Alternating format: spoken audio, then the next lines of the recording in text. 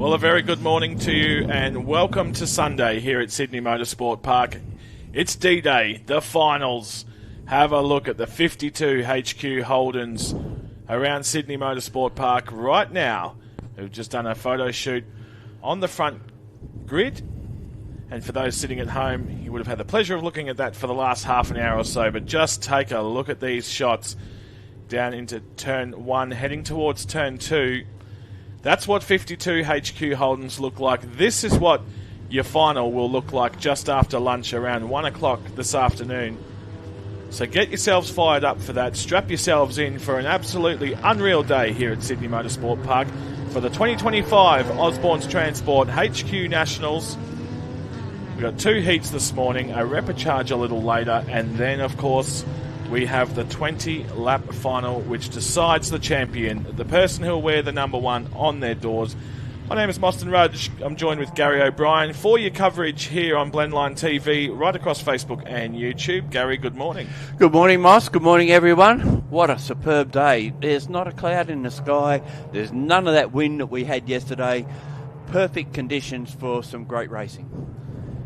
Yeah, you're not wrong indeed. It's a beautiful day. In fact, I flew in Friday, and I think the weather's been rather miserable. It's been cool and windy since, but of course the last day, Sydney's putting on a show for us. They certainly are, and interesting that the 3 cars on that front row were the 3 place getters from the previous Nationals down in Tasmania. So, and they're setting paces this weekend. They're amongst the front runners. Yeah, absolutely. So, for those viewing from home and trackside, what's happening here is the entire field is out for some photography purposes. Those shots have been complete now. Half the field's going to enter via the back gate back into the paddock, and the remaining cars will head out onto the grid. So this is the lineup for what will be heat number 5. One more heat, as Moss said later on, which is all those cars that are heading back to the pits now. They'll be in the next heat. So they mix and match them from where they were in qualifying. I think they qualified odd and even numbers, and then they jumbled it all up for the first group of heats, and it continues now. So basically everyone gets to race against as many other different people as they can. Yeah, there's still a fair few cars in this heat, though. I think close to 26, 27 cars. We're just waiting on the grid here on the timing screen. But we can see one of the Osborne's Transport cars once again up the front there.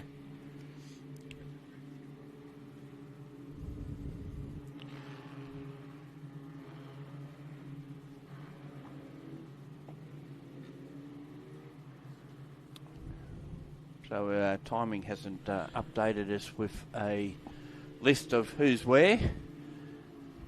So we just have to go off-site for this one. Yes, just waiting for the grid. And unfortunately, with the promotional shoot prior to the start of the race. Here we go. The timing system's doing something, so we'll be able to let you know the positions. Here we go. Brett Osborne from pole position. Luke Harrison in position number 2. Seth Matthew in 3rd, and Jared Harbour rounding out your top 4. Darren Parker in 5th. Jack Harrison P6. Jason Johnston in 7. Ken Wright in 8. Warren Truan and Mark Baxter, rounding out the top 10. Now just outside that 10, we've got Wayne Healy in position 11. Robertson in 12, Maffey in 13, David Proglio in 14 for Mahoney next, and it's followed by Glenn Deering, Faulknell, Straffen, and Drisky, Nichols, and McClay and Marsh. And after that, of course, we come back to Simpson, Kent, Port, Howlett. We're just trying to get through as many as we can. We're not going to get through the whole field. Yeah, so I believe Porter's at rear of grid there, so that rounds out the grid for this heat. Green flag in the background. 5-second board is out. The lights are on. The engines are roaring, and here goes your Sunday at Sydney Motorsport Park. Look at the starts from the back end of the field. Deering with an absolute cracker. Osborne gets the jump on the front row, though. Luke Harrison, full noise into turn 1. Going to go side by side. Not quite. He's going to duck back in. behind Brett Osborne for the run up to turn 2. We saw these two cars battle it out yesterday. Jared Harbour on the outside now of turn 2 of Seth Matthew. Can he make that move stick? We'll find out in a moment. Healy over Truen. Glenn Deering, have a look at that number 4 eye gutter entry, just absolutely charging through a new motor yesterday. And Harbour has got ahead of Maffey as they exit turn 3 and head over the top of the tunnel and down towards turn 4. And here we are already. It's Osborne and Harrison just kicked away just enough. That's Luke Harrison, of course. Jack Harrison in the white car, the reverse of the car that's running second, colour-wise. I think the important thing is here is particularly the 3rd, 4th and 5th battle. They need to not focus on battling each other and eyes forward to get the front as we see Jack Harrison make a move on the inside of Seth Matthew. Wasn't far enough up though, couldn't make it stick. Matthew holds on for 4th position. Well, I think Jared Harbour's got the message. Indeed. he's trying to skip away from Maffey, Harrison, Johnson, Parker. They're the next group that are chasing as hard as they can at this stage. So Jared Harbour in the 202 Equity Views construction entry. Eyes forward to try and give the front couple of cars something to run with rather than a battle and then the battle of the rest. Indeed, as we watch them come around to finish the first of 10 laps today. The slightly longer races than what we had yesterday. We had 6 lappers. Only one safety car all day, which is exceptional for HQ Holdens. There's a little moment for Warren Truen there that we saw. He gets it sorted though into the final corner, down the Brabham straight to complete the first lap. 9 more to go. And already you can see the front runners. They've put 2.5 seconds on Jared Harbour. Another 0.6 back to Seth Matthew and Jack Harrison. Nice battle there between, I believe it was Deering and Jack Harrison. Parker trying to make a move there on Johnson, I think it was. Glenn Deering up the inside of Wayne Healy. Absolutely charging through the number 4 machine. He's up into position number 12. Yeah, and Healy had already just passed Mark Baxter as well. So here's our front running 2. Again, as we seen yesterday, they have skipped clear. And if anything, Osborne looked like he might have got a couple of car lengths in it, but Harrison's pulled that back over the last couple of corners. Yeah, look at that. The number 17 Sainty Engineering entry of Luke Harrison reading part numbers on the back of that number 1 Osborne's Transport HQ. Down into turn 7 here. Look at that. Just almost follow the leader. Luke Harrison desperately wants to make a move. He tries to go the long way around, crisscross it up the inside for turn 8. Can he make something happen here? Not quite. And we saw this yesterday where Brett Osborne is just an experienced operator in these cars. He knows exactly where to position that car to keep Luke Harrison at bay. Yeah, and the only time that Harrison even got close to getting past Osborne was down the straight with the slipstream. But no wind today, so I don't know how much the slipstream will affect it. He'll have a go here for sure. He's in the right position. Similarly so, Maffey on the back of Harbour as well. Yeah, so look at this battle. You got the 2 front runners, Osborne, Harrison. Then it's Harbour, Maffey and Jack Harrison. Positions 3, 4 and 5. And Harbour and Seth Matthew are going to invite Jack Harrison into this battle, I believe. And here's Healy putting a move on Parker going into... No, it's not Healy. It's car 39. That's Dave Proglio. Up the inside of Darren Parker, reclaiming that position. As we see Luke Harrison here make a move on the inside of Brett Osborne. He's going to be on the outside for the next corner, though. Osborne puts the foot down and responds. And he's moved across the track just enough to stop Harrison moving down the inside of him at turn 4, which is not really the place you want to be because you're on the wrong side of the road going to 5. A slight lapse of judgment, perhaps, but Osborne won't be too keen to do that again. Luke Harrison had a moment there. I interviewed Luke yesterday and we're talking about the fact that he's the bridesmaid. He said his dress is up at the dry cleaners, so... You can leave it there if you can go one better than he has at the last 3 Nationals, believe it or not. 3 runners-up positions in 3 years of HQ Holden Nationals. Now this afternoon, the 20-lap final will determine whether he wears a bridesmaid's dress or the bride. We're here to find out, so make sure you stay tuned to the Blendline coverage on Facebook or YouTube right throughout the day. HQs aren't the only category racing as well. We've got RX8 Cup and AU4. Jared Harbour with a bit of a slide there on exit. Seth Matthew looks to capitalise. And Jack Harrison getting ever so closer to the back of that battle.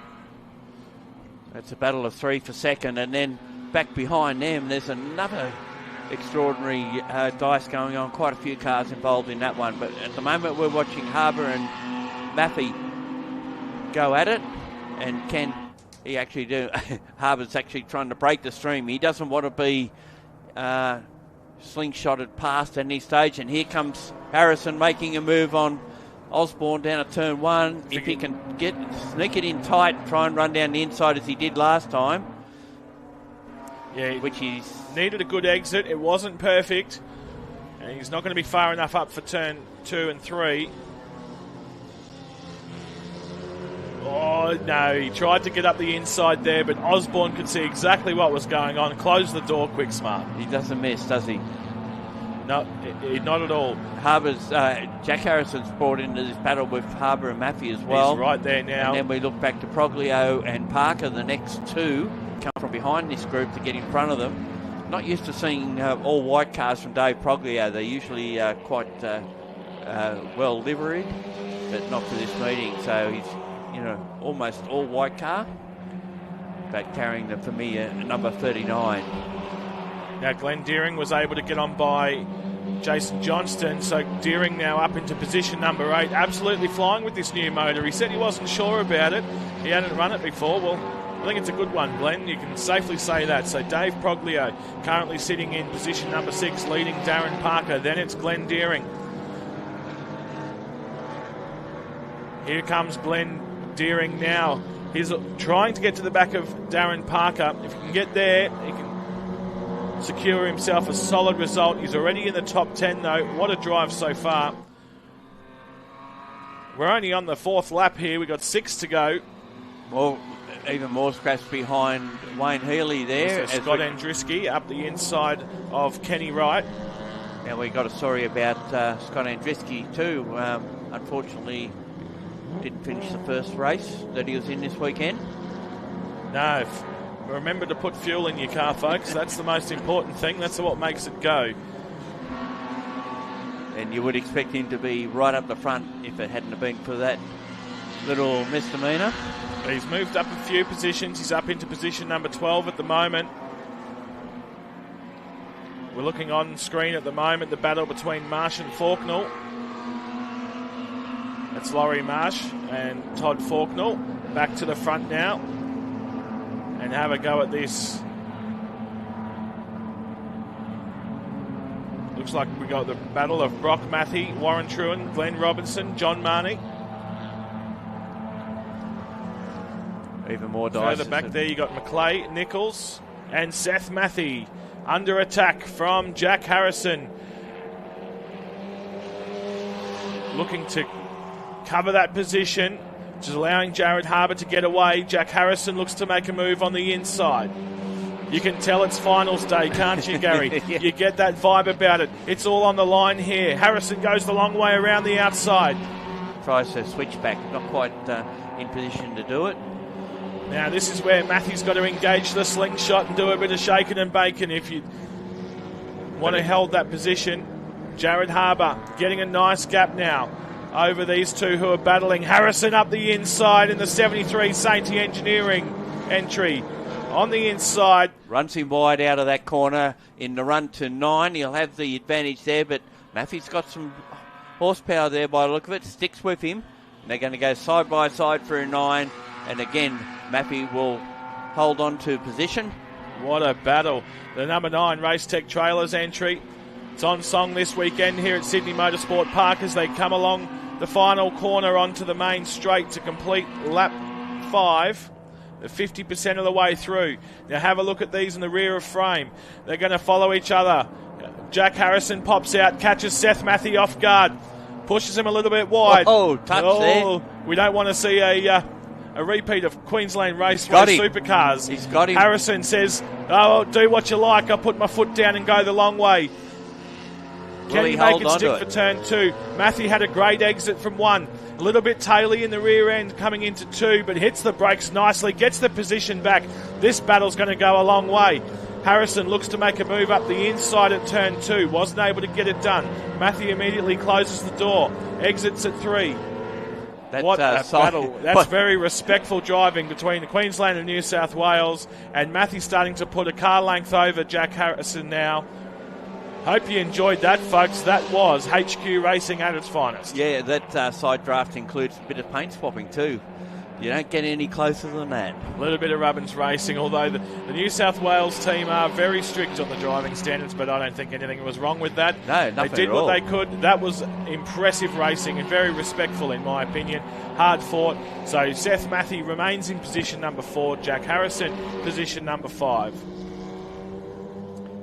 And it's allowed Harbour just to have that little bit of a respite, I guess. Not so close behind him at the moment. About a second and a half up the road from Seth Matthew. As we look at the battle between Warren Truan and Brock Matthew now. Very cool paint scheme on Warren Truan's number 70 machine. Yeah, that might look familiar to a lot of people. He runs a Monaro in Touring Car Masters, and it's done in the same livery. Very cool indeed. Have a look at that. They're currently in position 15 as Warren Truan. Brock Matthew in position number 16. And then you got Glenn Robinson just behind in 17th. Looking at the battle further back now with John Marnie and Wayne Nichols. Truan going a little bit wide. Have a look at the line Matthew took there. That's Brock Matthew. Very good line. Nice lead up into the final corner to come down Brabham Straight. And here's Glenn Deering. He's been able to get Darren Parker. So Glenn Deering up into position number 7 as Parker goes wide on the exit of turn 1. A lock-up, significant lock-up of the front left and goes a bit wide into 2. I think he was getting a bit desperate there in both those corners. Losing out probably didn't sit well with him. And Deering goes ahead. The president of New South Wales, Darren Parker. He's been a busy guy this weekend, not just on the track but off it also. He might need a new front left tyre. So Glenn Deering up into position number 7. He's come a long way through the grid here, and that number 4 eye-gutter entry is just absolutely singing here at Sydney Motorsport Park this morning. I spoke to Glenn yesterday. You can never speak to him without a smile on his face. He is just always smiling, always happy to be here, and just loves his motor racing in a HQ. So he'd be having an absolute ball out there. That's a 67. That's Marsh trailing behind Nichols. That's for positions 19 and 20. So the dicing goes all the way down the field. And just in behind him is McCleary.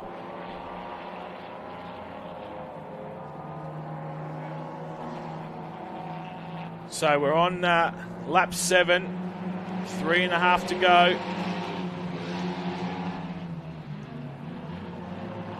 Looks like there's a move being made there, and the 47 does make that sticky. McCleary goes past Marsh. That moves him up to 20th. Sounds like a long way back, but they all count as far as... Oh, no, we've got a moment there for Marsh. Marsh takes a spin at turn 7. Is he going to be buried there? Can he get himself out? Oh, no, he's just spinning the rear tyres. Keep going. There we go. Marsh gets himself out. Goes on a bit of a lawn mowing expedition here at Sydney Motorsport Park to start your Sunday morning. Yeah, rearranged the sand in the sand trap. But got through it. Now this battle continues out in front between Osborne and Luke Harrison. They come through turn 4. Now, obviously these guys are going to battle to the checkered flag. That's a given. But can I point something out? Brett Osborne has broken the lap record, a 1 minute 57.66. Not only that, Luke Harrison's also got into the 7s with a 1 minute 57.80. Oh, so they are absolutely flying the out only there. two in the 57s for sure. Just to reiterate that, so Brett Osborne, a 1 minute 57.66. That completed on lap 4.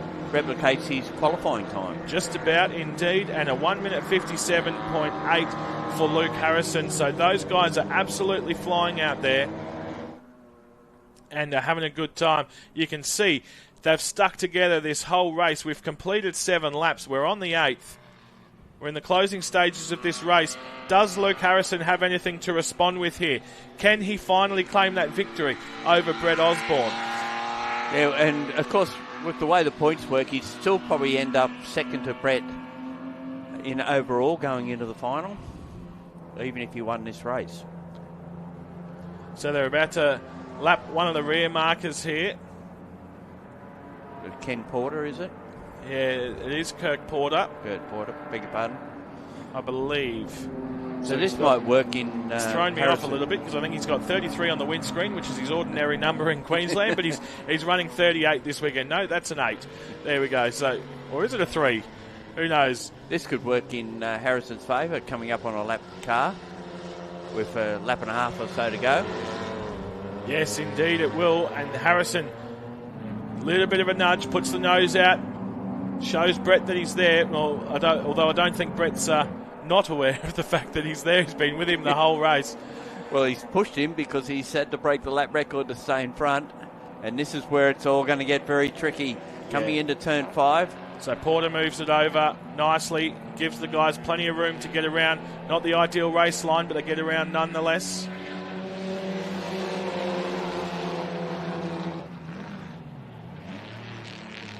Actually, Harrison's done a PB to the first sector on this lap as well, so he could even go a bit quicker. I think that traffic might hold him up a little bit. That would on in order that second to achieve sector. That. Indeed. It actually hasn't helped Harrison all that much. Probably hindered him a little bit, if anything. He just seems to have dropped off just a tad. So Brett Osborne still out in front. Then it's Luke Harrison. Jared Harbour maintaining position number 3. Seth Matthew in 4th. Jack Harrison in 5. Here comes the battle for the podium now, and it's actually getting closer. Seth Matthews closed the door to Jared Harbour a little bit. He's got a lap and a half to make something happen, and I think that is realistically possible here as Matthews reading part numbers on the back of the 202 Equity Views construction entry of Jared Harbour. Jack Harrison's there as well. Matthew sandwiched between 2 very quick New South Welshmen. Needs to decide whether he looks through his windscreen or the rear view mirror. Harrison's going to claim the toe from Matthew down the front straight. Going to leave Harbour out on his own, side by side. Matthew's got the inside line here. Can he get a 2 for 1? Go from 4th to 3rd, sorry. And again quite. Gets ahead, but he'll have to try and pull clear, get over to the left to stop. He won't be able to do it, I don't think. That side draft benefited Jack Harrison into turn 1. Matthew's got some work to do to get up there for turn 2. He does it nicely. Closes the door. Sticks that number 9 Race Tech Trailers entry on the inside line and says, no, you're not having that. But that's once again allowed Jared Harbour to get away for the lead. In the podium battle, of course, that is not in the lead of this race. That's Brett Osborne by a long shot. In fact, Brett Osborne and Luke Harrison have put 14.1 seconds on the rest of the pack. That lapping that slower car on the previous lap cost 0.3 of a second for Luke Harrison. So that just shows you that it didn't work for him. It could have, but it didn't. So here we go. We're on the final lap here, folks, and the podium is not yet settled. The battle for 3rd is going to go all the way down Brabham Straight. So it's Jared Harbour, Seth Matthew, Jack Harrison who's going to go round the outside. Try to go a long way round. He doesn't have the grunt for it this morning here at Sydney Motorsport Park. Now it's on between these 3. Now this could come down to side drafting down the straight. I think we're going to see a 3-wide drag race down Brabham Straight as Osborne and Harrison come around the final corner for the final time in Heat 5. The next race for them is the 20-lap final, ladies and gentlemen, and Brett Osborne comes along the line victorious once again, a clean sweep in all of his heats.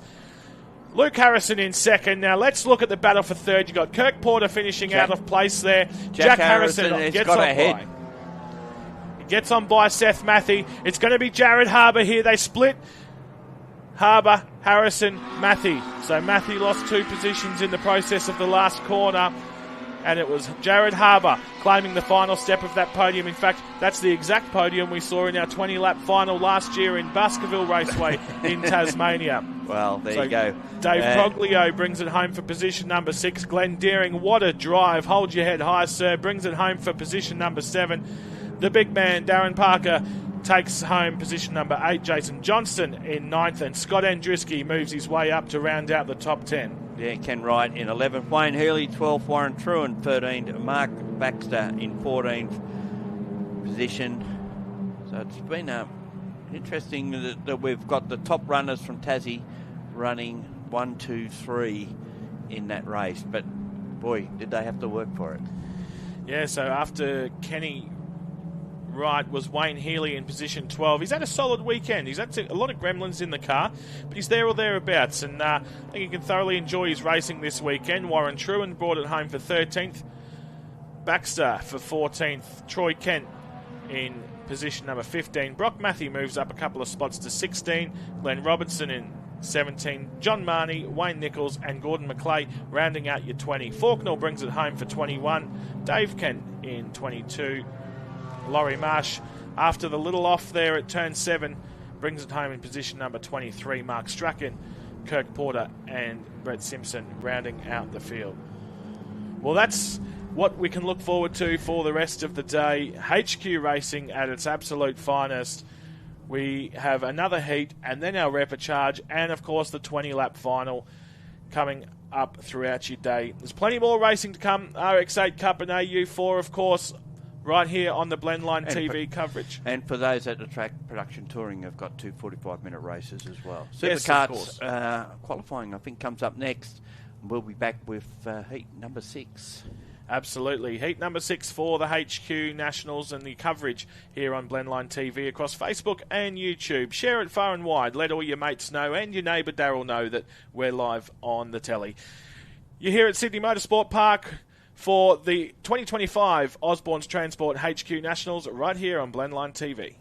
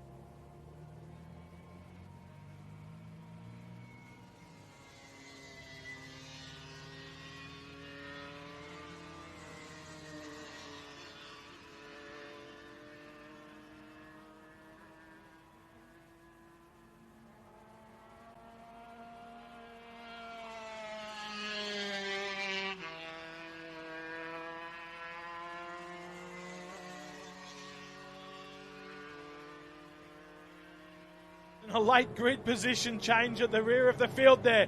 We're off and racing, and a great start from Brett Osborne. Cars filtering out, trying to get the air and a gap down the side. Osborne out in front, Barker just behind. Then it's the 23 of Chris Moll. So Chris Moll's made a number of positions from the start. You can see there the number 3 car of Troy Kent from WA with a bolting run as well. So Osborne's got command of the field. Then it's Barker. Then it's the 61 car. Phil Ashland slots up into position number 4. He had it bogged down at the start just slightly. He comes around nicely. They make their way up over the top of the tunnel. We'll get a shot of them coming down into turn 4. And we're back behind the leaders at the moment. Correction, I said before the 61 car, it was the 81 of Ian McLean. So Ian McLean in position number 3, Phil Ashland in 4, and Moll up into 5th position.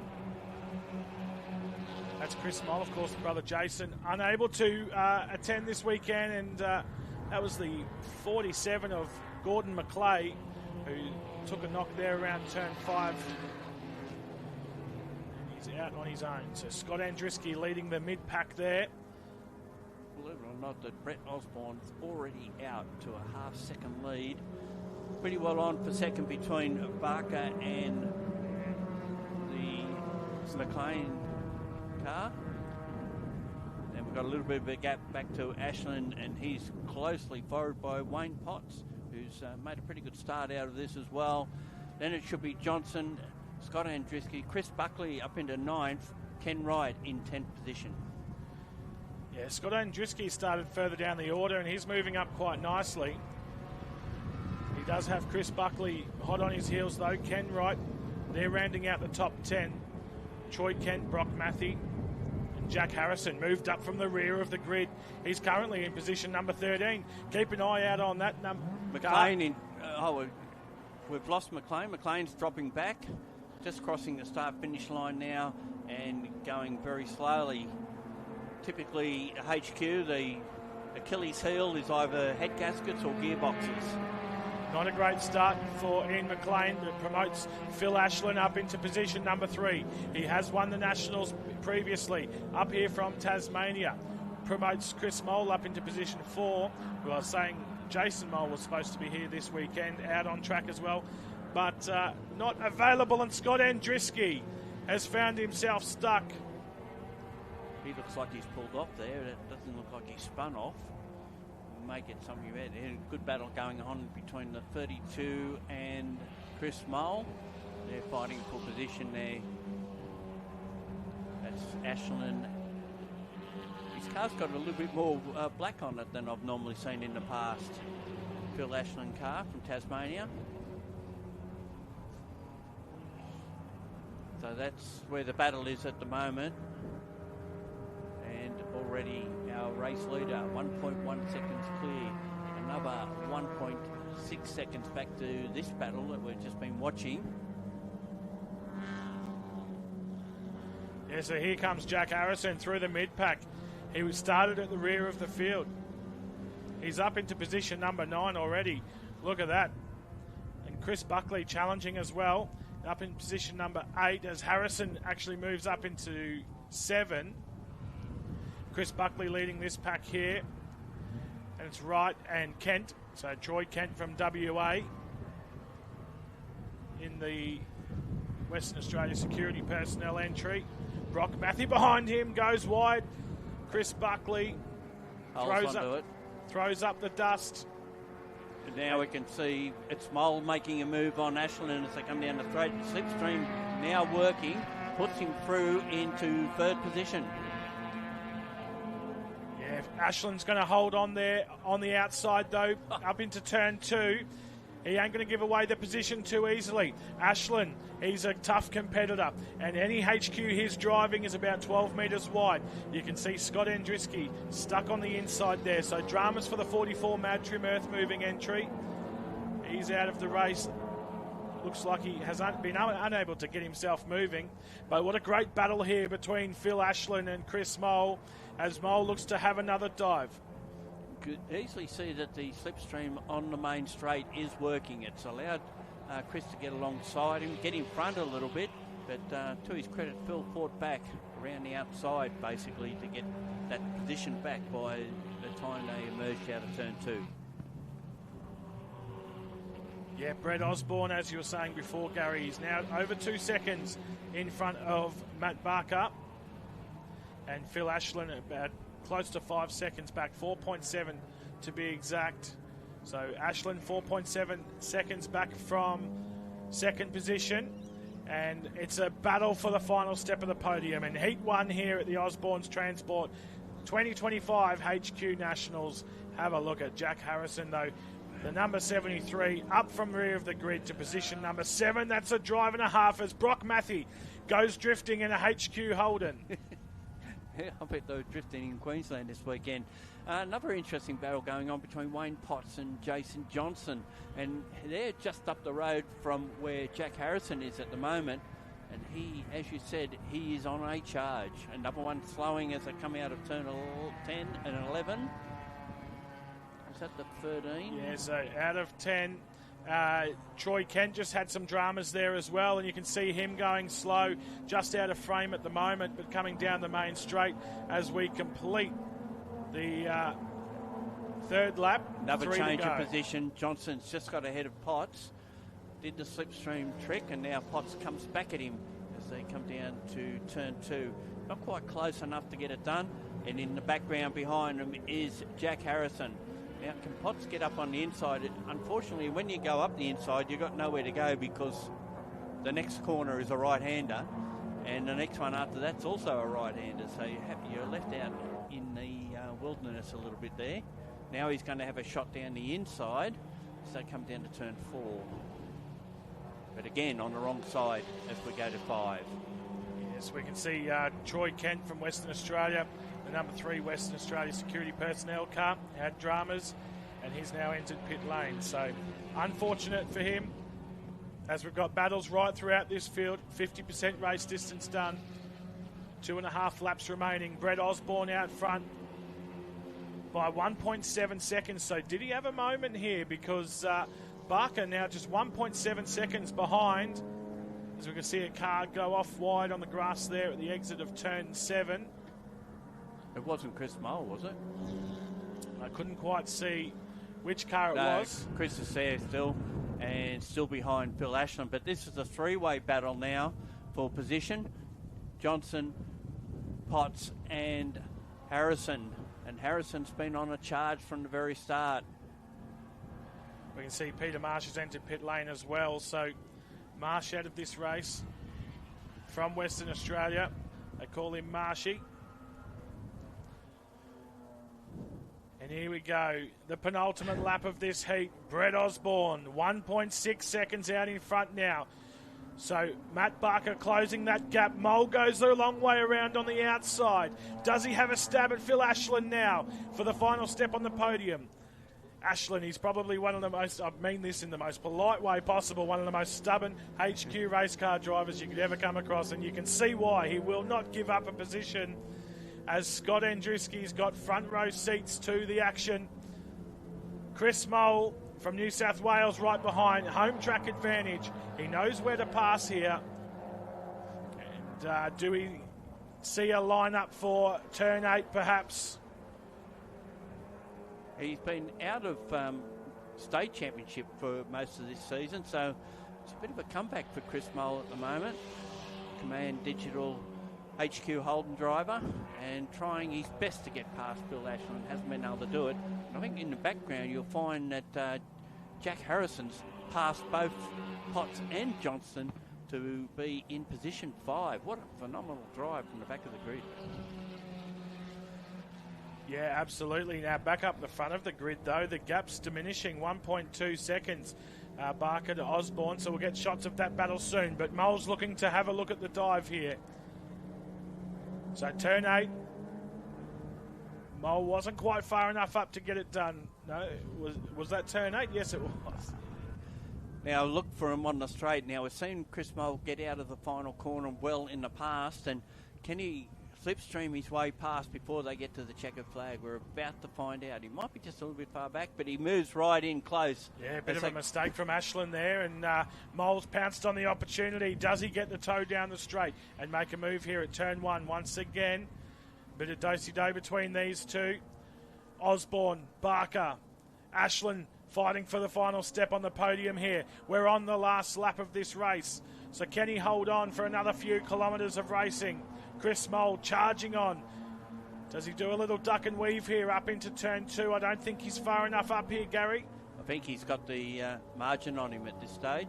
Although Chris has been pretty good under brakes. And he does bring that gap down now. Phil's just got to cover his line, which he does. He gets out of that double apex turn two. Heads up to 3. Just in front of Chris Mole, and that gap, if anything, is 2 car lengths now, where it was less than 1 before. Now, how far behind is Jack Harrison? He's 4 seconds adrift of these two. What a drive from Jack Harrison. We see dramas for the 41, I think it was. Just missed it. As we're looking at the schedule to see which race was coming up next. But it looks like Ashland settled the debate with Chris Mole. As he looks to get the gap. I guess now look at the gap between the two Osborne transport cars. Nothing in it. I think it's just for a formation finish, if nothing else. Yeah, indeed. So 0.7 of a second separates the two. It's Brett Osborne and Matt Barker coming around for the final time in Heat 1 of the 2025 Nationals, and racing has started. We're absolutely here for it. We cannot wait for the rest of the weekend. And if you think this is cool, just you wait for 52 cars around this Sydney Motorsport Park circuit as Brett Osborne comes down the Brabham Straight for the final lap here at Sydney Motorsport Park in Heat 1. And he's off to a clean sweep from pole position, lights to flag victory. Brett Osborne claims it first. Matt Barker brings it home for 7. The battle's not sorted for 3rd. That's almost a photo finish, Gary.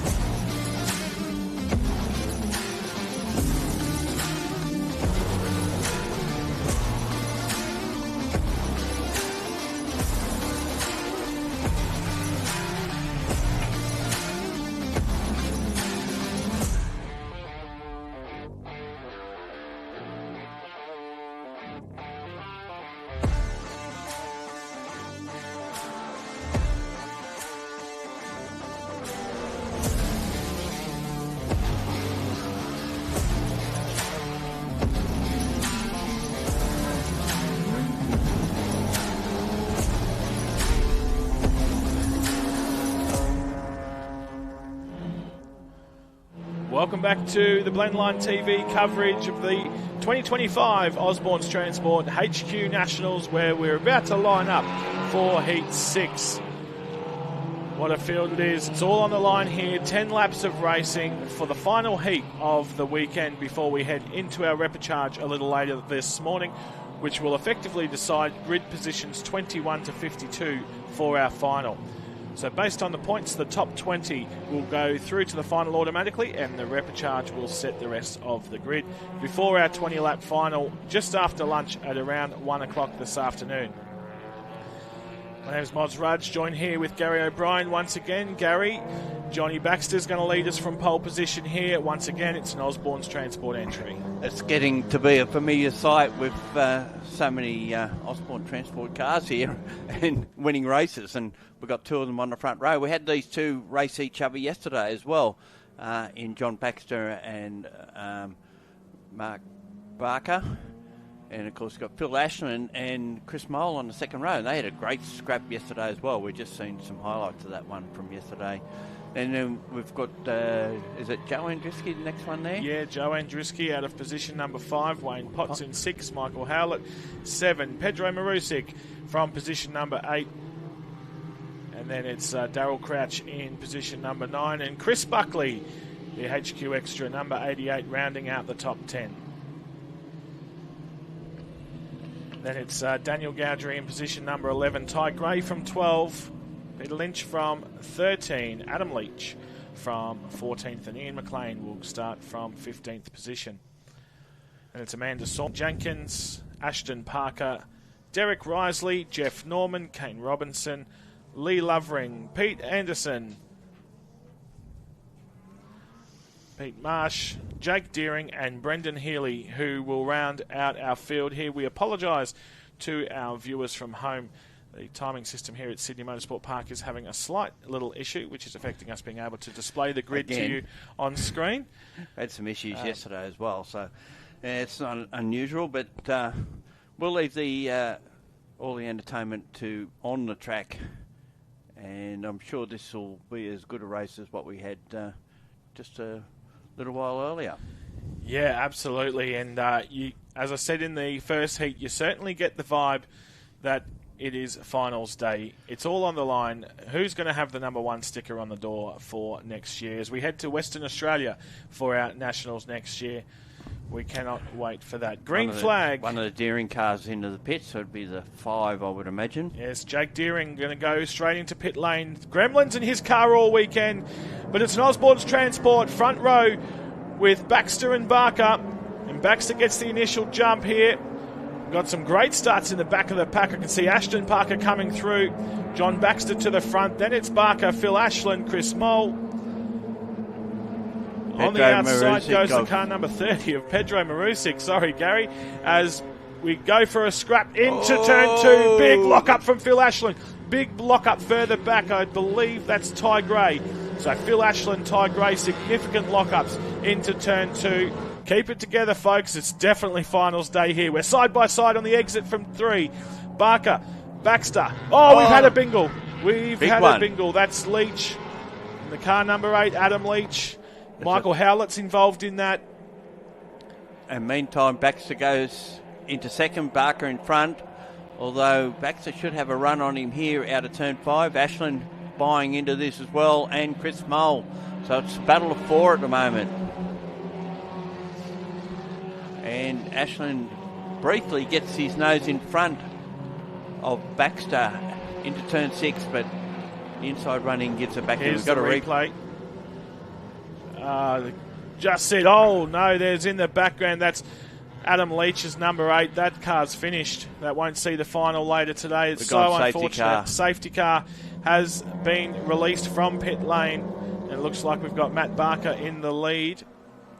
So whether they readdress that with Baxter, I'm not sure where they were prior to the safety car. But I think Baxter was second, Barker was leading. When the safety car came out, it would be Ashland, Mole, Joe Andriski, Darryl Crouch, in that order. Ty Gray still kept going, actually in position 7. But yes, unfortunate, we've lost a couple out of that.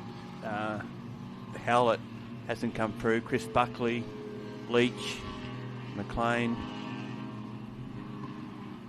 And Marsh as well in the 68. So we'll try and dissect this for you as we go under safety car conditions for only the second time this weekend here at Sydney Motorsport Park.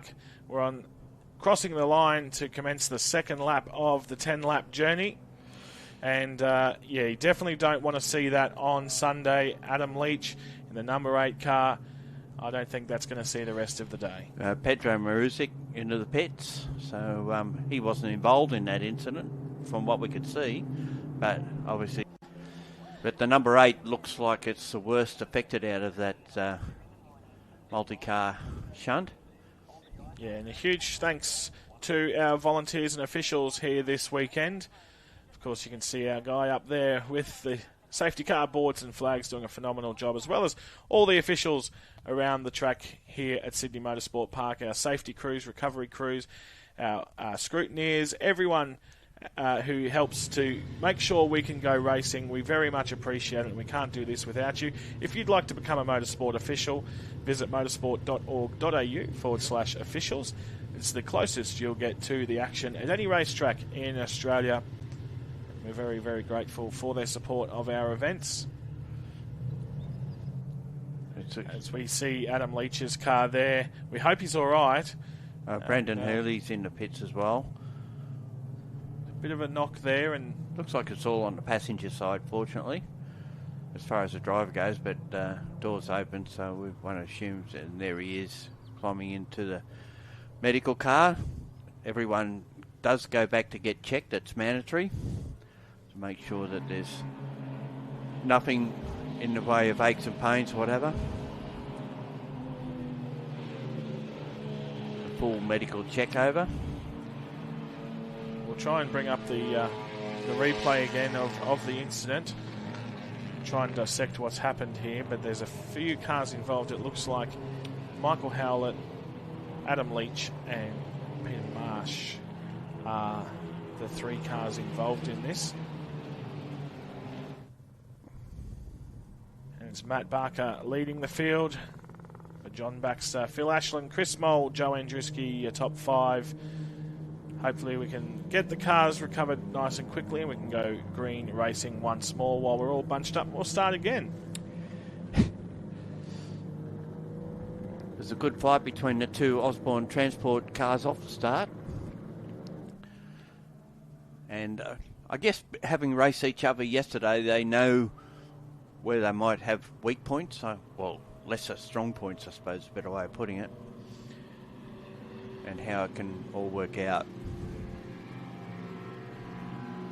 So far, I think that the Nationals, within that top group of cars, there's going to be three of those Osborne Transport cars sitting there. At least one on the front row in the primary position. The other two possibly second row. Yeah, well, they've all dominated their respective heats, haven't they? As we see the replay again. So Marsh is on the outside there. Keep an eye on that blue number 8 on the outside there. And those, okay, so it looks like it was Howlett and Marsh involved first, and Leach has come in late to the party. So Michael Howlett and Pete Marsh had a bit of a bingle by the looks on the exit of turn 2. And unfortunate for Adam Leach, he's the innocent latecomer. He was wide onto turn 2 and he had nowhere else to go. And well, it gets pretty congested and it's pretty hard to see where you're going with bits of dust and tyre squeal and what have you. Indeed, especially on the first lap as well, into turn 2, and it's all bunched up. So it looks like Howlett had gone wide and Marsh was involved in that. Leach has come in late to the party and he's copped the most damage by the looks of that. So very unfortunate. We don't want to see that at the Nationals. And I don't think that car will see the track for the remainder of the day. Well, it'd probably qualify for the Repercharge, but I don't think they're going to fix that in time, unless it's only a guard and a bonnet. It depends whether all four wheels is pointing in the one direction, aligned. Once again, a huge shout out to our recovery crews who do a marvellous job here at Sydney Motorsport Park. Get their recoveries out nice and quickly to ensure we can stay racing. And what are the damage to the 7 and the 68? The other two cars, the two cars that sort of started it, I guess. Well had contact. They're showing both out on track still.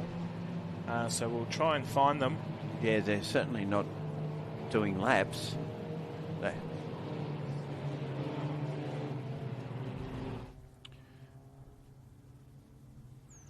They may have gone back to the pits via the turn 4 gate. That's the only thing I can think of.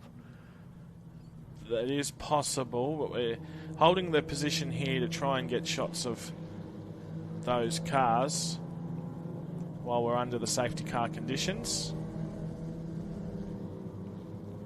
as we see the field roll through to try and work out whether they are actually on track or not.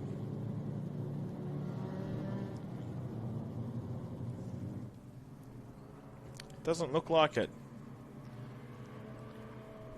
So Howlett and Marsh look to have gone back into the pits, perhaps via the rear gate, as you said, Gary, so that we can't see them on the timing system that they have entered.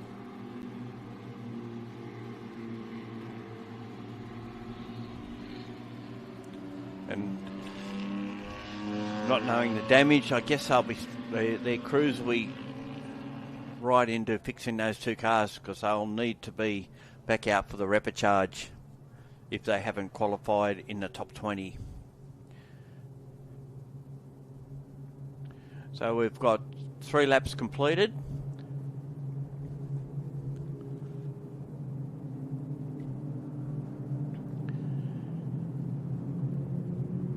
So still a way to go. We might actually go green at the end of this lap if that car has been salvaged, taken away.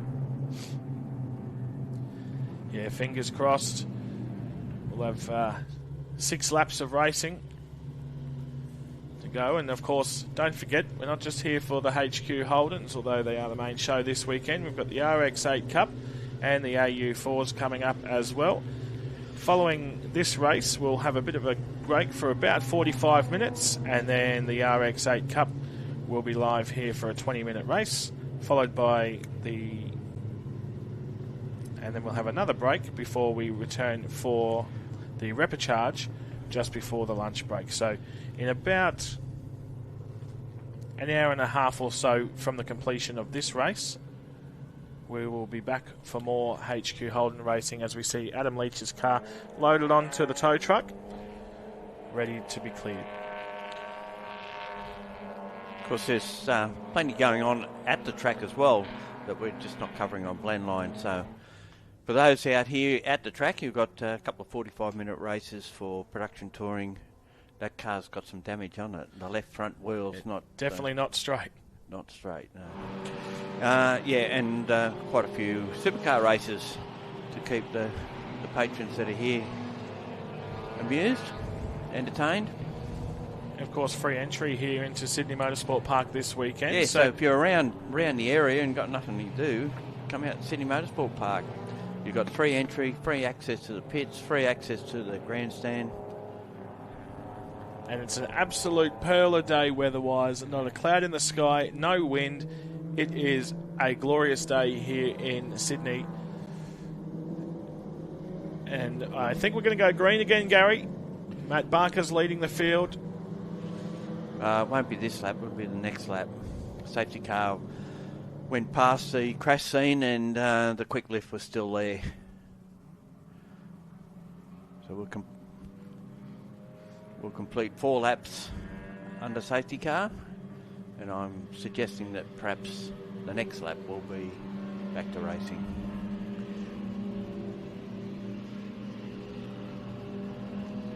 Just an update with the Repercharge. The top 20 go straight through the final. We don't see them again. We've found Michael Howlett. Just around the corner. Indeed. So there's Michael Howlett trying to limp his way back into the pit lane. He's getting towed, isn't he? He's getting put on the truck. Yeah. And here we go. Adam Leach's car has just come to our commentary position. We're getting a front row look at it at the moment. It is in not a good condition. It's a mess. It is a mess. It looks a lot worse when we see it here. Let's come right next to us in person here at our commentary position, and definitely not ideal. We won't see that car back on the track. And unfortunate for Michael Howlett as well, who's also going onto the tow truck. He's come all the way from Western Australia.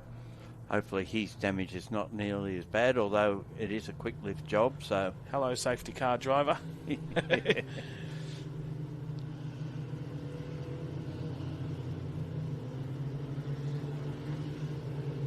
So we haven't spotted the Marsh car as yet. It may have got back to the pits. When they come through the back entrance of the pits, they don't register on timing. have a look at that. There we go. There's a better angle of the Howlett car, and I think most of the damage is possibly on the right-hand side. It looks like the left rear quarter's been punched in there. Yes, indeed. So let's quickly go through your order before we resume racing. We've got Brendan Healy and Jake Deering in pit lane. That's showing on the timing. So we've got Matt Barker leading you from first position.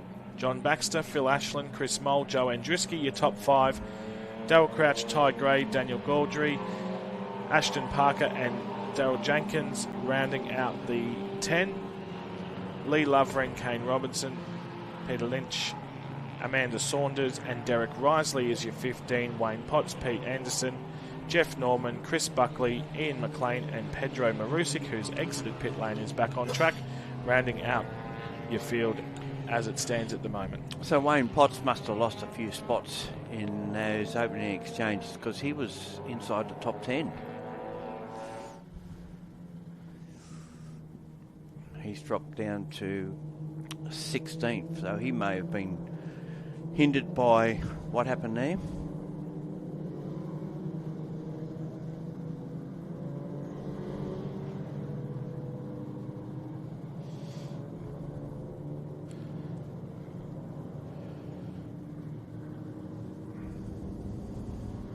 A long way to come and not get a Guernsey in the final, isn't it?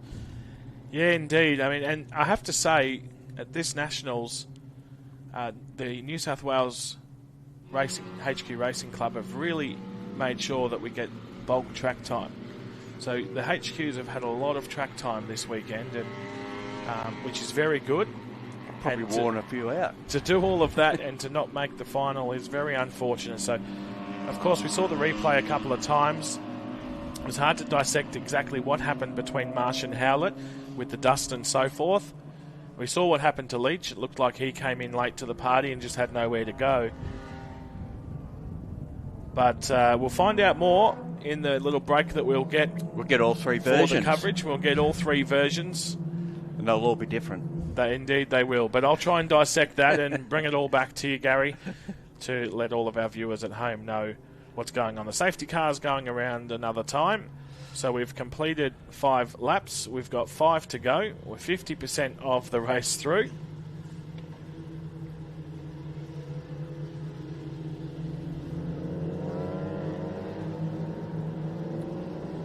Looks like there might be dramas there. I'm just trying to identify the car.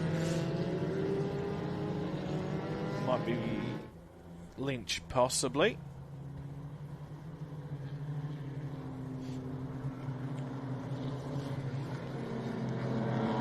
The way this is going, Matt Barker could have his easiest win. Yeah, it's possible. But an entire race under safety car is certainly not what we're after here at Sydney Motorsport Park for the final heat of the 2025 Osborne's Transport HQ Nationals. I think the pace has increased now, so they might be getting ready for a resumption. And hopefully all the drivers are aware that they need to participate in either a Repercharge and or a final later today, and keep it nice and clean to ensure we're green racing to the checkered flag. You're talking about race car drivers here. Once the helmet goes on. Yeah, indeed. They're no longer mates, are they? Including the 2 at the front, Barker and Baxter. Same team, good mates off the track. When that helmet's on, though. Safety car lights are out. Indeed, they are. So we are set to go racing one more time here at Sydney Motorsport Park in Heat 6 of the HQ Nationals.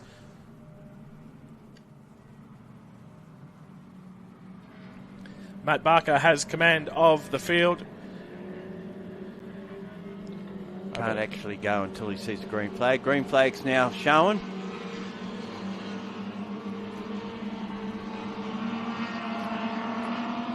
So down the straight they head, and racing is resuming. Nice to get a long shot. Just shows you how long this Brabham Straight is here at Sydney Motorsport Park, and you can see them fanning out to take advantage of any sort of slipstream. I think it's worked there for one of them in the background. And we come to Yeah, oh. Look at Phil Ashland. He's gone super wide. Phil Ashland went wide, but he's hung on to it. He's in third position. I tell you what, his front left might not be very good after the lap one lock-up. Right rear might not be so flash either. As we see Gowdry look to make a move on Ashton Parker, but he goes high and wide. I think that went the other way around. Or perhaps. There's a lot happening here in HQ World for the 6th heat of the Nationals. We are on lap 7, so we've got a few laps to get through. You can see Ty Gray under pressure here from Ashton Parker, the number 40 Skyzer entry. Very similar colour schemes. It's hard to tell them apart unless you get a close-up shot. Yeah, and if Darren Parker's in the field, it makes it even worse. Yeah, indeed, which we will see in the final. There'll be 3 of them, all the same colour. Still plenty of dust and tyre smoke going on in the background there. So you come up over the hill, head towards, and this battle at the front resumes. It's Barker versus Baxter. And in the rear of shot there, we saw Chris Mole putting Phil Ashland under a significant amount of pressure. So Ashland needs to keep it together. We see Joe Andriski on the inside of Darryl Crouch. And Crouch went the high line. We've got 2x2x2 at the moment. So let's reignite some battles here. The 2x2 indeed, Gary. We got Barker battling Baxter, Ashland battling Mole, and Andriski battling Crouch. Then we've got Ty Gray and Ashton Parker in a bit of a battle as well. And Daniel Gowdry's in there.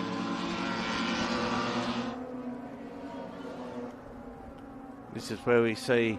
Let's see if Phil can negotiate this corner properly. Oh, side by side, the front runners. Baxter trying to go down the outside of Barker. Not being able to make it work. Settles in behind again. Actually, it's allowed Ashland and Mole to close up a little bit. Has indeed. So if we can get all 3 podium position battle for the end of this race, it'll be phenomenal. So 7.5 laps completed, 2.5 to go here at Sydney Motorsport Park. Barker and Baxter, the 2 Osborne's Transport entries, battling on for dear life here. Barker, I don't think has had a win so far this weekend. Baxter's taken all of them off him.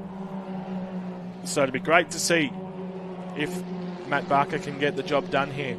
So it'll be an Osborne Transport clean sweep at this stage with all races so far. Down into turn 7 now. And Baxter going on the outside, the long way round. I tell you what, these 2 probably don't want to battle too much because they will invite Ashland and Mole in more than what they would like, and then they risk the possibility of even losing a podium position. So you don't want to do that. And things have settled now between Crouch and Andriski. Well, actually, Andriski's pulled clear, so Crouch is on his own, and we'll have to keep an eye out for Gray, and of course those that are following there as well. So out of the corner, it looks like Baxter's got him in a position that he could possibly get a bit of a side draft happening, and he does go alongside, but he has to do it on the outside. He's got his nose in front as they head down to turn 1. Is he clear enough? He isn't. They're side by side through that corner. Yeah, and Phil Ashland now about 2 seconds behind the leaders. He's got him. So Baxter's in front, Barker in second. So he made that move work. Looked like he didn't have it completed, but through the corner, he's made it work and he's pulled away. Yeah, right where it mattered. We're on lap 9, so 8 laps completed. It's a penultimate lap here.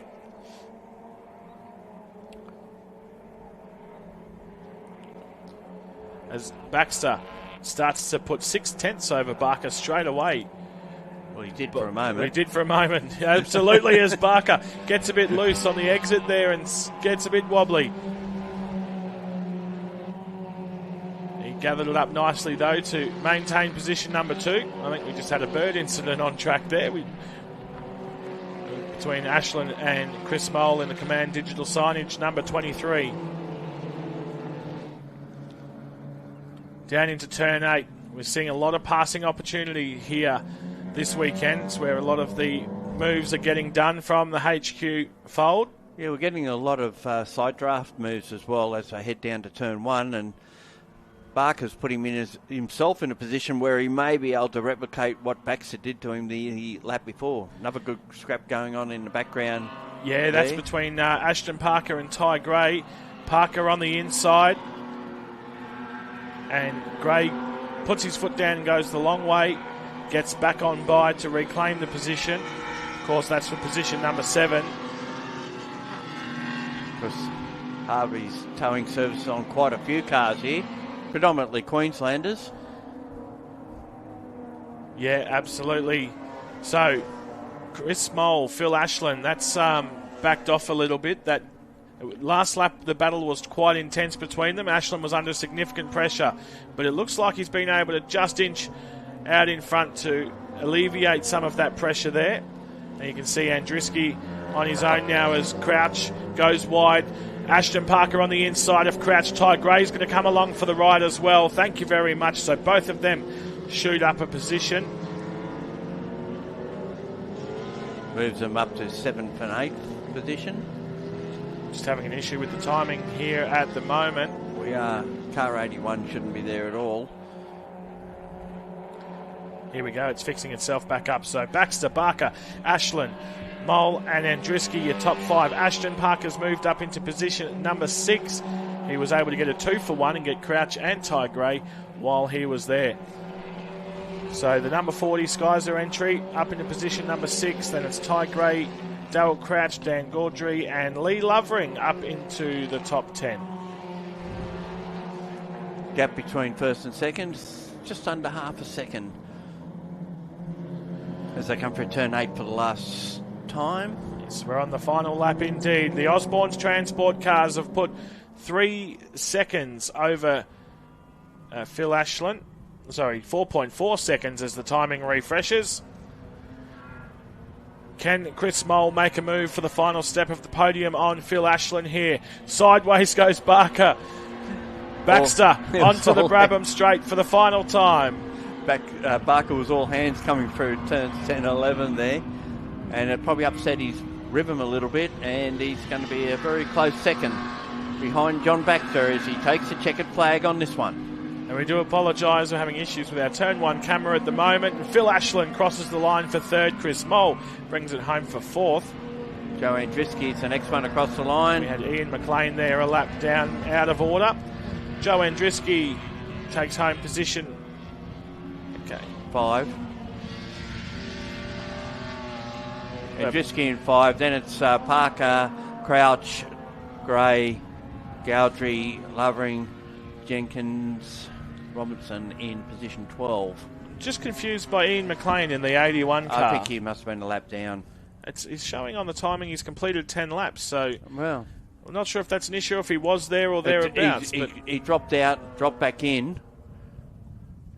Well, that's a pretty solid strange, run. but we'll try and get some clarification on that. But as the timing reads, Baxter, Barker, Ashland, Mole, McLean, Andriski, Parker, Crouch, Gray and Gaudry, your top 10.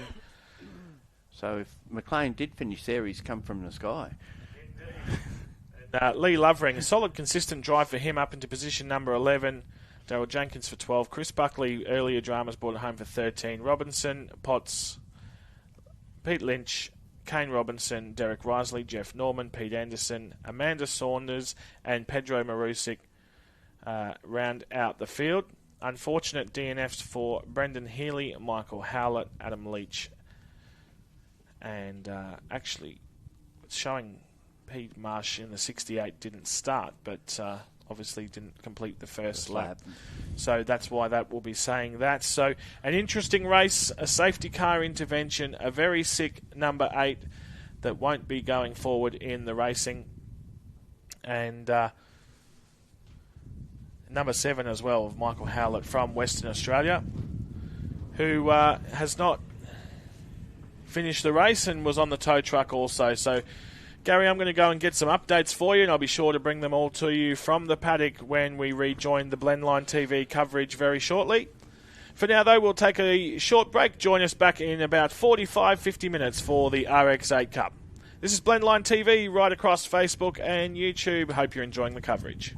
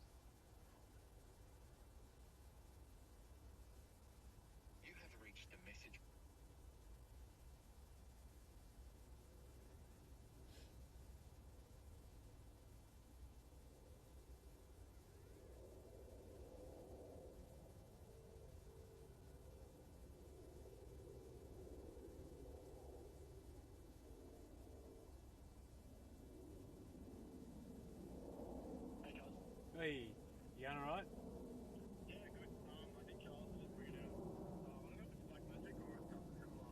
Yeah. I'm just trying to figure out where it is. Nah, I'm hearing that he's lost. He doesn't know how to get around the track. But you've powered it down physically on the actual Black Magic unit, yeah? Yeah, bro, it's all down. Like, there's no lights or anything. Yeah, right. As long as you push the on and off button on it, just so it regenerates the battery.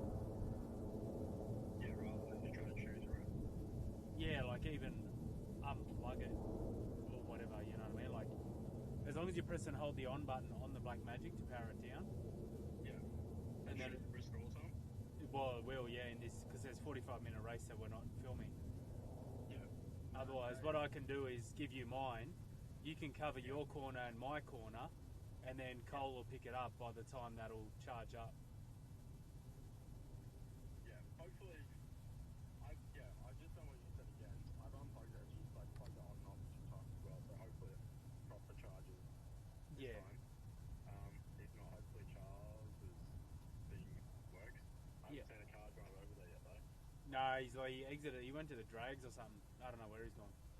Yeah, he's on the Discord, so I think we're telling him where to go. Yeah, I can sort of hear it in the background, but... Anyway, I don't mind. I can drop my shit and just take you mine for now.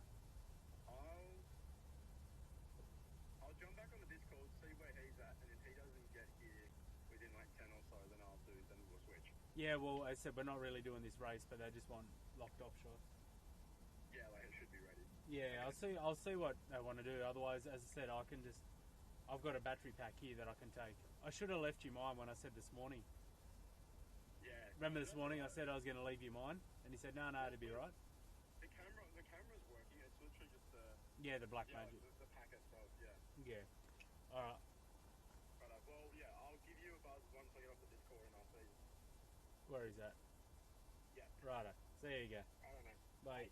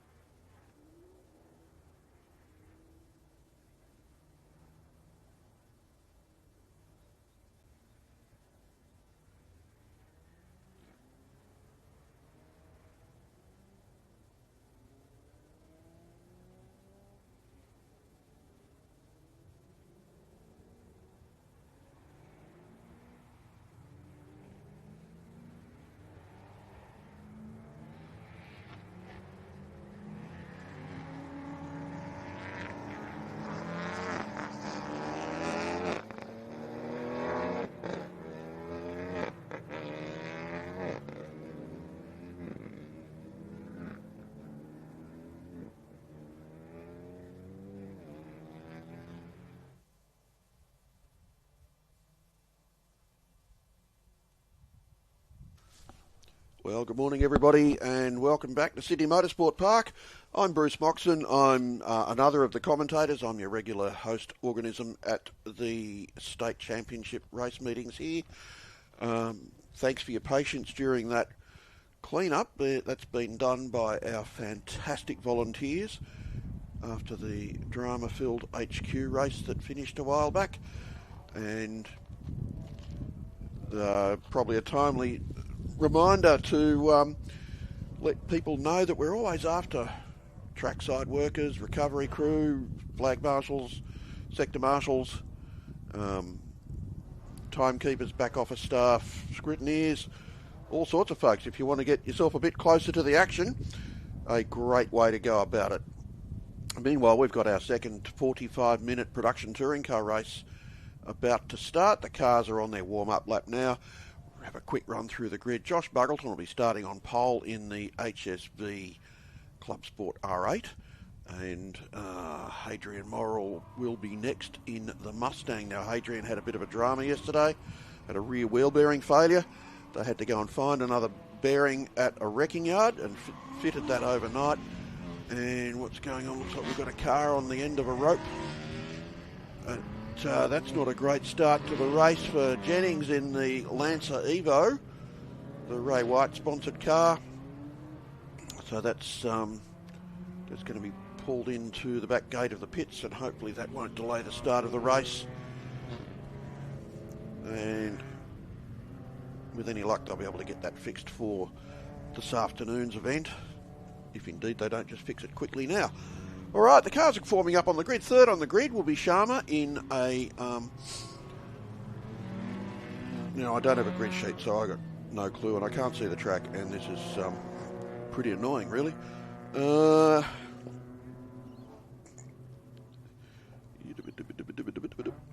Please bear with me.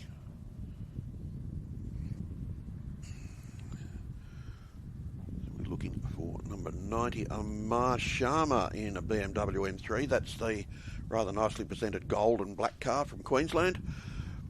Next to him on the grid, Tom Shaw in Zach Wazir's M4 BMW.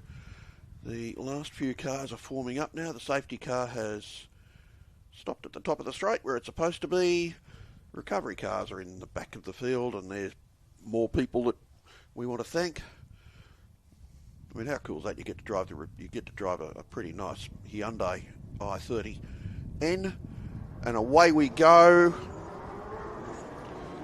Pretty fair start that by Josh Muggleton, and the power of the HSV getting it ahead of the Mustang as they head into the first corner. Everyone's away from the line cleanly.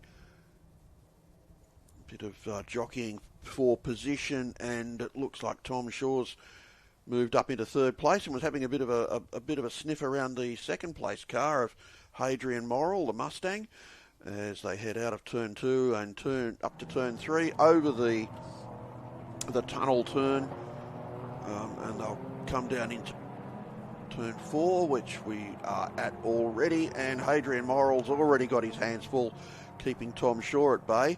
Remember, this is a 45-minute race, but there's no pit stops. It's just a semi-sprint, semi-enduro, and we're off and running.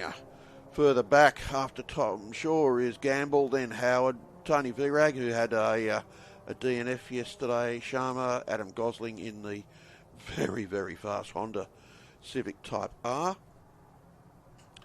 And Hogan, Nathan Cruiser, Mick Hazelton moving up from the RX8 Cup for this weekend.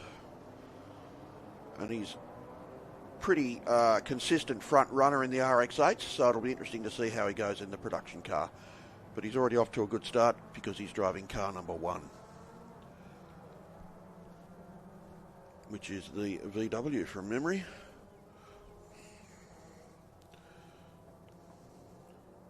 Nope. BMW 125, might as well be a VW. Josh Muggleton leads across the line after one lap from Morrill's Mustang and Tom Shaw in the BMW. So the gap's 1 second, then 1.9 seconds. So Hadrian Morrell's pulled away a little bit from Tom Shaw.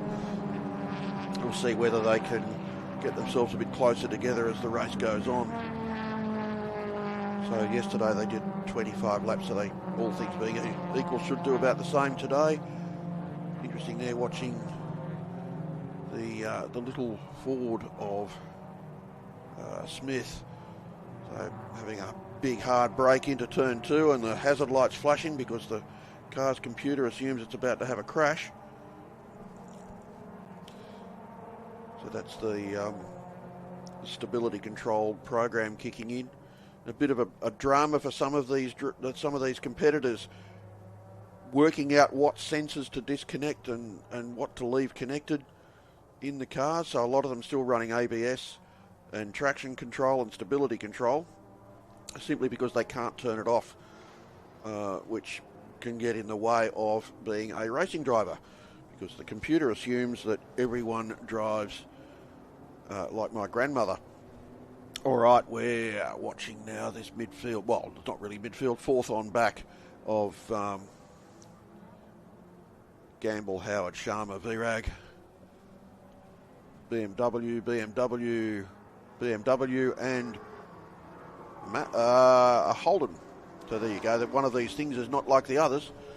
Josh Muggleton still trotting away out in front. He's now, Morrell's come back a bit, 1.5 seconds after being 1 second up after that first lap, and Tom Shaw's dropping away a bit now, so he's a bit over 3.5 seconds off the lead. Bit of a move going on there. Car 90, Sharma having a look down the inside there. The foreshortening of the long lens making it look a bit closer than it really was. Pair of BMW side by side through turn 3 and over the tunnel, and this might be a move on here. No, not really. So Howard's out in the front of this pack, little battle group. Gamble in the gold car, then Tony Virag's Commodore. Tony has said, whoa, and got his nose cut off there. He was having half a look on Gamble down into turn 5, and Gamble said, no, you don't, and just chopped across, took the apex, and Tony Virag had to back out of that in a big hurry. So no harm done, no contact, but Virag lost a little bit of track position, although he's already made it back up, and could be a bit of a threat a little bit later in the race. Meanwhile, Howard and Sharma continue their scrap. Muggleton crosses the line again.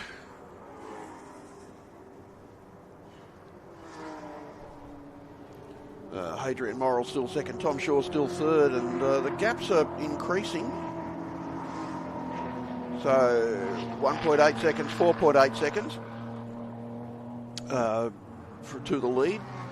So Tom Shaw, after his early race pace,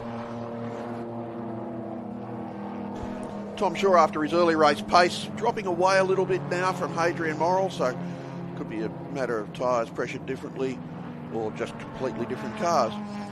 The main interest seems still to be the battle between Howard, Sharma, Gamble and Virag, and we'll watch that with interest.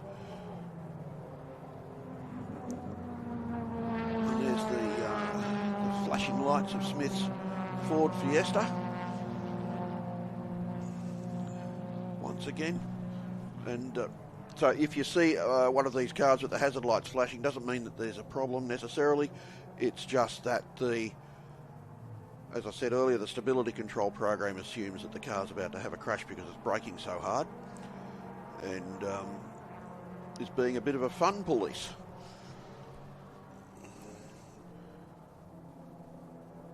And Josh Muggleton's setting a fairly healthy pace there out in front, so he's a bit over 2 seconds in front now. He's set the fastest lap, 1:42.8, a couple of seconds away from the lap record yet, but things still have to come up to pressure or tyres, and he'll need to burn off a bit of fuel before he gets anywhere near lap record speed, I would assume.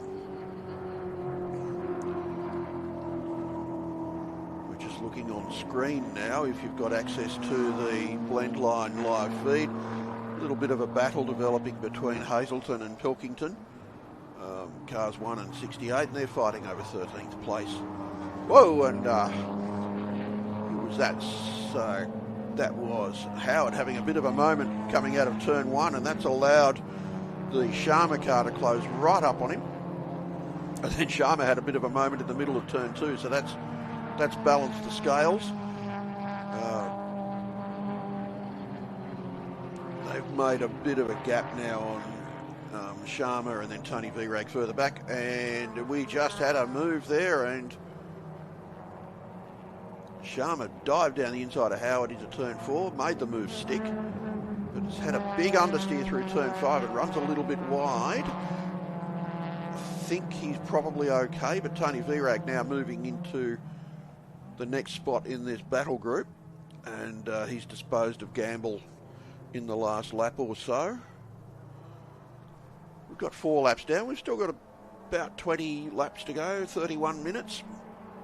And Tony Vrag really closing up now on the BMW of Howard.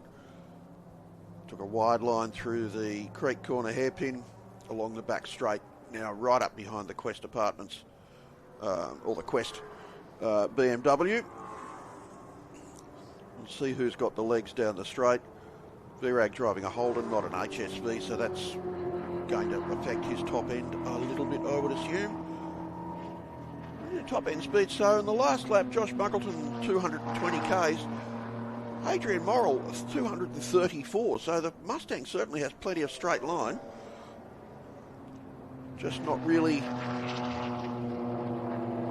putting the laps together as well as the HSV. And here comes Tony Vrag and oi, and Howard closing down that opportunity, and Vrag again putting a couple of wheels on the dirt in the exit of turn 2 on the inside though, as Howard closes the door on him, not quite as abruptly as Gamble did earlier in the race, but Vrag is on a mission and moves down the inside of Howard into turn 4, makes it stick, and already has a handy little gap, maybe car length or so as they go into turn 5. So Tony Vrag set that up nicely, a bit patient, and has moved up another spot. Well done, Tony.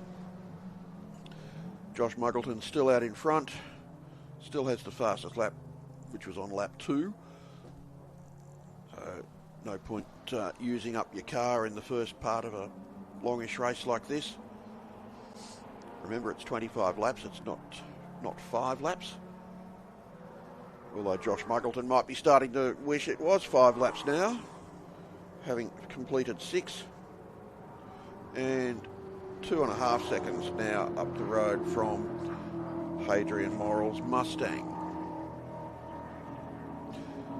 Tom Shaw still holding down 3rd place, pretty much out on his own now. So he's dropped nearly 6 seconds now from Hadrian Morrill. We flash back on the big screen now. We're still watching this battle between Mick Hazelton and no, that ain't right. Screen's telling me fibs now. Hazelton and Smith, but they're nowhere near each other according to the timing screen, so maybe we're looking at a replay there. Or maybe Smith's transponder's playing up. Oh, we've got a problem. Car 86 seems to be moving slowly. No, he's going, maybe just had half a moment in turn 2. Looked like he was moving fairly slowly then out of turn 2, but has gathered himself up and off he goes again. Now in turn 4, no, he might be a little bit off the pace. Is Gamble trying to work out whether he's maybe got a little problem. Rather tidy BMW in the gold and black. No, he seems to be going okay, but slightly off the pace. Yeah, maybe that might be a flat front tyre actually, so he might be going slowly around left-hand corners. and maintaining a reasonable pace around right-hand corners. And that does look like a flat front tyre. It's hard to tell with the tyres being very low profile on these cars sometimes. You want an aspect ratio of more than 0, and as he come into the pits, there's a car coming into the pits. Car 90, Sharma, has come into the pits. So he was running a fairly healthy third or fourth. So coming down to his pit crew now, and the Gamble car's still out there. So I'm seeing things.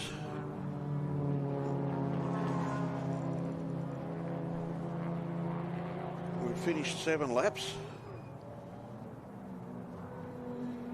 And the order of the first 3 is the same. It looks like there might be a compulsory pit stop in this race.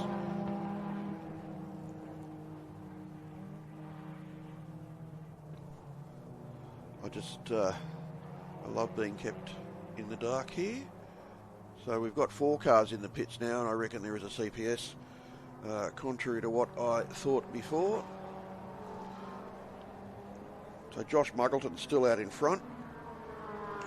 Hadrian Morrill second, Tom Shaw third, Tony Virak fourth.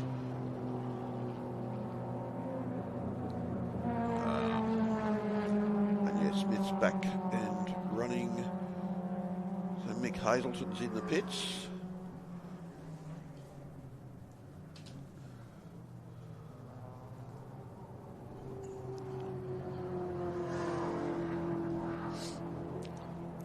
Now at the Blendline clean feed, which I believe is not going out over the internet, so people sitting at home don't have to put up with me, just you lucky people at the track. Okay, here comes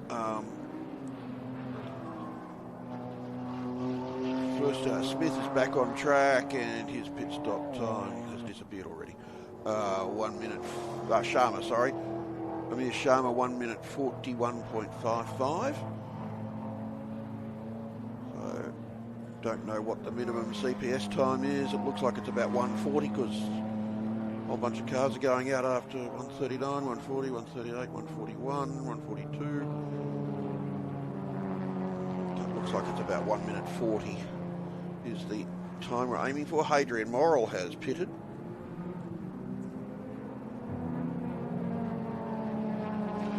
We'll assume that's for his CPS. Moves Tony Virag up to third for the time being. Josh Muggleton still holding a lead, which is now out over 10 seconds. Oh, sorry, over 9 seconds over Tom Shaw, nearly 10 seconds. Seraglio in the pits in car 352.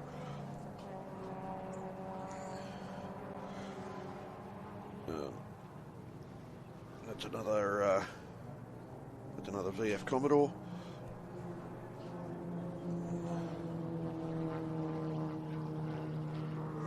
Couple of slightly slower stops there. Mick Hazelton was good, 1 minute 41. We had one at 147, which is a bit slower than ideal.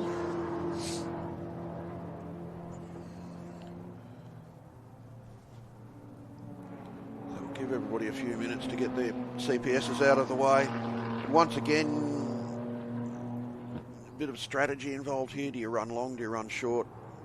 Do you stubbornly ensure that both drivers get 22.5 minutes at the wheel? Or do you think of the team first? It all depends on whether you're a pay driver and you want to make sure you get your money's worth. Generally, all things being equal, you try and run long just in case there's a safety car, because your pit stop under a safety car will cost you less track position than a pit stop under a green flag, but it doesn't always work that way. And everyone seems to be behaving themselves. And the 39 car now heading for the pits. Smith in the Ford Fiesta. I'm going to assume that's one of the 3-cylinder turbo pocket rockets. Probably a car they should sell more of. They are reasonably quick, comfy, good little car. Probably based around a Mazda 2, if Ford's previous form is anything to go by. And Hadrian Morrill has rejoined just in front of Josh Muggleton. But is it Hadrian Morrill driving now? It says it is on the screen. So I have to see whether that refreshes or not.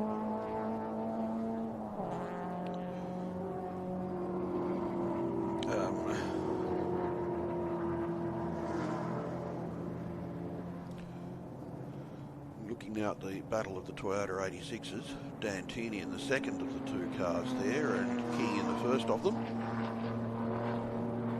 Popular little motor car they are. Toyota and Subaru are selling everyone they can bring into the country, either as Toyota 86s or Subaru BRZs.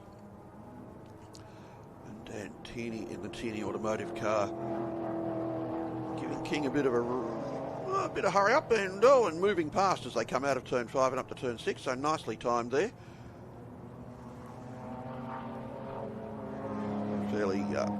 Fairly smooth move there from Dan Tierney. Got on the brakes a little bit later, cleared him before they got to the corner, didn't hold anyone up, but they've got the Mustang of Hadrian Morrill bearing down on them, and they both sidestep and let it go through. Parramatta Vehicle Services Mustang. Tierney having a bit of a wobble as he comes out of turn 9, and Morrill doing the same thing, having to lift slightly to avoid running into the back of Tierney. And that unbalanced the car on the exit to the hairpin. And here comes Josh Muggleton past the 286s. Please, sir, pass me on my left. And away goes Muggleton in the HSV Club Sport. He's got the lights on now. I'm coming to get you, Mustang. That's 11 laps completed for our leader. Tom Shaw still holding second place. Doesn't appear to have pitted yet. And Tony Verac third. To wait and see who pits when. A few penalties handed out yesterday too, so 5-second penalties for some and 15 for others. Possibly for such infractions as using too much of the stuff that's not really racetrack, exceeding track limits. And Tony Verag has pitted. So we'll see how he comes out. He was about 34 seconds off the lead at the time he came to the pits. Gamble now moves up to third in the number 86 BMW, the Queensland car. Of course it's gold, it's 4X. 4X is gold. I mean, he's not sponsored by 4X, but there it is. Watching Hadrian Morrill now on the big screen in the Parramatta Vehicle Services Mustang, and Josh Muggleton is not... Well, he's closing on him. So, I'm not sure whether Hadrian Morrill is in the car.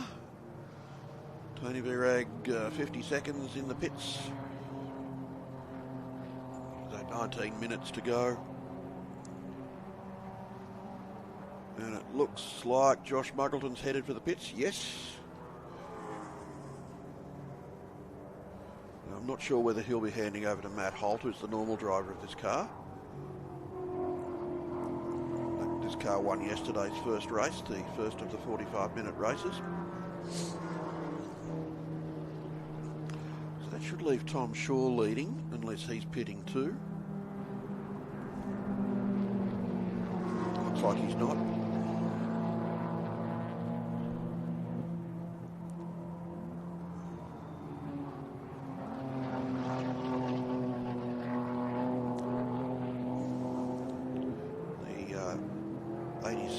Continue their battle. Dan Tierney and King.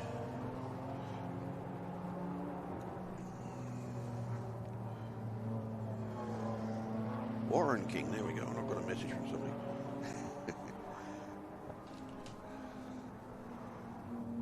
I've just got a nice message from Matt Shilan, who's one of the leading lights in production racing, or has been in the last couple of years. He's moved up into the Toyota 86 scholarship class this year. We're looking at Muggleton's back out after a 1 minute 42 second pit stop. That's pretty close to being on the money. No, 1 minute 29, sorry, he hasn't finished yet. So Tom Shaw has passed the pit entry another time. Adam Gosling is still in the pits in the Honda.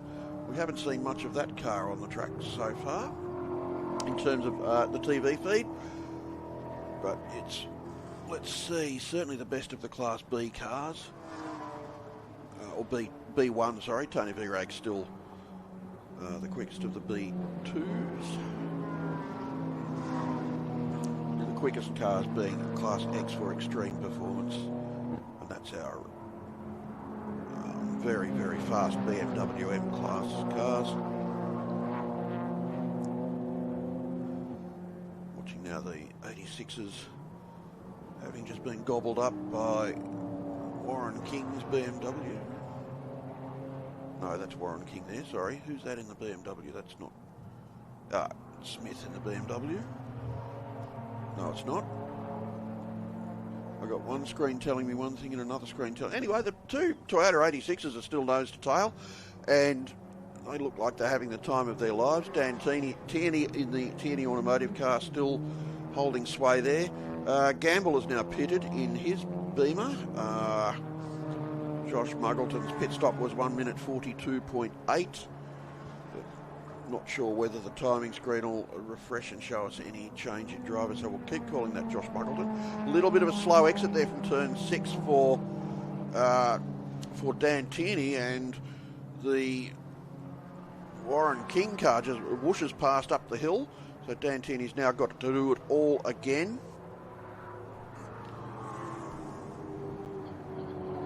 He's up to speed, so he's just had a slow exit from the slow corner.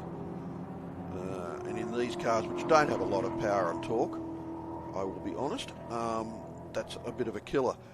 They don't have a lot of power and torque, they don't have a lot of weight, and they've got a beautifully matched engine and gearbox, and they're a terrific little motor car. I drove one to Melbourne a few years ago, and it was just fantastic. Tom Shaw now pits from the lead on lap 13.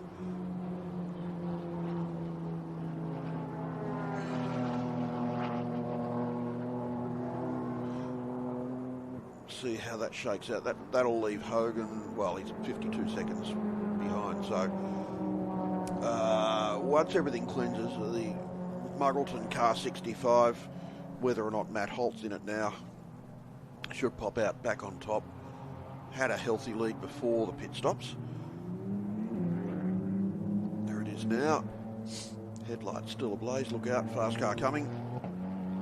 Followed there by Mick Hazelton in the BMW 1 Series. Nice looking car, those 1 Series coupes. I know some people don't find the shape of them attractive. I do. I'm quite prepared to be wrong on that, but I like it. And even something as relatively pedestrian as a 120i goes quite nicely, thanks very much. Alright, we've got another car in the pits. That's Hogan in A2, in the A2 car,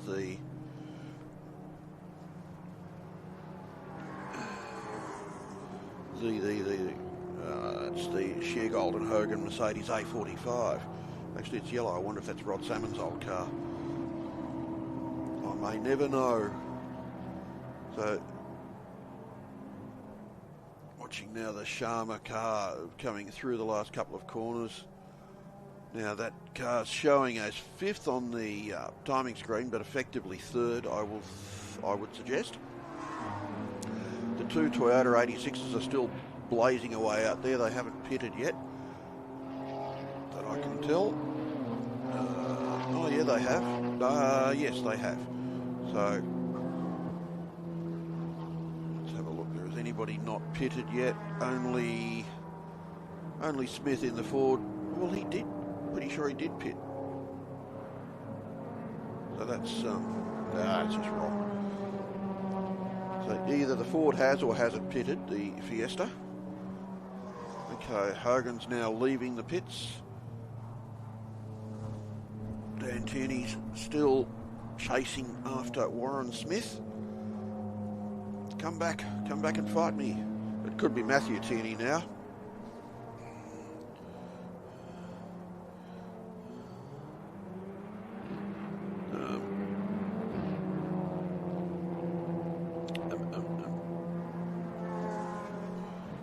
Anyway, we'll let all that shake out. Unfortunately, our technology's not as good as it might have been, and I'm sitting in the anonymous white van at the back of the pits, and I can't see the racetrack at all. So please have pity on me. Daniel Cruiser is actually the best of the 86s, and he's having a good run. He's sitting in 11th place in car 11, somewhat appropriately. He's got a good gap over the next two 86s. So call it the one make class if you like, but he's also leading Class D from Mick Hazelton in the BMW 135 from Jarvis, Warren King and Tierney. And Jarvis is in VW Polo GTI.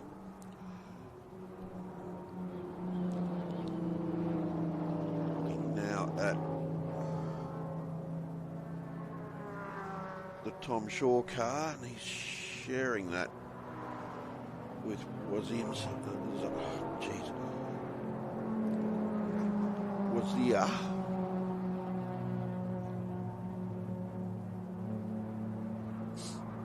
Until I know that they've changed drivers, I'm just going to keep calling them as the driver listed on the screen. Sharma's BMW blasts up the hill towards the lake corner at turn 6. Turn left and then up the big hill to Corporate Hill.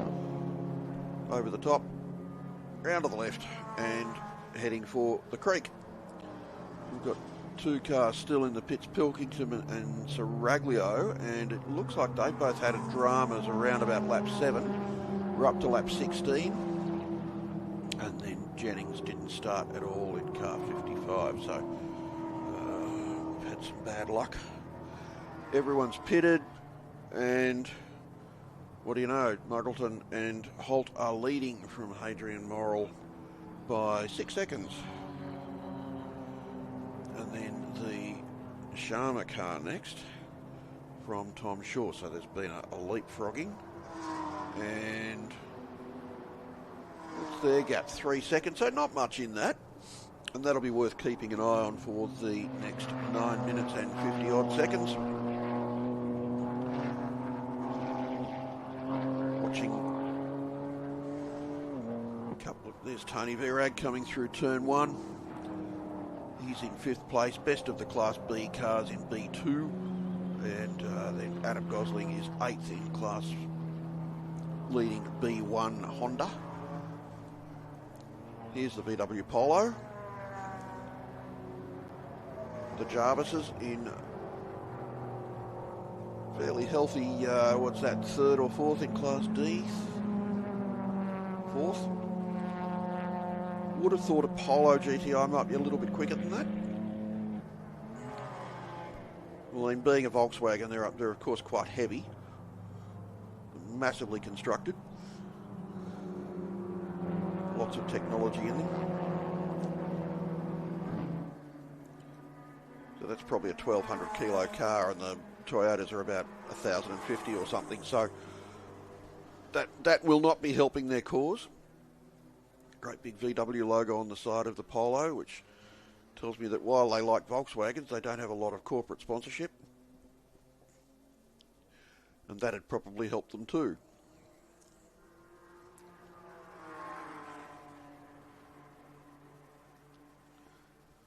Nicely turned out car, actually, the blue and silver. A little bit of a red flash down the side. The Muggleton Holt car still has the fastest lap of the race, 142.8, done on lap 2. So while they might have burned off some fuel, probably also burned off some of their rubber. Knocked over 17 laps. We've got 8 minutes to go. We've probably got another five or six laps in the race. There is the Sheargold and Hogan Mercedes, the A45, and that's got Adam Gosling right behind them in the Honda. Once again, the Honda only two-wheel drive, but very, very quick. The A45 Benz has all-wheel drive, a bit more power, but a lot more weight, and the extra traction, of course, of having 4 driven wheels instead of 2. And they appear to be giving the Tierney BMW a bit of a chase. Toyota a bit of a chase. Here's the Sheargold Hogan car, and Gosling in the Honda. And here we go. We're back with car 86, Gamble in the Queensland-based BMW.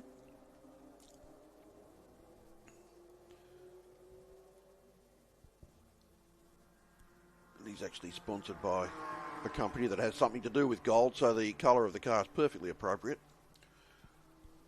I'd have gone with a shinier shade of gold than that, a brighter shade.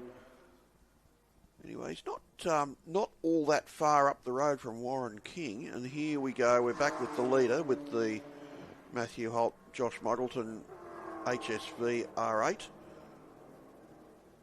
with support from Kavanagh Electrics and Bilstein. I remember this car fondly running at a day-night race a few years ago with neon lights underneath it. It looked fantastic. I don't know if they still have them there. They probably put them on for night races and take them off otherwise. If you get a chance to come and see some day-night racing here, please take it. It's very spectacular. So Muggleton and Holt, 5.7 seconds up on Hadrian Morrell's Mustang. There's the Mustang now on screen. Has quite a straight line advantage over the HSV, about 10 to 15 kilometres an hour depending, but just not quite as quick over a lap. So yeah, about 4/10 of a lap, 4/10 of a second difference in their fastest lap times.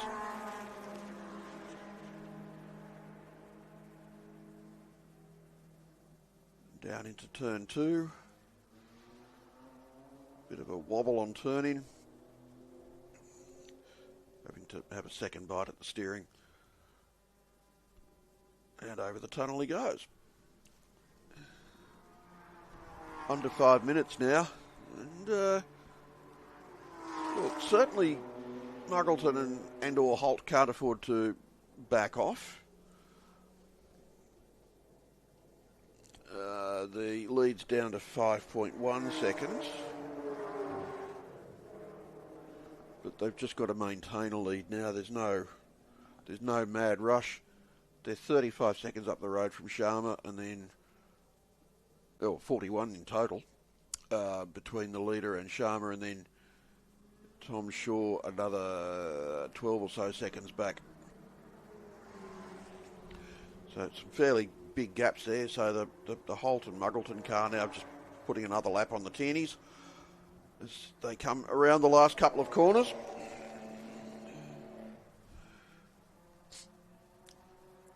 And there's the Mustang in second place. So he's certainly not letting the HSV get away, but it doesn't look like there's too much he can do about it. What's being done about things is Tony Virag now is right on the tail of the Tom Shaw BMW as they go through turn 6 and head up the hill towards... Whoa, and the BMW has half a moment. Tony Virag committed to go around the outside, but got almost forced onto the grass. And the BMW Tom Shaw car gave him racing room. Tony Virag moves into 4th place there.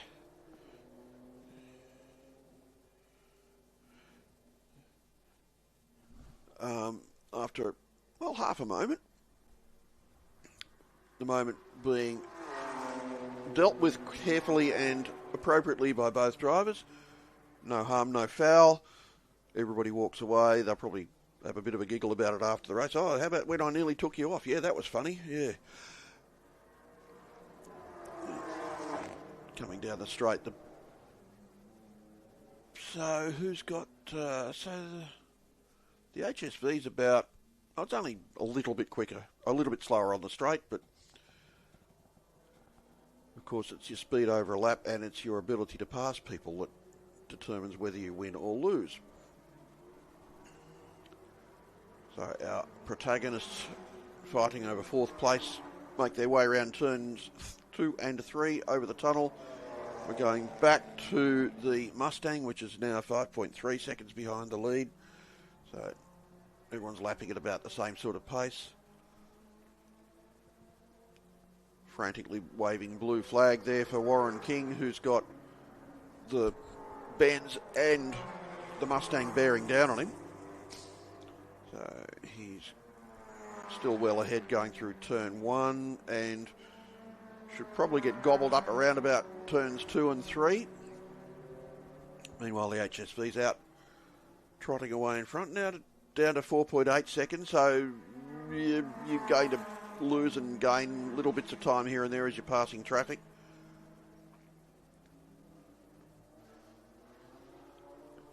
The Quest car of Howard now looking to find a way past the Polo.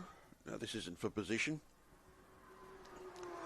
Just putting another lap on the Polo, so he should hold wide coming out of turn 8. Not quite. It takes a tighter line into the hairpin. The Hogan Mercedes has got round King's 86, but again not for position. Gap between first and second is 5.6, so it's probably got to do more with lapped traffic now than with outright car speed. Morrell's in a very comfortable second place, 38 seconds ahead of Sharma and then Virag. Is Virag close enough to do anything about Sharma? He's only a couple of seconds away, so there might be... No, he's not. He's about 15 seconds away. He's only a couple of seconds ahead of Shaw, which makes sense. So all things being equal, this will be the last lap, I would think. We've got 2 seconds, 1 second, and we're into positive time now. So if you're around the track, give car 65 a bit of a wave, bit of a clap, bit of a rev and a cheer. He's driven a faultless race. And still got at least 1 lap to go, or 3/4 of a lap.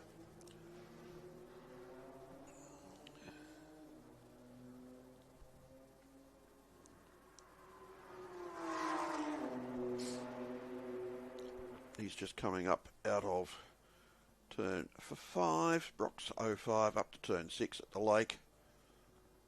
Smooth as silk. Up the hill.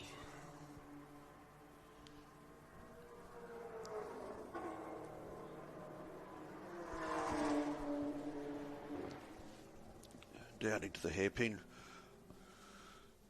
4.0 seconds ahead of the Mustang of Hadrian Morrell. In fact, less than that now. They're getting very close. If this is indeed the last lap, still too far away for Morrell to do anything unless something really bad happens in the next 1 corner. If it's not the last lap, then everyone hang on to your hats. There's the last lap board being withdrawn, and there is the checkered flag and a faultless and perfect drive to Muggleton and or Holt. Morrell crossing the line and giving the high beam a bit of a flash as acknowledgement. In second place, all of 2.9 seconds away. Waiting now for Sharma in third place in his BMW. The 86 battle goes the way of Warren King from Tierney, although the winner of that class is Cruiser in his 86. So there's the checkered flag for those guys. And Smith in his Ford Fiesta, and crossing the line in third, Sharma in the BMW.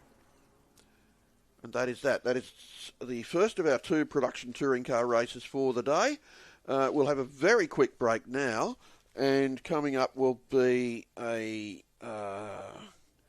20-minute sprint for the RX8 Cup cars.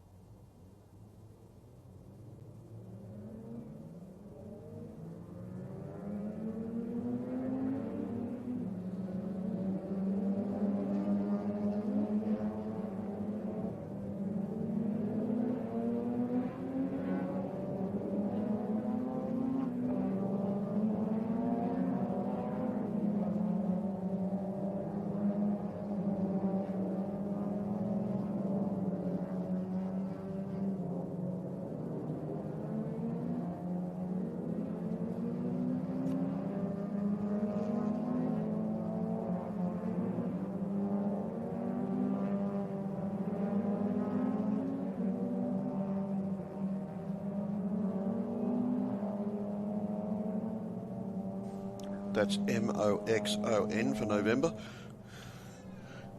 Oh. MOXON. What an idiot.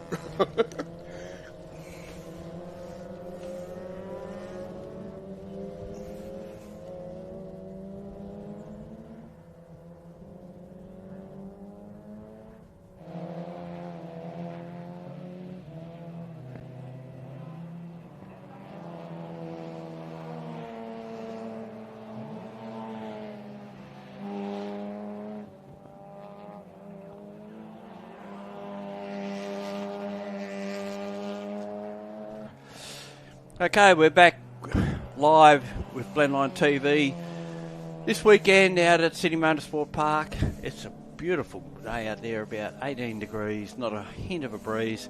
Bruce Moxon's decided to join me for the second of the sprint races in the RX8 Cup Round 4, ahead of what will later be the two-driver event. And this is for the B drivers. Bruce? Yeah, well, this should be interesting, and it's a bit of track time for the, well, some of them aren't really B drivers, are they? Yeah. Who we got? Well, we've got Tyler Collins on pole, Stephen King alongside of him, Rob Broden. Now, Tyler Collins is accomplished XL driver. Stephen King in the number 30 will be alongside him. Rob Broden, who we've seen in Mazdas before. We've also seen him in the BMW series, E36s. And then we've on the next row will be Connell, which first name just escapes me there at the minute. Mitchell McGarry, Tom Shaw, who is partnered up this weekend with John Bow. Oh, I've heard of him. That's good.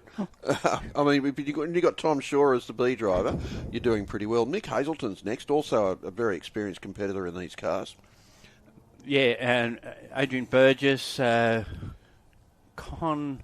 Constantinou, that's a good one. Robin Creel, who's teamed up this weekend with Maisie Place. They're the only female team in the race.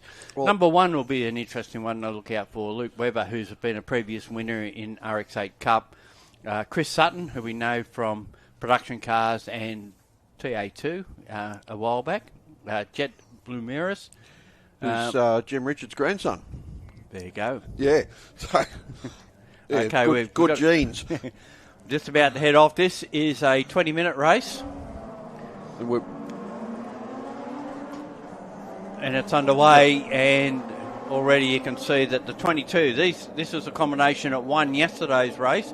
Tyler Collins bringing it home. He leads the way as they go through turn one. Then we look back, there's Robin Creel in the green car in the background. So it's King in second.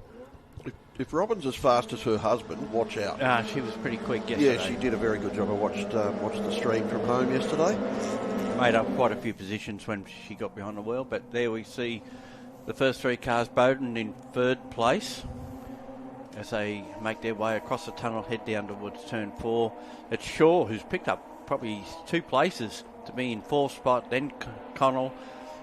McGarry follows through after him, followed by Creel, who's I think also picked up a couple of spots. Hazelton the next one, Burgess in 9th, Sutton in 10th, Ramirez in 11th. Then it's Grice, Hills, Boyle. Now they had some dramas yesterday. Greg Boyle in the car that he's sharing. That's the number. Whoa! 40. Speaking of dramas, we've got a bit of a spinner there. That's a 66 that's gone around. That's Gary Lauer. Gets going again. Tom Donahue behind him, or was behind him, but now in front. Yeah. Webber's not showing up, so I think that might be just a timing issue. We'll give it a lap or so and see if the transponders are mucking up. The timing crew here do a great job. When they notice a car's not coming up on the screen, they start manually timing them. Yeah, because they don't have enough to do. Except yesterday when they had 2 cars in the pits for about 3 minutes, and in actual fact they weren't there. That always goes down well. So after this now settles down, we'll get a lap under our belts, and it's Collins in front, King second, Tom Shaw's now up to third, Connell, McGarry now. I think Bowden's dropped back to 8th, so he's had a moment. That's a 99. And there's the number 1. So they're both there, just out of position. Well, we saw 66 spinning, Well, and it caused me to think, oh, number 99, are you in trouble? But that's not the case. There is now it looks one of like each. Bowden's back to 8th. Now he's had a moment we've missed on the opening lap, and he's going side by side with Webber as they cross the tunnel. And I would suggest Webber's indeed having a transponder problem because he's clearly out there.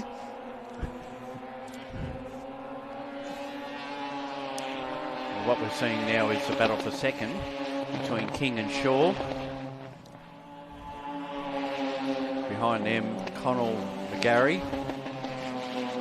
That car, that number 15 was a quick car yesterday, and unfortunately just a little bit too quick in places and had a couple of offs. Oh. Well, you don't know your limit until you exceed it, do you? Well, it's the easiest way to find out what your limit is. Go This past Tom it. Shaw he got a good run out of the hairpin there, and he's making a move on King, but couldn't quite get it to stick that time round. Yeah, they were a strong performer yesterday until I believe they got Bow had a 5-second penalty from the first race, the first sprint race in the A group. But as you can see, Tyler Collins has skipped away 2 seconds up the road now, with King second, Shaw in third, and possibly looking for a way around. A little bit of a gap then to Connell and McGarry together, another little bit of a gap to Creel and Hazelton, and then it's Bowden, Burgess and Sutton now up to 10th place. There's been a change of position there.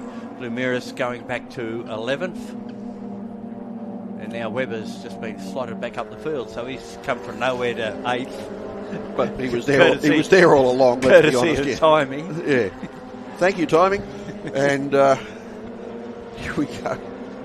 Whoa, a bit of a chop across the bows there for Hills from Bloomer's. Now, at the last state round here, Stian Creel, who we'll see later in the day, had a very mixed day. He had Won 2 races and didn't finish the other 2. Right, so he was on pole by about a year. Well, before that, he'd won 7 of the 8 races at Phillip Island and Winton Motor Raceway. Well, he broke his gearbox in the second race. Had to start from the rear of the field. Was either at or very nearly at the front in the third race. In the second race, having started from rear of grid. Had another mechanical failure. He had 2 mechanical failures. Started from the rear of the grid twice, or was it 3 times, and made his way to the front every time before stopping again. And then in the final race, blitzed everybody again from the rear of the field.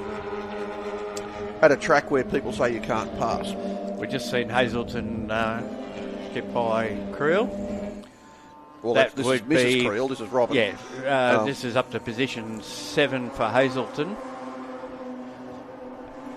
Shaw went to have a look and then ducked back in. Guess he thought the corner was a bit closer than what he thought it was. Either that, he was just getting a bit of cool air, maybe. Rotaries do not like being. Oh, Shaw making a move down the inside, can't quite pull it off. But I'll tell you what, these two scrapping over second place has allowed the fourth and fifth place cars to close up. Connell and McGarry that So were we- in our own Yeah, little dice. we've now got a 4-car train, all arguing over, well, second. Nobody wants to be third, fourth or fifth. All this does is set up the grid for the minute race later on this afternoon. But you still don't want to be not first. You want to be as high up the grid as you can possibly get. Here comes Tom Shaw now. He's got a great run out of turn 5. He's got the inside line. Can he get down there? No. King braked just that little bit later. It's on the clean side of the track. And again, Shaw has a great exit from turn 6, but I don't think he's going to be close enough to do anything.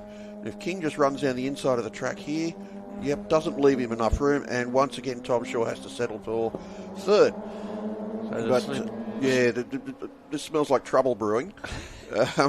and Creel's coming onto the back of this just behind Hazelton. So Hazelton's came... Yeah, she's moved right up onto them, hasn't she? Oh. Or is that Mick Hazelton? That's Mick Hazelton, yeah. Yep. in '83. Well, he's just after he's just jumped out of the production car, the BMW. So he's obviously fairly adaptable. And now we see Hazelton moving down the inside of McGarry. He's done it too. We'll take that position away. Meanwhile, Shaw still can't do anything about getting past King for second. And Hazelton hasn't had it all his own way quite yet. Now he's actually got the job done, and he will be looking to Connell in 25 as his next move. This is all closing up quite nicely and becoming very entertaining. Actually, that's been a remarkable comeback for the number 25 because that car crashed in the first race yesterday. And they managed to get it back on track. Had some damage. I thought it was done for the weekend, but they must have had a good look at it. Glenn Gamble's car. And got it back here for this meeting, for this race. I would imagine the other competitors would have been pitching in, lending parts and lending labour, and it's that sort of racing group. They all help each other out in the pits, and then all try and kill each other out on the track. Yeah, I spoke to Glenn after that. He thought that they were done for the weekend. He didn't think he was coming back, but closer examination must have found enough bits to fix it. Indeed. Yeah. Oh, well done, everybody. It's still got a bit under 7.5 minutes to go. Well, there's no catching Tyler Collins at this stage. He God. leads 3.9 seconds. He's led from the start. King's done a remarkable job to hold off Tom Shaw, as long as he has. But there's a freight train of cars behind him now. As they come up to complete lap 5, with still just under 7 minutes of the race to go. Interesting, everybody's not diving for the pit wall to close off that that overtaking opportunity to turn 1. Now we see Hazelton pull out on Connell and get the job done pretty quickly. And that's just Mick Hazelton's experience in these cars showing. One of 3 entries from Maisie Place Motorsport, and I believe she's helping out quite a few others as well. So only 3 for Maisie. Yep, but she's involved in looking after quite a few others. Very, very busy young woman at most of these race meetings. Indeed. And my word, can she swear? She could swear for Australia at the Olympics, I reckon. We don't have an Olympic sport for that. Well, it's a shame, because I think Australians would win, or the Irish, I'm not sure. See, we've got a bit of a move. Is that Tom Shaw making another move? Not crying. That's... And of course, what these guys are doing are trying to set up for a great start in the 2-driver event where only the A driver scores points. Oh, so whatever you do, don't hurt the car. Basically, yeah. If you crash it here, you might own it. Now Shaw's got a great run out of turn 8. But he's on the wrong side of the track. Oh, he's not even alongside. Looked like he was getting alongside. It's a foreshortening effect of a long lens. Indeed. I'd sit and explain it to you, but I didn't bring my crayons. I don't need an explanation. Mick Hazelton again, still... Yeah, no, you would not, no. Now Shaw's got a good run out of the last corner, so he can use the side draft to possibly pull it off, and he might have actually tag and bring Hazelton along with him. He's alongside, so he hasn't actually got an advantage out of that draft. They're probably not close enough on that side. But he had the run anyway. Well, I'll tell you what, King certainly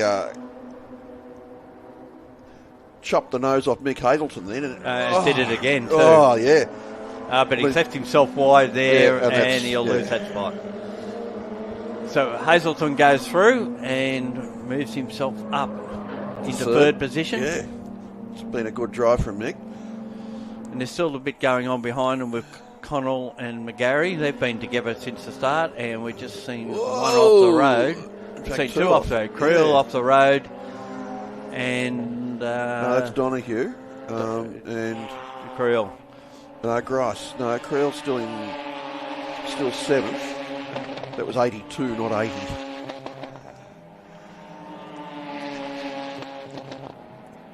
So that was David Grice, no relation, and Donahue? They were the two that were off the field. Yeah. I just seen a green car. That's all I wanted. Yeah, well, there you go. And it's the wrong green one. Anyway, here's So there it is. McGarry and Connell are still hard at it, but they've let a few go past in the interim. Here we go. We might see a bit of this. There's one of them. That's Donahue. Well, he looks like he's just out-braked himself. But See, it looks green there. it's 82. blue. It's clearly blue.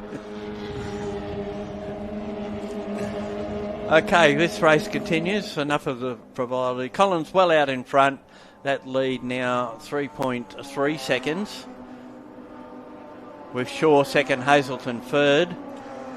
Then it'll be King fourth, and it depends which lap we're on, who's leading who out of McGarry and Connell, because they've changed quite a bit, and they're in front of Creel.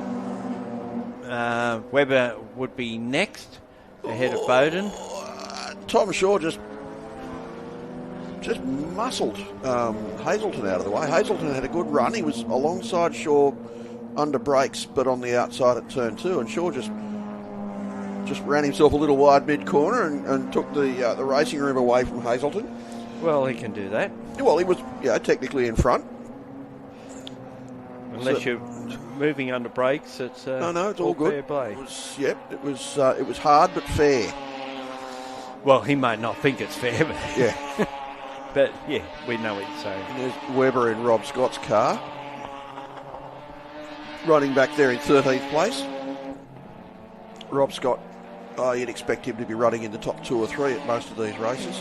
Yeah, they led early in the two-driver event yesterday, but ended up third, I think, from memory. Rob Scott, the property developer from Dural. That's Luke Webber in the car at the moment. It is, yep. I was about to say property developer is the new colourful racing identity, I think. Well, it depends where the properties have been developed, doesn't it? Yeah. So Rob Broden, we assumed he had a drama on that first lap. He was fighting for the lead there initially, but then fell back, and that car will go back to Jack Childs to start the feature this afternoon. 50 minutes of racing to come. And we're down to about 1:11. We might get 2 more laps out of this.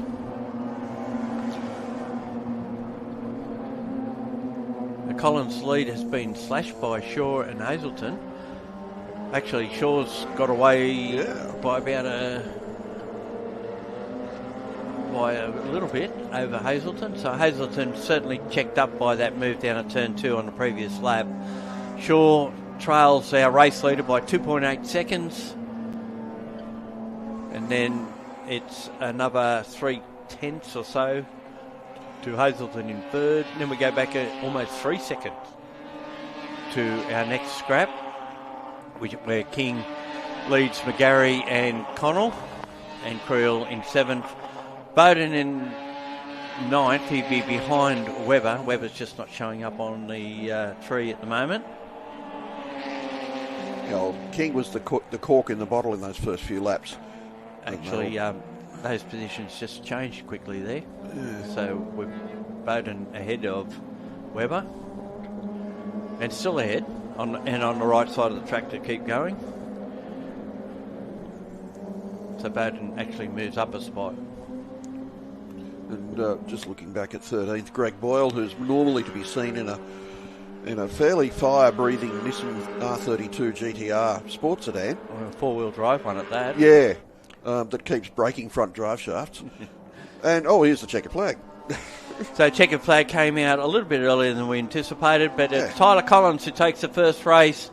Tom Shaw will be second, just in front of Mick Hazelton. Then it's King, McGarry and Connell all coming across the line together. Creel just in their shadow in position 7. Bowden and Webber will be our next two, followed by Burgess in 10th. Chris Hutton just outside at 10, followed by Blumeris.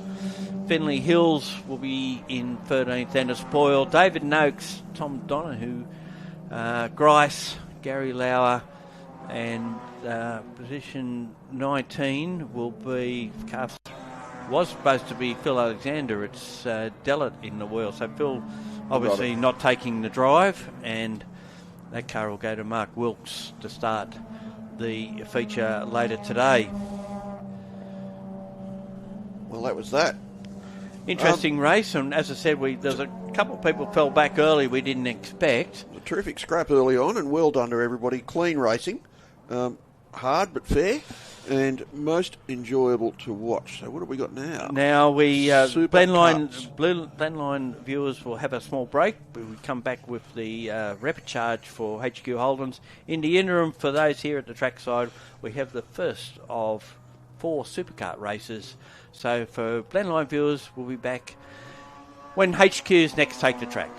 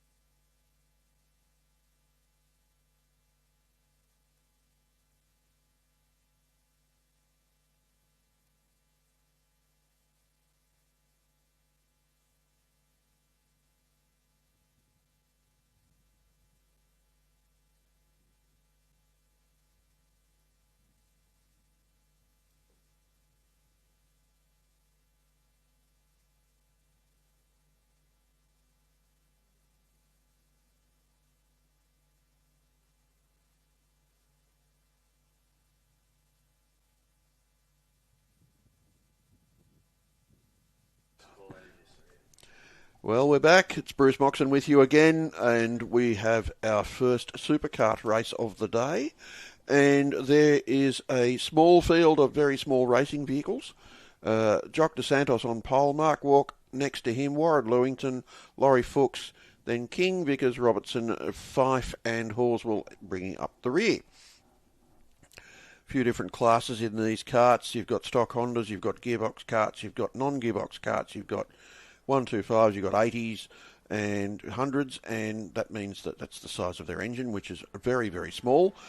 And away we go, and our field takes off. Looks like Jock DeSantos has held the lead for now. Laurie Fuchs is normally the front runner in these tiny little vehicles, but it looks like Mark Walker has taken the lead as they head down towards turn 2. We're all running in classes 2 or 3 today. So there's Laurie Fuchs is already up into second place. It looks like Mark Walk out in front in the Bewinged cart, and Laurie Fuchs running. Okay, he's running in a stock Honda this weekend, I think, and therefore a lower spec cart than Mark Walk. Not that made any damn difference, as he flies around the outside of Walk into turn 5 and heads off into the middle distance. And Walk also getting passed there by Jock DeSantos in cart number 7. They're heading up the hill now. Unfortunately, a small field. A few years ago, we were getting 30 and 40 of these karts, and the racing was absolutely tremendous. A lot of people sitting at home. I guess money's tight for people. But unfortunately, they might find themselves not getting races sometime soon as organisers find other classes to fill grids. But let's see how we go. Certainly credit goes to these people who are here racing this weekend. Mark Walk having a bit of a moment there as he turns into the last couple of corners. Kart skipping sideways on him. If you're trackside, have a look at these things. These things are mentally fast for their tiny little engines. Laurie Fuchs has a small lead over Jock DeSantos. Walk is still third from Mark Vickers, and then Scott Robertson, I think it is, or Stewart, one of those.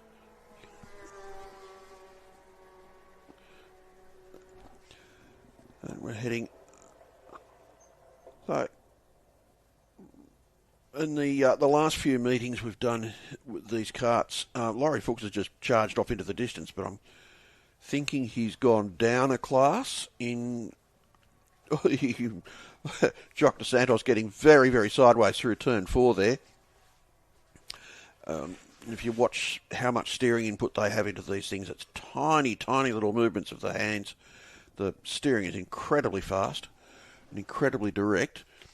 And DeSantos' kart is about 7 kilometres an hour faster down the straight than Laurie Fuchs, but possibly that would be down to the slipstream, at least in part.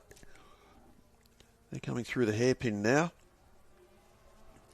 And if indeed Laurie Fuchs has run in, or is running in a lower spec kart, then bless him for making the racing a bit more interesting.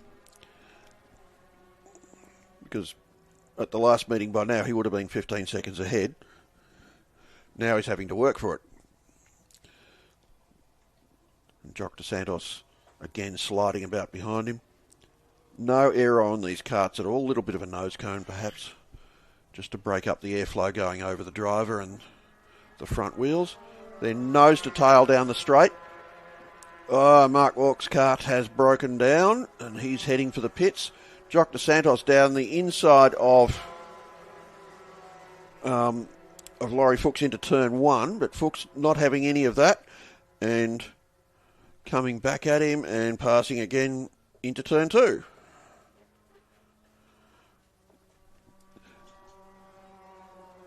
And this is becoming fairly good fun. So that was interesting. Maybe the wind's picked up a little bit because Fuchs was 151 kilometres on the straight that time and DeSantos was 159. Mark Vickers is in third.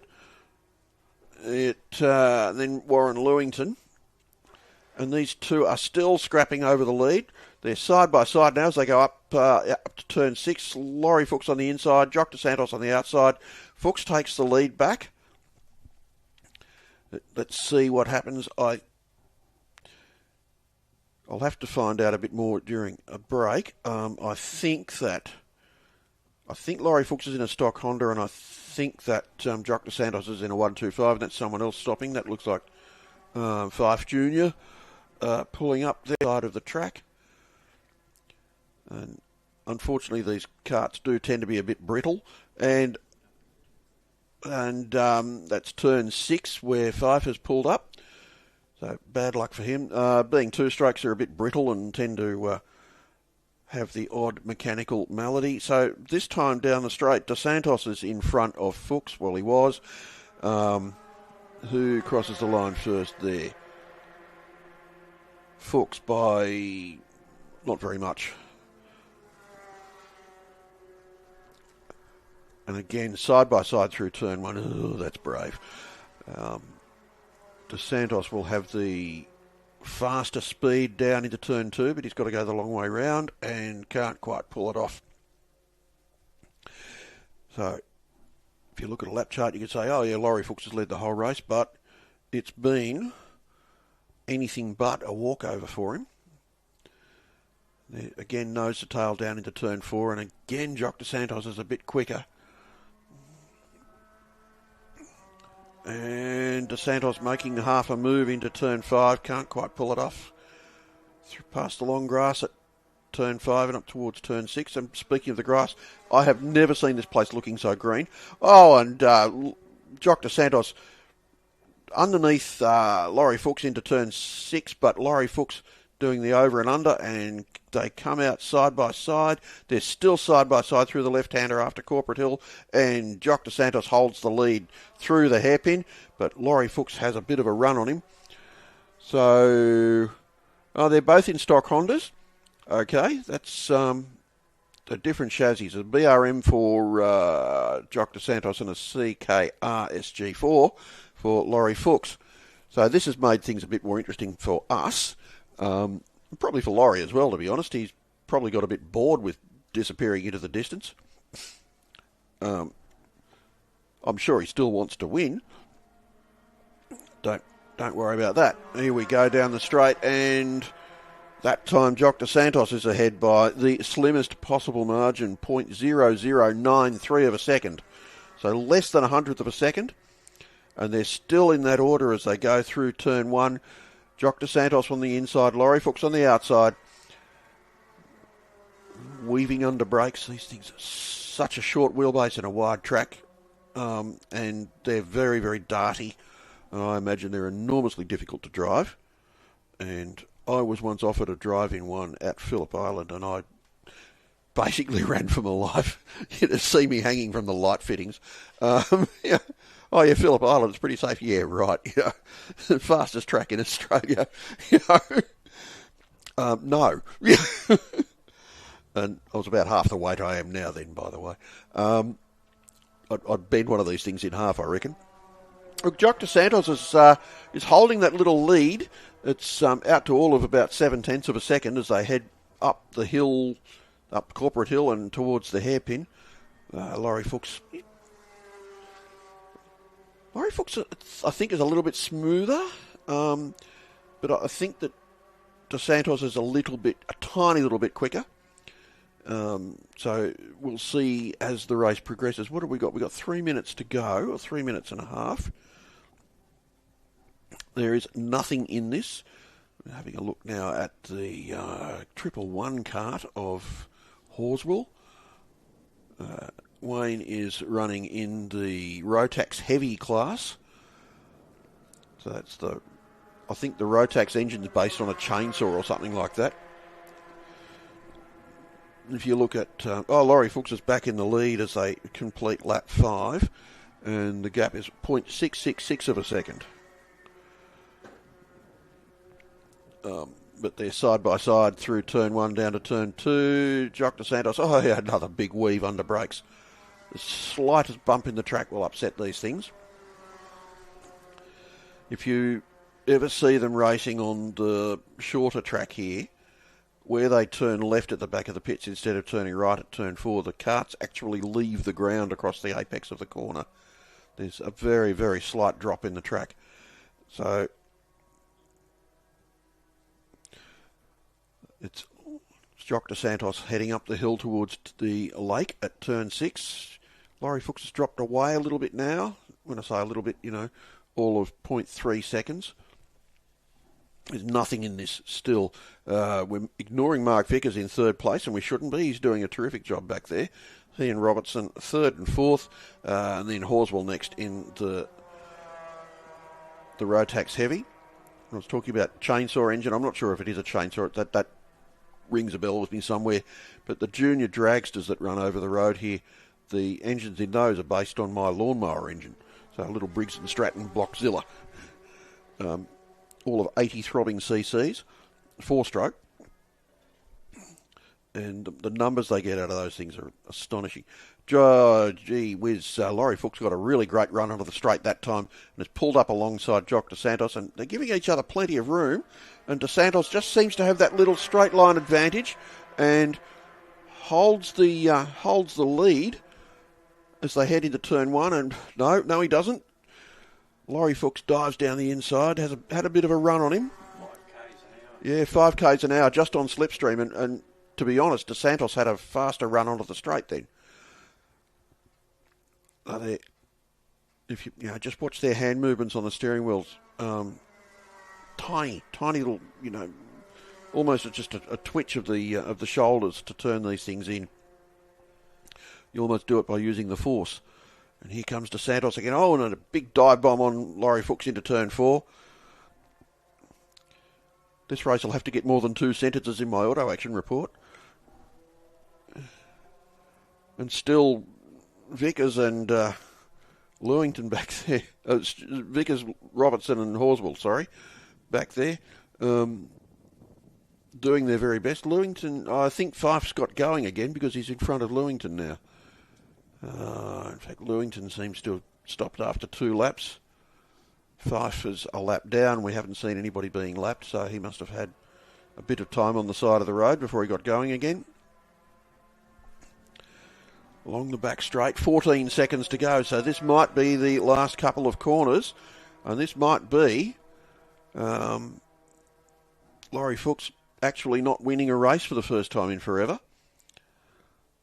So they come onto the straight. Let's see if we get a checkered flag. Here we go. There's a last lap board. No, there's a checkered flag. So how are we going? Oh, they're side by side. Who is going to be in front? I think that it is too close to call by eye. Laurie Fuchs by 4 hundredths of a second. 0.0040. Yeah, 4 thousandths of a second. Wow, that was yeah, that's the reproductive organ of a bee, in technical terms. In non-technical terms, that's a 15th. That was a very, very close finish. All right, we're taking a break here trackside, and we'll be back in a couple of moments with the next of the HQ races, and this will be the Repercharge. And Gary O'Brien will be back on board to bring you that.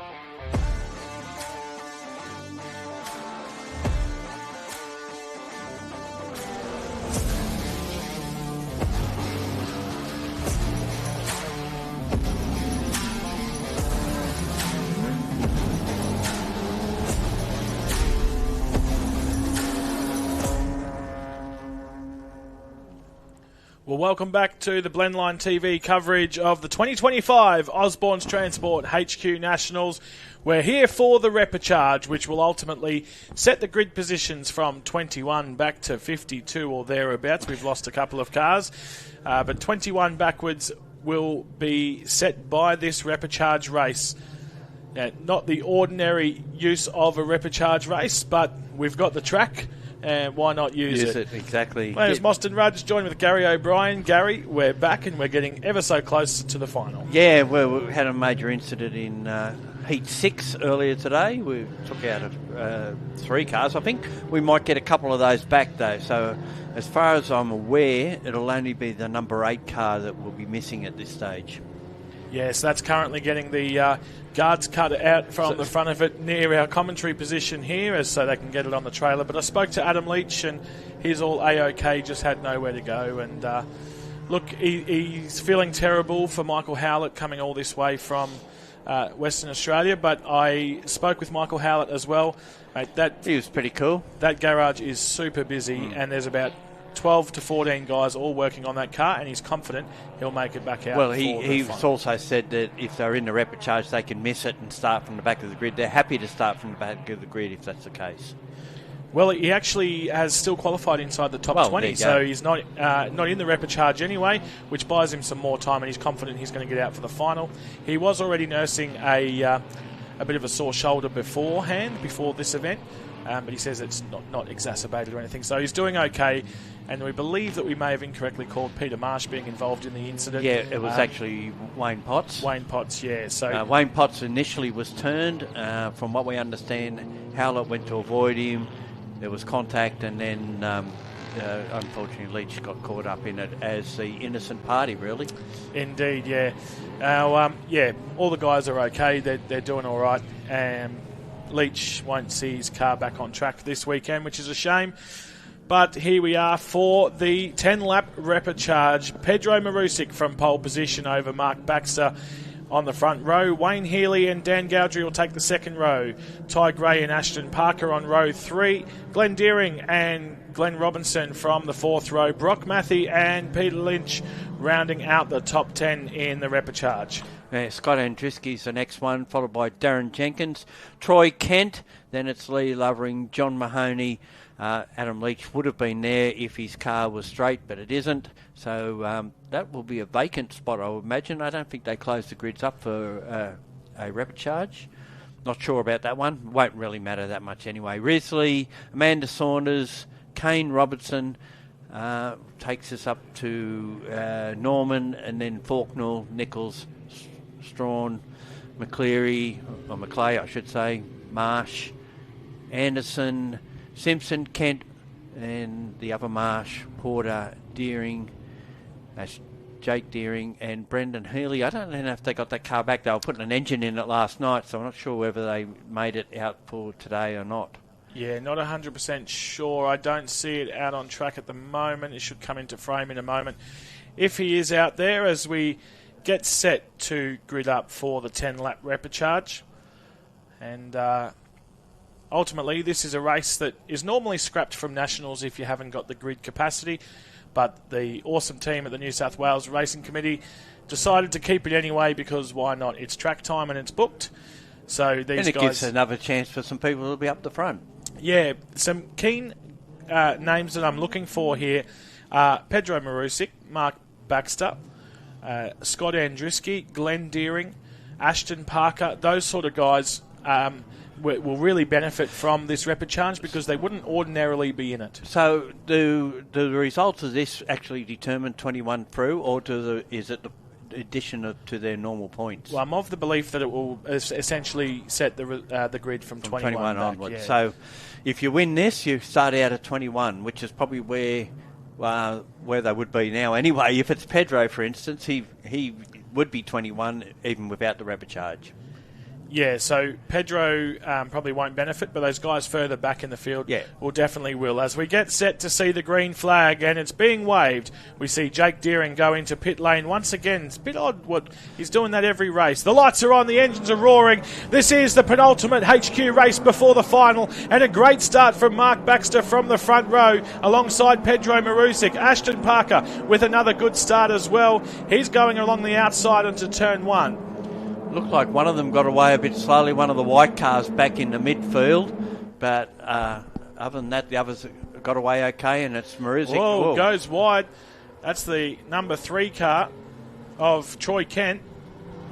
Around turn 1, Ty Gray moves up a position. Glenn Deering's having a battle with Wayne Healy into turn 2 as well. He's forced on the outside, goes wide. Ashton Parker is doing some lawn mowing here. Bit of drift action for you, HQ. The photographers are going mad, making sure they're getting that shot on the exit of turn 2 there. He got a helping hand out of that one. He did indeed. And more helping hands happening here at turn 4. Glenn Deering and Ty Gray having a bit of an argy-barge as well. I think the gloves are off for this one. They are indeed. And sideways in a spin for Mark Baxter. Mark Baxter is facing the wrong direction on the racetrack. Luckily was able to put himself in a position where he wasn't a hindrance to the other cars coming through, causing a larger incident. And he rejoins the track nicely. He's going to go back to the rear of the field though, which is unfortunate for him. It was a quick car, and Mark Baxter's an experienced operator, so it's a shame. Did it all on his own, unfortunately. There's Wayne Healy coming through in the 111, just in front of Scott Andriski. Yeah, Dan Gowdry's there as well. Scott Andriski charging his way through, being forced wide by that guy. Oi, that's not on. So, yeah, no, that's not cool at all from Wayne Healy. And he's come off second best out of that exchange. He has indeed. Anyway. It pushes Scott Andriski into the grass. It's almost a Cam Hill and Ryan Wood situation from the last Supercars round at Queensland Raceway. Not ideal. I doubted Healy probably wouldn't have seen him and just moved across not knowing he was there. But it doesn't matter because he failed to gain out of it. And so it's Marusic who'll lead the way. Gray in second. Glenn Deering in third. We did see Jake Deering go to the pits at the start. Scott Andriski up to 5th position, so he's the guy that's on the move and potentially could win this race. I called it as such from the start and gone wide again that Troy Kent goes for a four-wheel drive expedition at the exit of turn 1. We see a lock-up in front of him.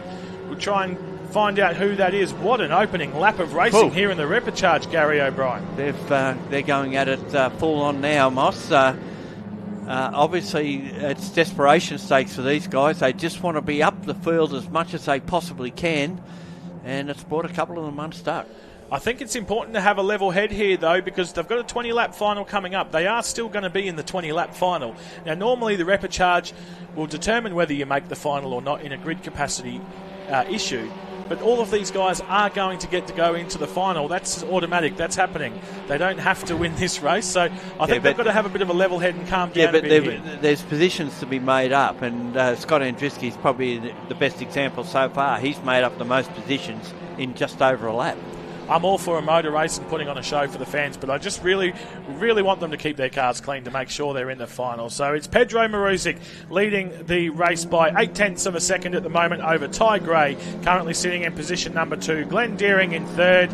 Ashton Parker goes for a drift again at turn 8. I think he's on a bit of a comeback charge because of being pushed off at turn 2 on the opening lap. He's already picked up a couple of positions, so he's probably a little bit heated under the helmet in that car at the moment. Gets past the number 91 car as they come through turn 9. That's Glenn Robinson. Now he's having a crack at Lee Lovering from Queensland. Lee's been very consistent this weekend. I had a chat with him earlier as well. He said not bad for an old bloke who uses his walking stick to get out of the car. So there we go as Glenn Deering uses the side draft advantage down the Brabham straight here to complete lap 2 alongside Ty Gray. Gets the move done nicely. So Glenn Deering slots himself up into position number 2. Now hunting Pedro Marusic as we see trouble for Wayne Nichols. Wayne Nichols buried in the sand there, unsure of the location. Will that prompt a safety car, Gary? Depends where it is. We only just got a glimpse of it. I'm not sure where that's parked. Hopefully not. but if one car can get there, another one can. That's always the concern of more action going on there. Brock Matthey, who's had an off there as well. So it's all happening in the Repercharge. And Marusic under all sorts of pressure from Deering and Gray. Thanks to our lovely producers here for Blendline TV, just informed us that Brock Matthey ran wide. So that's very cool as Ty Gray looks to regain position number 2 up the inside of Glenn. Enough up though. Glenn Deering put the fun pedal down, went the long way and said, no, you're not having that back. Well, what's happened there is that with Gray putting the pressure on Deering, it's alleviated the pressure off the back of Marusic. So he's actually skipped clear again. He should be up around about half a second clear as they go through the second sector timing beacon. Just that little gap can make all the difference, but that race of 5 now, it's turning into. Now you got Scott Andriski and Darren Jenkins hard on the tail, purchasing a ticket into that battle as well. And have a look at Ashton Parker coming through to make a move on the number 3, Troy Kent. He gets that done nicely. So Ashton Parker claiming his way through the field once more, now in position number 7. That's a great comeback. That is a great recovery indeed. As we come around the final corner, there's Wayne Nichols. Yeah, he'd be okay there, I would exit thought. of turn 12. 11. 11, correction. So Wayne Nichols from Tasmania in the number 12 machine has a great view of the Brabham Straight as Scott Andriski gets on by his teammate Ty Gray there to claim third position. Gray must have had a bad run out of turn 11 because he's dropped off the back of Deering and it's cost him a spot in the bargain as well, with Andriski going up the 3rd spot. Yeah, so Andriski starting this race in position number 11 and he's up to the final step of the podium already, which is a phenomenal job. We're seeing a few of those drives come through here. We see John Marnie in the battle here, looking to find a way around of Lynch. And does so. Not quite. No. He's now up the inside of Jeff Norman. Can he get the move to stick? No, he's bailed out of it.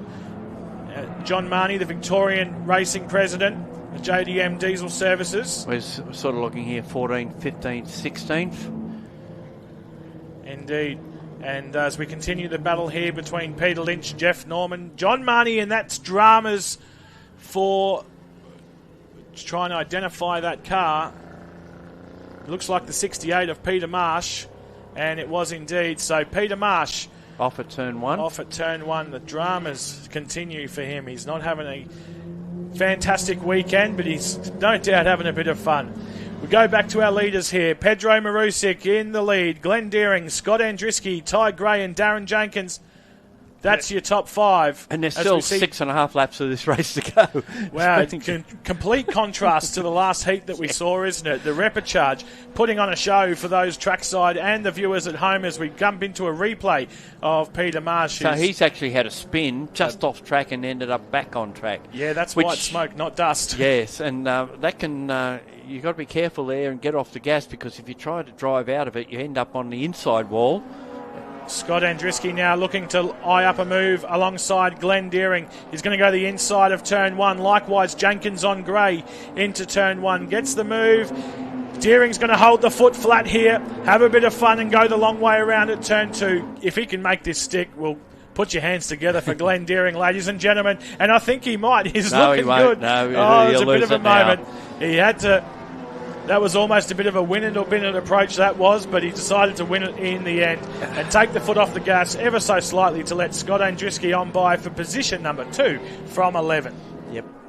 Now his sights will be set on whether he can get to Pedro, who leads the race, has led from the start, weathered the storm of early challenges. Well, we see Robertson just running wide out of turn 2. It's cost him a couple of spots by the look of it. That's allowed Jeff Norman and Mark Baxter to get on by. Baxter recovering from an earlier spin as well. So he's back up to position number 17. Yeah, he would have been right down about position 26. Well, that's 15 now, sorry, as the timing refreshes. And have a look at this. I think Robertson's got some issues. He's slowed up. He's let them all go by. Now Kirk Porter in the Western Truck Group, number 38 entry is having a chip at this battle as well for 14, 15, 16. He's chasing down John Marnie. So we see Robinson there. Yeah, it looks like another one's about to get on by. Further up we see Brock Matthey, Dan Gowdry. A bit of a battle. And Robinson very Similarly slowly off coloured. that. Off from the back of the cars, they look identical, don't they, colour-wise? Indeed. So if we have a look at the lap time difference, we saw a 1:57.61 in the end. In the last race, I called Brett Osborne getting the lap record. Now, Luke Harrison actually pipped that by 4/100ths of a second on the last lap of that heat. There you go. So a 1:57.61 is the new lap record currently held by Luke Harrison. This race we're seeing around 2-minute ones as Ty Gray, that's Ashton Parker, gets on by Wayne Healy. Again, those similar paint schemes, it's very hard to tell. Ashton Parker's got the fastest lap of the race, and that's on he's come back from being shunted off at turn 2 earlier. He's certainly not mucking around, but Wayne Healy responds here, back up the inside. Says, I'll take that position back, thank you very much. Of course, they're arguing over position number 7. Parker positions the car on the inside, but he's on the outside for the next corner. Looks for a crisscross move. Great racing, good manoeuvrability, and race awareness for Ashton Parker. He's having a good charge here and a great battle with Wayne Healy, who runs wide. He's got that spot now because he'll have the line into turn 5. The gap between first and second's down to half a second, so it's really come alive out in front as Marusic tries to hold on ahead of the closing Andriski. There's 4.5 laps to go here, folks, so put your seatbelts on now and strap yourselves in, because the last few laps of this Repercharge 10-lap journey are going to put on one hell of a show. So from potentially starting out at position 31, Scott Andriski's now looking at position 22. It could even be 21 by the end of this race. He really gets a fair bit of sideways movement out of turn 8 on that occasion. So you can see the cars starting to bunch up now, although the gap's just gone out to 0.7 of a second, Marusic to Andriski. But no doubt that's going to be clawed back in the dying stages of this race. Yeah, Pedro doesn't do a lot of HQ racing. That's Jeff Norman, who's had a bit of a spin into turn 8 there. He gathered it up nicely. It was a slide more than a spin. Oh yeah, it was my apologies. As he's hunted down by Kirk Porter and John Marnie. So Jeff Norman also becoming a HQ drifter this weekend.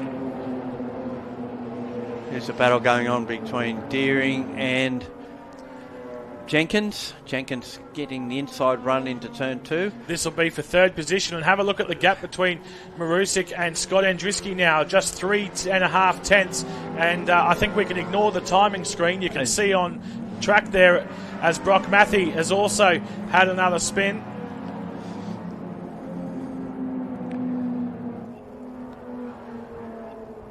So where are we at here? It's Marusic and Andriski. Jenkins promoted up into the final step of the podium over Glenn Deering in position number 4.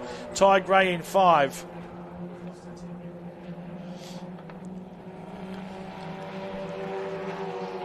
Jenkins, what a drive from him as well, moving his way up in the order. This seems to be the charge of the Queenslanders this race, doesn't it? But I see Pedro, as I said, doesn't do a lot of racing in the States series, but when he does come out on occasions, he's always somewhere near the front of the field. And at the moment, he leads this one, but not by much. Yes, the local versus the interstater. Now, Andriski knows that the lead of this race is just in front of him. And he's going to do everything he can to try and win this race from 11th position. So 3.5 laps to go.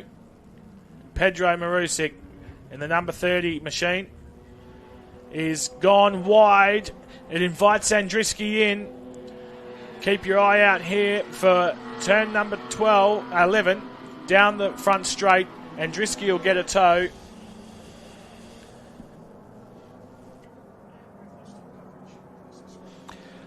So down the straight they go. Pedro's moved over to the inside of the track. Scott's going to try to go around the outside of him, and Jenkins is moving in on this battle as well. doesn't quite do it there. Andruski's going to go the long way round here and have a crack at Marusic, but he's too far out. He's going to have to dive in quite significantly here for turn 3. Can he get the inside? He tucks it up there. He's not quite far enough up, though. Pedro puts the fun pedal down. And Jenkins is still closing further and further on this.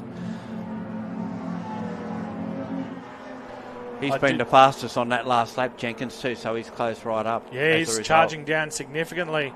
And these two are holding each other up, obviously. That's inviting Jenkins in. Pedro Marusic, Scott Andruski. Could be a move at turn 6 if he gets a good run out of 5. Not quite close enough on this occasion. What a battle this is for the lead with just 2.5 laps of racing to go. This is the 10-lap Repercharge, and it's all on the line as we prepare for our 20-lap final with 50-plus HQ Holdens battling it out here at Sydney Motorsport Park.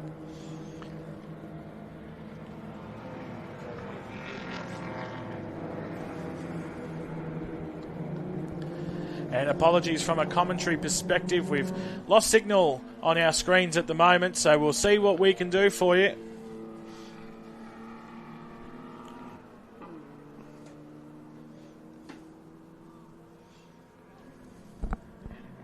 As the battle heats up between Pedro Marusic and Scott Andruski.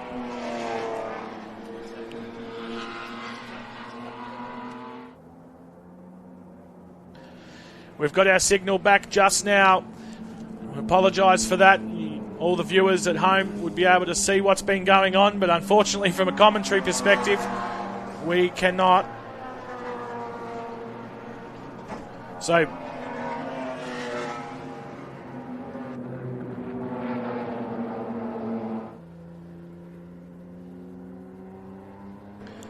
Marusic was tucking in a line there on the inside, hogging the inside line of the... So it's Andruski straight. Out, and Andruski leads the race now. Jenkins in second, Marusic in third, so we've missed the pass there where Marusic's gone from first to third.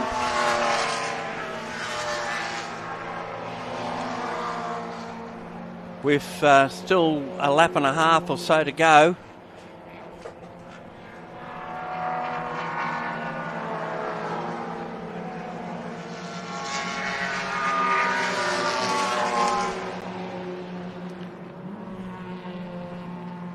We apologise for the interruption in commentary as we try to fix the signal on our screens inside our commentary position. But it's Scott Andruski from 11th position is leading this race over Darren Jenkins, Pedro Marusic in third, Glenn Deering's back there for fourth. Ashton Parker's made his way back for a nice recovery in position number 5. It might have been, I don't know if I've seen that tape hanging off the side of Pedro's car before. Maybe that was part of the passing move. If you look down the left-hand side of Pedro's car, we've got part of his signage trailing.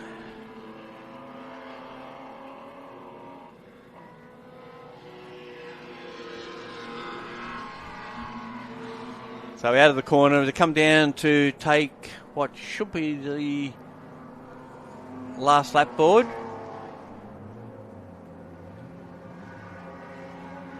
And Jenkins looks like he might get the lead of this. He goes down the inside of Andruski into turn 1, so Jenkins goes to the lead. Andruski second. Yeah, Andruski had a great exit from turn 1, though. He looked to make a move up the inside here, but so's Marusic. Marusic is going to block him. No, he's not. He wasn't far enough up. That could have turned ugly real quick. So Darren Jenkins now in the lead of this race. It appears we have our signal back in our commentary position, which is perfect timing for the last race. Correction to the last lap. So there's a fair bit going on in the commentary position at the moment.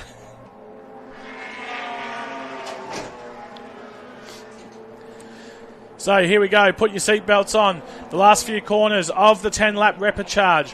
It's Jenkins leading Andruski over Pedro Marusic, Deering, Ashton Parker's your top 5, Ty Gray, Wayne Healy, Troy Kent, Dan Gowdry and Glenn Robertson rounding out the 10. I see that Andruski's put the lights on for this last lap. And Jenkins actually got a little bit of a slower run out of turn 5, and it's allowed both Andriski and Marusik to get right into this.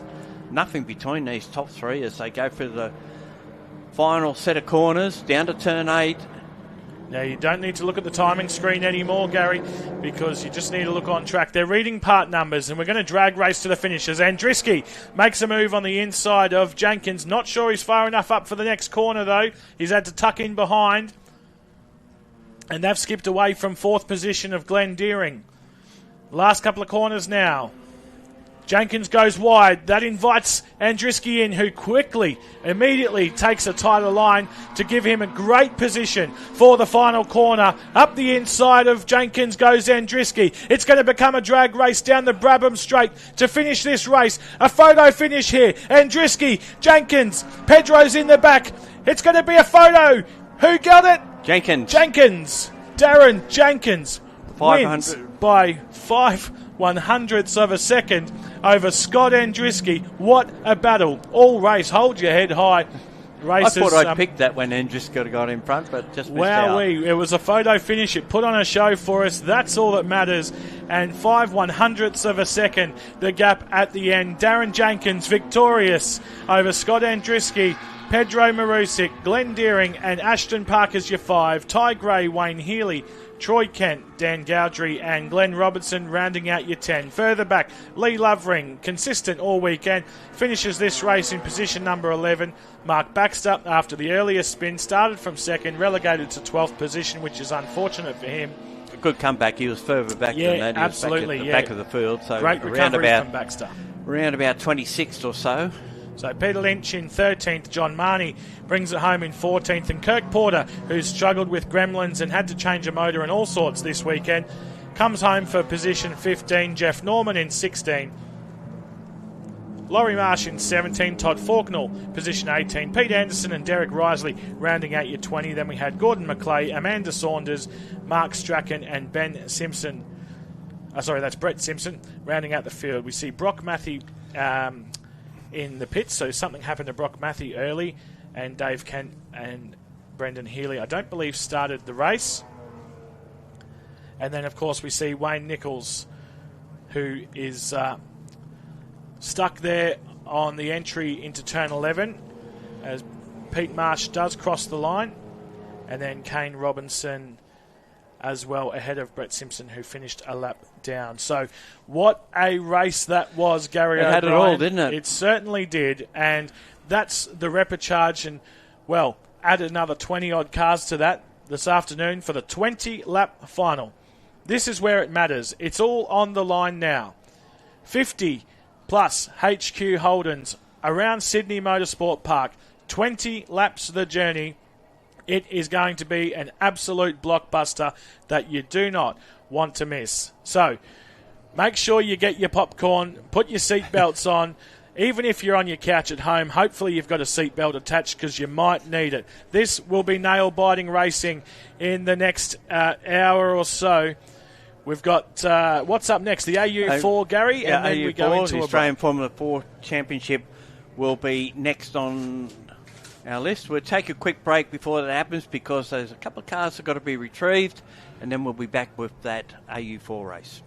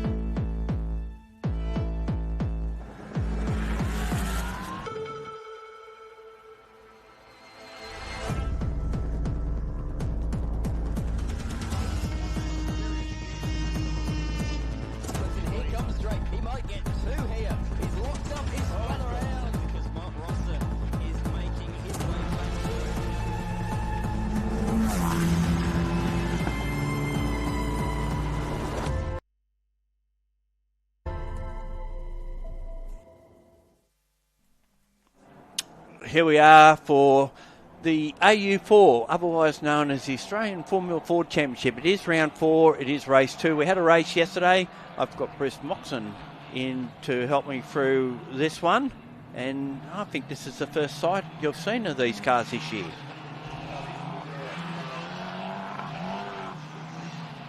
This year, yes. I wasn't on. I didn't push that button.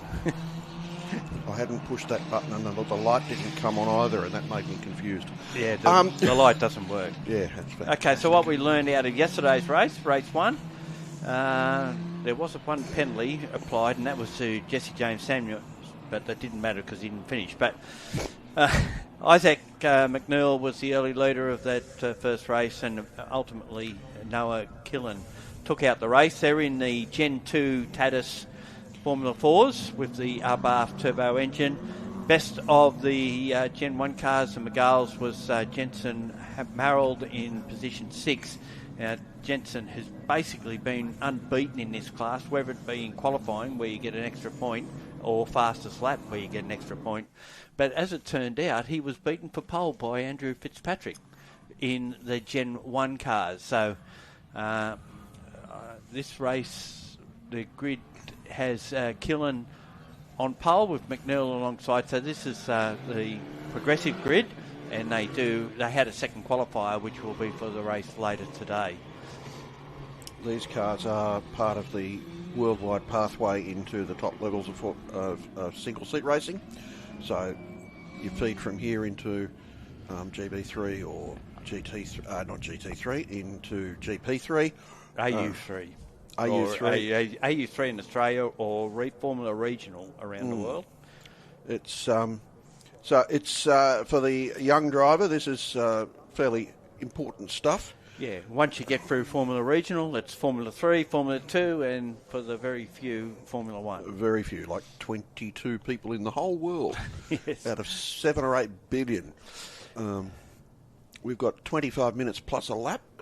Yep. We've already started the clock that starts as the cars leave the dummy grid. And the good thing about it, we've got 3 teams up the front. We've got AGI Sport on pole, Valenti Rosso Motorsport next to him, and Tim Macro Racing in position 3. So a good mix of teams and drivers as the green lights go out, the red light goes out, I should say, and underway. And it looks like it's for Valenti Rosso Motorsport, McNeil. He's got a terrific start from the second place on the grid. Isaac McNeil in the Tatis that goes to the lead.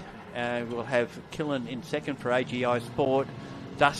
Harrison Dusk in third for Tim Macro Racing, and then it should be Brock Burton, Con Kotovic, Nathan Gotch and Georgia Morgan. They're all in the Tatis Gen 2 cars, although George has fallen down a bit. She's down behind the leading Gen 1 cars, which is Marold ahead of Kobe Wilson, Andrew Fitzpatrick in third spot there.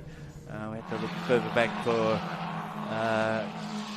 Chloe Lane, and then it's Darsko Stewart, Samuels, Xavier Hockey, and Sue at the back. Right, so at the front it is not on screen. Still Isaac McNeil that will be out in front. Yeah. This is just what happened yesterday too. Isaac McNeil had the early pace, but I suspect he may have had a different tyre pressure perhaps, and it came on a lot stronger earlier. But in the end, the race went to Killen. And in the points before yesterday's race, McNeil led the points on 173 points to Killen on 158. But that gap's closed down because they get 30 points for a win at a round. Actually, they don't get 30 points. Get somewhat less, 20 points, I think it is. But one lap down is McNeil in front, Killen second, Dusk in third, Dennis Burton, Kogotovic, Gotch, Marold. And we've got a spinner. In fact, we've got the leader. McNeil's shot off at the end of turn 1, between turns 1 and 2. Cold tyres. What? Oh, there's another car. Might be some. Might be something on the track. There's a couple of cars off the track. So McNeil and now Sue has also shot off at the exit of turn 1. And Sue is sitting there, and the fire's gone out, I suspect. We might have a They're safety almost car. certainly going to have a safety car with a car stopped there. That is a very hazardous that spot. puts Killen in front ahead of Dusk. So Killen in the AGI Sports entry, and Tim Macrose Racing. Here we get a replay of what happened. Oh, he's just had a bit of a wobble on turn in, A and wobble. well, yeah. He flew off. Yeah. It oversteered slightly on turn in. He's corrected it, and that's overcorrected the car and shot him out to the outside. And you know what? That's probably the safest place to go there when you... Well, you don't want to come back across the track. No, and that's pretty common, and that's also pretty ugly. Yeah. So, okay, McNeil's dropped to near the and Sewer's We've got going. a safety car. Yeah, we've got a safety car. We'll have a lap behind the safety car, no doubt. Sue's got his car refired and rejoins right at the tail of the field. It's Jamie Leigh Sue and then AGI Sport McGall. Well, you know, look at you were talking about the three different teams at the top of the field. So you had AGI, you have Tim Macro Racing, and you've got Volante Rosso. So you've got three of the best motor racing teams in Australia running cars in this championship. AGI have the most cars in the field, but Yeah. Tim Macro Racing has 3 cars, I think, in this field. Volante Rosso Motorsport have the 1, and they're leading the championship. So Yeah. Volante Rosso means red fast. yeah, well they're Fast green. red, They're yeah. green and yellow in this case. Yeah, but, that's right. They started off as they run GT3 as well. Ferrari. Yes. They run- Aston Martin. Yeah, but they used to run a Ferrari. yeah. That's how, Ferrari, fast red, All right, so we're under safety car. The interest now, I think, for me, will be that how much can McNeil recover from... Well, he should get back through We should get past Bagals. Yeah. These cars, the Gen 2 cars, are a fair bit quicker than the older cars. Easiest way to tell, the new cars have got halos, the old ones don't. I really hated the halo until I saw that crash between Hamilton and I think it was Verstappen at Monza a few years ago. Oh, we went over the top of it. Yeah. Even with the halo, the tyre hit Hamilton in the head. I'm going, yeah, that's probably a pretty good idea. We had a helmet on. Yeah. Well, those guys don't wear helmets for decoration. Yeah, as I mentioned before, Jensen Marold could have missed this round. He can miss the last round, which is back here in September, I believe, because he's just so far in front of Fitzpatrick, although Fitzpatrick out-qualified him yesterday. The points gap before yesterday's race, 235 to 141. Fitzpatrick will obviously want to consolidate second position because he had a 4-point margin over Kobe Wilson. Diago Stewart was in third on 90, Jesse James Samuels on 89, Chloe Lane on 86. So quite a few in the mix there for the minor positions in the series, and we're going to go back to green almost immediately. Yeah. So they come around the corner. There's Dust. Dust has got a string of podium positions out of the rounds, but not a win as yet. So A few flashing red lights. Looks like some people are recovering some energy there. Hello, and somebody just sidestepped and slowed right down back in the field, I think.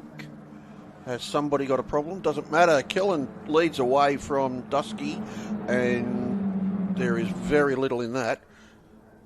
And the third place, Kokotovic, is making a move down the inside now and has the nose in front in the AGI car and done. So we've got AGI cars running 1-2 at the moment. Most of the AGI cars are blue and gold. Just the right colours too. Yeah, whatever. There's no red and green out there. How about that game the other night then? Where South beat Parramatta? That was weeks ago. It was 2 weeks ago.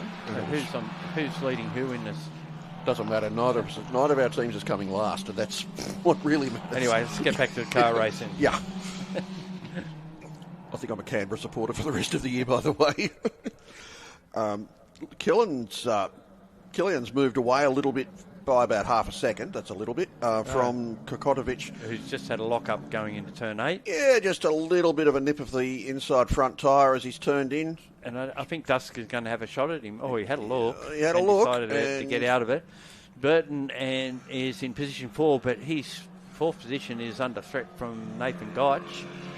And meanwhile, Marold leads Wilson and Fitzpatrick. Now, Wilson really needs to beat Fitzpatrick today in both these races to try and get second in the Gen 1 Championship. So down the straight they go. Still just under 14 minutes of this race remaining. McNeil's already up to 9th, having been 14th. One would assume he'd get back to about position 6 at this stage. Right. Gary says... Don't put that down. Gary says... I missed out on picking the winner of the HQ race by 5 hundredths of a second or something. All right, Gary says 11. Car 11 will be 6th, okay? I've written it down there. Okay, the race continues and the lead is out to 1.7 seconds, which I would imagine Killen might have actually got away a bit.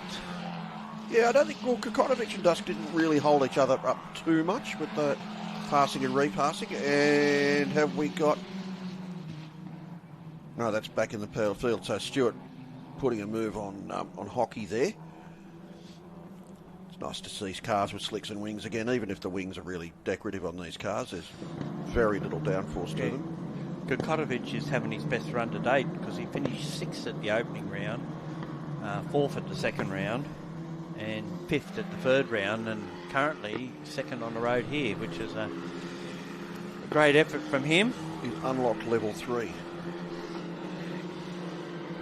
So McNeil up to 8th and only a few tenths behind 7th. Killian's just crossed the line in first place. Nearly 3 seconds up the road now from Kokotovic. And that's a move there from... Well, Kokotovic and Dusk are swapping places again. Or attempting to. And have we done it? No, Dusk is looking all sorts of ways to get all over past. him, isn't he? Yeah. Elbows out. Yeah, well, the lead car's got the right to pick what part of the track he wants to use. Well, yeah, but you can't go weaving around under brakes. That's... Well, they haven't done that yet. No, they have not. They'll make one move. So down to turn 6. Actually, Kokotovic has just got a little bit of a gap there to what he had going into turn 2. But I'm pretty sure that Dusk might get him back by the time they get down to turn 8. Yeah. Not quite. And just seeing where McNeil is, position 7 now. He split the front-running Gen 1 cars. I've just got a message that someone's watching us at home, or not from home, from his hospital bed. My old mate Bob Stevens. So Bob's in rehab. Physical rehab. He's not a drug user or anything like that. He's had some orthopaedic surgery and he's being taught how to do things again. So good luck to you, Bob. And I hope we catch up real soon. We'll give him a hello from me. I haven't seen him in years. Not Bob Stevens, the sports sedan driver, no. Oh, there you go. Well, you didn't preface that. And that was a bit of a weave around, and Kokotovic and Dusk are having the race of the day so far. This is really almost as good as the Superkart race. Or the HQs. Or the HQs. Everyone's been really on the ball this weekend, race-wise. A couple of incidents, but reasonably clean events. By the way, McNeil is up to 6th, so you're right, but... There's still 10 minutes to go, so he could potentially climb higher. I knew he'd at least get to 6. Did I leave the word "at least" out? No, you did, yes. I'm going to say he's going to be 4th. There you go. All right, that's slotting. So you think he'll get ahead of Burton and Gotch? Yeah. Well, he's closing on Gotch. He's only he's less than a second behind Gotch. In fact, he's a lot less than a second behind Gotch. Certainly got pace to burn, hasn't he? Yeah. No, he's obviously very quick. And obviously why he was leading the series coming into this race. Look, the Gen 2 Championship. Leading a series, being on pole and winning races doesn't usually happen by accident. So they're nose to tail down the straight now, Gotch and McNeil. What's confusing is Gotch isn't in a blue and yellow car. All AGI cars are, and I think he's got that move done now. Yeah. Yeah, well, this is a... Well, we've got a stopping car. Is that Dusk? No, Was it Kokotovic? It's Kokotovic, I think. Yeah. Oh, dear. Oh, no. So that was the end of lap 7. And at the finish, well, we were watching the more minor places. Dusk was second from... That's a shame. Burton, yeah. Kokotovic It's seems his best result to date. Well, now it isn't. Ground or halt just at the exit of turn 1. Is that him going? He's going again. So that's... so McNeil's up to 4th, so may get to 3rd now. Yeah.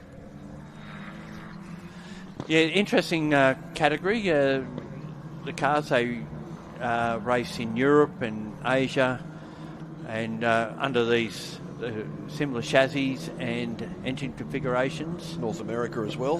North America actually run a non-turbo engine in their cars. So it's a half of a V8 Chev. I was about to say, of course it's not turbocharged, and it's probably a V8. So no, it's half a V8.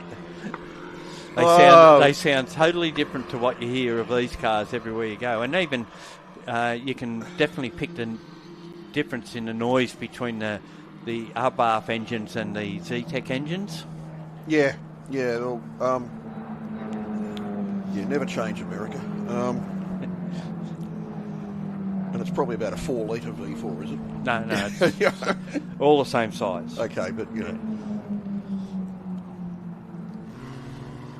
Actually, speaking of racing overseas, Gianmarco Pradl is back in Australia on a short visit. Who's been doing some pretty good things overseas in the series he's running. Aussies are running 1, 2, and 3. Yeah, well, some of these cars went to Southeast Asia last year, as I recall. Yeah, AGI took their cars over. I think they went to Sepang. Yeah, trouble is that what they're racing against overseas, is it Premac? Name just escapes me, but they're multi-million-dollar operations and they test continually, whereas AGI have sort of got to do it remotely and go across and race. For what they take to a gunfight with a knife, you'd think that they wouldn't do as well as they do. Well, Kokotovic seems to have got moving. He's a long way behind now in 13th place. Yeah, he's behind all but, and Jesse James Samuels will be a DNF for the second time by the look of it this weekend, not having a good run. Not ideal. So maybe Kokotovic just had to press Control-Alt-Delete. Or turn it off and turn it back on, in other words. They don't have soft boots in cars, they only have cold boots. You got to get the toothpick and shove it in the tiny little hole. And we've clocked up 9 laps now. We've still got a little while to go. Yeah, nearly just under 6 5 minutes. Yeah. Just under 6 minutes, Gary. Yeah, Killen is 3.6 seconds ahead, and then there's a gap of around about 7.6 seconds back to Burton. McNeil hasn't been able to find a way past Burton as yet, but he is doing faster lap times. He's done his first sector best on that last lap, on this lap. Now we're watching Chloe Lane and Diago Stewart going at it. They're actually in the Nagals, and they're fighting over 10th and 11th position outright. They're fighting over 10th. Neither wants 11th. No, well, one could be 11th and but not have much choice about it. Yeah, but that's not what they're fighting over. Yeah. Well, it depends how you look at it. No. Yeah. They're fighting just over arguing 10th. for the sake of arguing. Yeah, they're fighting over 10th, okay? McNeil still bashing away at the back of Burton. And again, arguing over 3rd place. Yeah, Kokotovic hasn't made any progress. I wonder if the car is wounded somehow. Oh, there he goes. He just passed Hockey. Here he goes. Oh, there's a dive down the inside. Nope. No No room do it there. Gee, that was a bit squeaky, wasn't it? But he's got such a run out of the corner. Oi, no. Down the inside. Pulls it up. Gets it turned in. Runs wide. And hands it back. Or does he? No. Got it sorted. So he's up to 3rd. McNeil hung on. But that now puts him 14.3 seconds behind our race leader. Hello, we just had, and he just, no, what was that? That was someone going very slowly on the offline there. Oh. That was an AGI car. Maybe that was Kokotovic. So, I wonder if it's got a miss or something like that, or running in limp mode, or... Just need to whack it upside with a hammer between the races and get it going properly.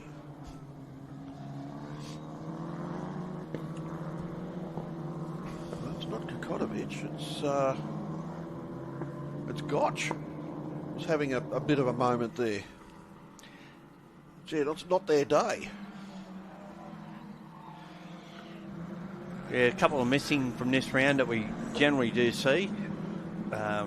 Nick Filippetto, Lawrence Cassidis. Yeah, Lawrence Katsidas is normally one of the front runners. Yeah, here, they take the available cars when it's available. And, okay, right. Someone's taken it for this round. So, but Lawrence was here yesterday having a good look around, and that's the slow car you're talking about up at turn 10, 11, coming through there.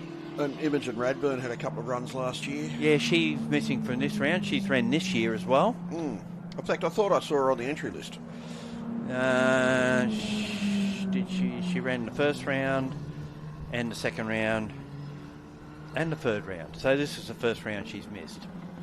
I did ask the question. She is distantly related to Ralph Radburn, but they've never met. Oh, there you go.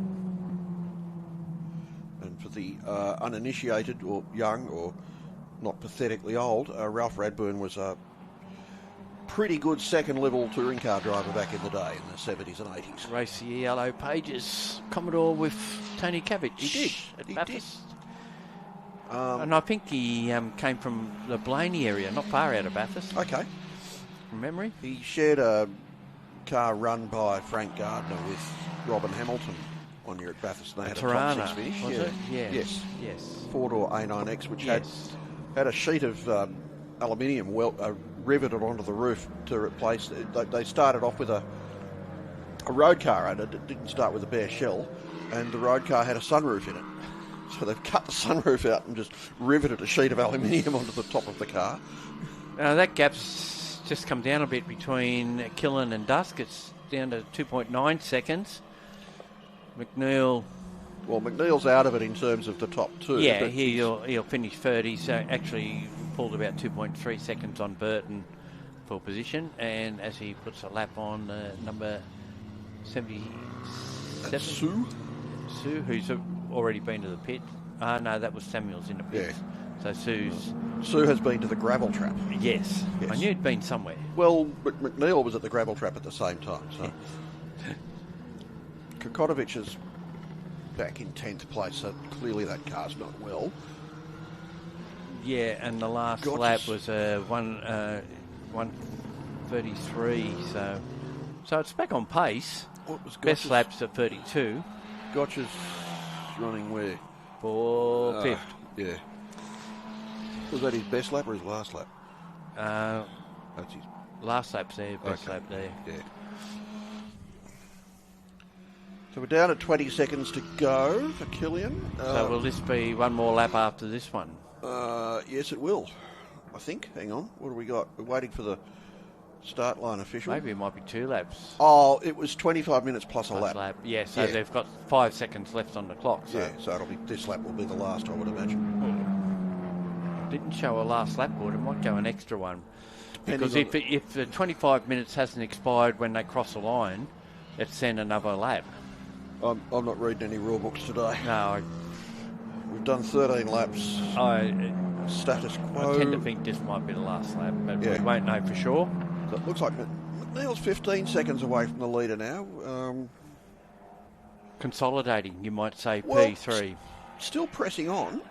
15 seconds from the leader, 13 seconds from the next car. But he's put 4 seconds on Burton in the last couple of laps. Yeah, but his sector times are just behind the 2 front runners. Yeah, well, he doesn't. There's you no can't point. Catch him. Yeah, there's no point bashing your car half. Well, you can get a point for fastest lap. Okay. So that's something to look at. At the moment, Killen has the fastest lap, a 1:31.69, and he was the only one to get into the 1:30s in qualifying yesterday. Yeah, well, the track will be warmer now, and the air's certainly warmer. Oh. Hello, how'd he get there? That's who's that? Is that Samuels? No, Sue. Is that Sue? We can't see a determine number. on that. It's an AGI sport car, I can tell you that much. It might be Stewart, actually. Yeah, maybe. Yeah. So here's the checkered flag. And check flag comes out, and it will be Noel Killen will take the win ahead of Harrison Dusk. That's a win for AGI Sport over Tim Macro Racing in second spot. Valenti Rosso Motorsport. Great recovery from Isaac McNeil to take third position. Well, we were both wrong. Yes. But I was less wrong than you. Yeah, but cars fell off the road. Yeah. Brock Burton takes fourth position in his entry, and the next car will be another of the AGI sports car. Nathan Gotch gets to the line, and Jensen Marold again dominant in the Gen 1 Miguel. That's an excellent result for a Gen 1 car. So hang on, so we've had maybe sort of a half spin, then a massive overcorrection at the last couple of corners. Yeah. And that was Stewart, found himself in the grass. Fitzpatrick comes home in seventh position, second in Gen 1, Kobe Wilson. So Fitzpatrick eventually got ahead of Kobe Wilson. Kotovic finishes in ninth, outright ahead of Georgia Morgan, Chloe Lane, Xavier Hockey, and the last finisher will be Jamie Lee Sue. Okay, we'll take a break now. Coming up after the lunch break will be, for track viewers, Superkarts. HQ Holdens will then line up, and that's when Blendline will be back on air for the big one, the HQ Holden Nationals finale, the 20-lapper, which gets away. Well, we'll be back for that one when it gets underway.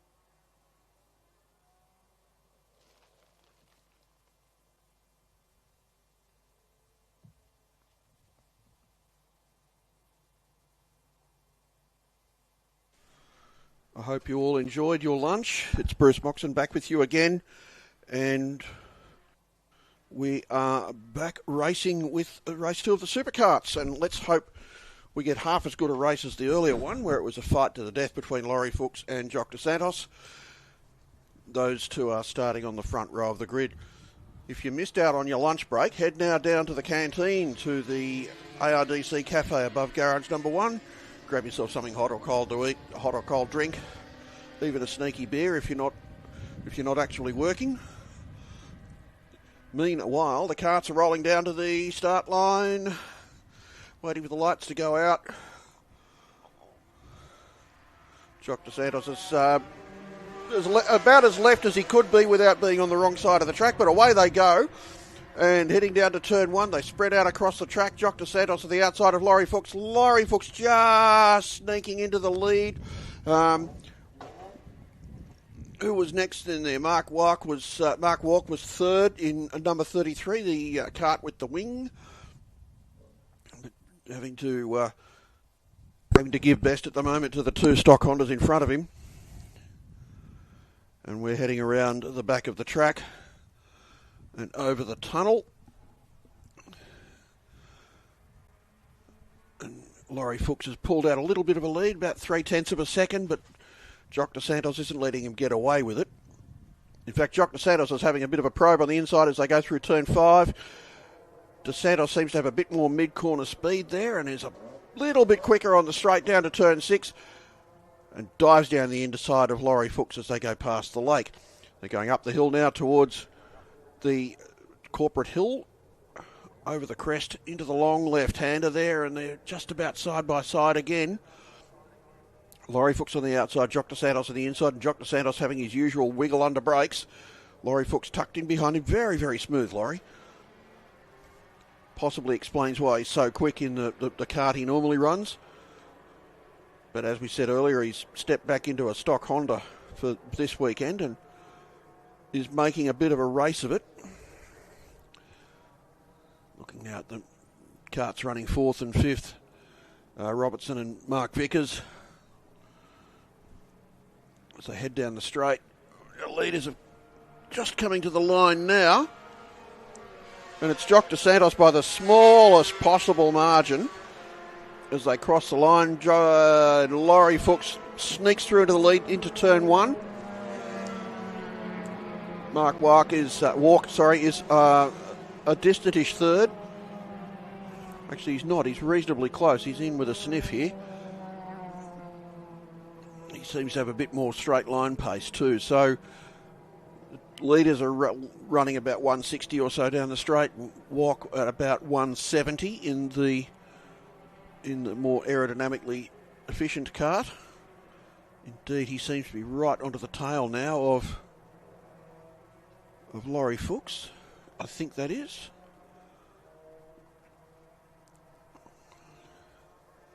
We're all having a bit of a wriggle through turn 5. We're heading up towards the lake again. So Laurie Fuchs is leading from Jock dos Santos, and Jock dos Santos is having a bit of a battle keeping Walk behind him. Where he was half a lap ago. Walk's dropped away now. And Laurie Fuchs leading into the hairpin. Dos Santos in touch, but not as close as he has been earlier. Certainly not as close as the two of them were in the first race. Walk is third. Vickers, Robertson, Horswell, Lewington, King and Fife round out the field. And as we said earlier, really wish we had more of these karts running there.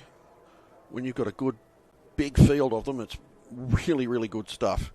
But tiny little things like this get lost on a big racetrack like Sydney Motorsport Park. Lap 2 out of the way, and Laurie Fuchs still in front by all of half a second. Walk is third, then Vickers, and then Robertson. They've all strung out a little bit.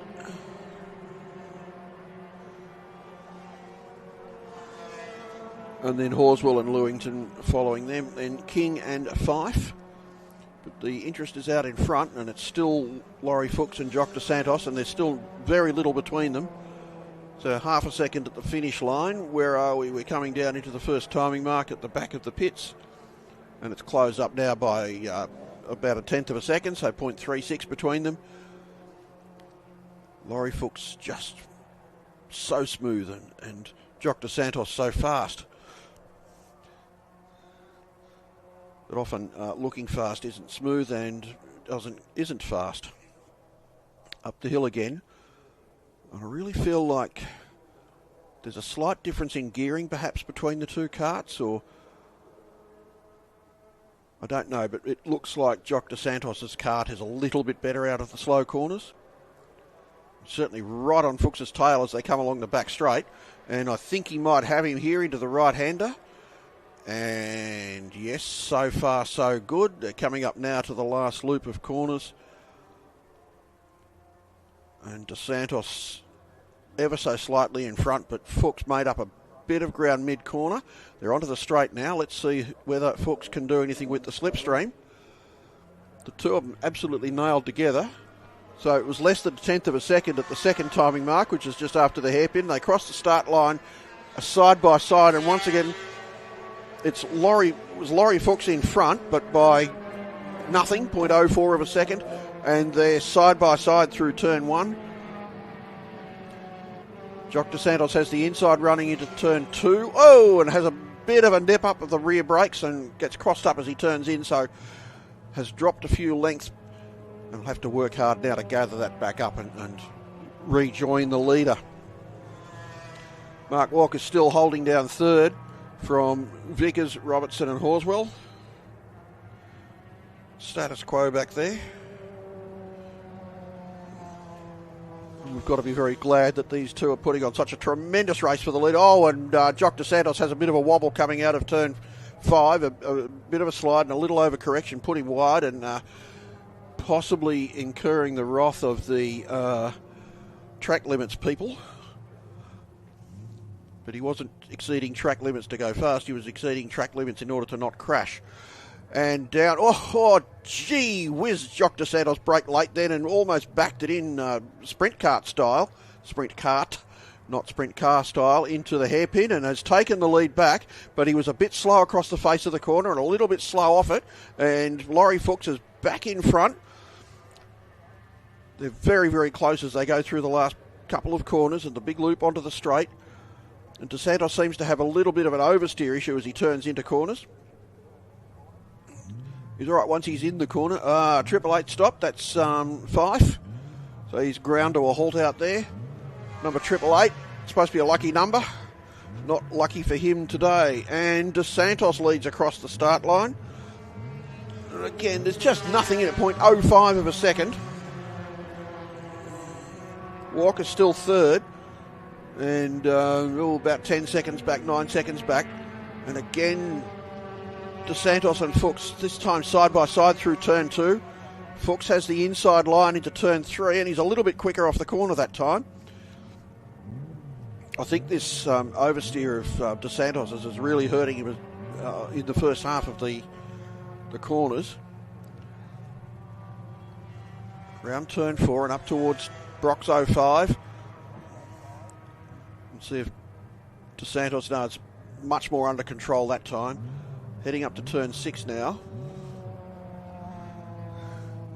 As we look back at the battle for third place, and Vickers has moved past Walk.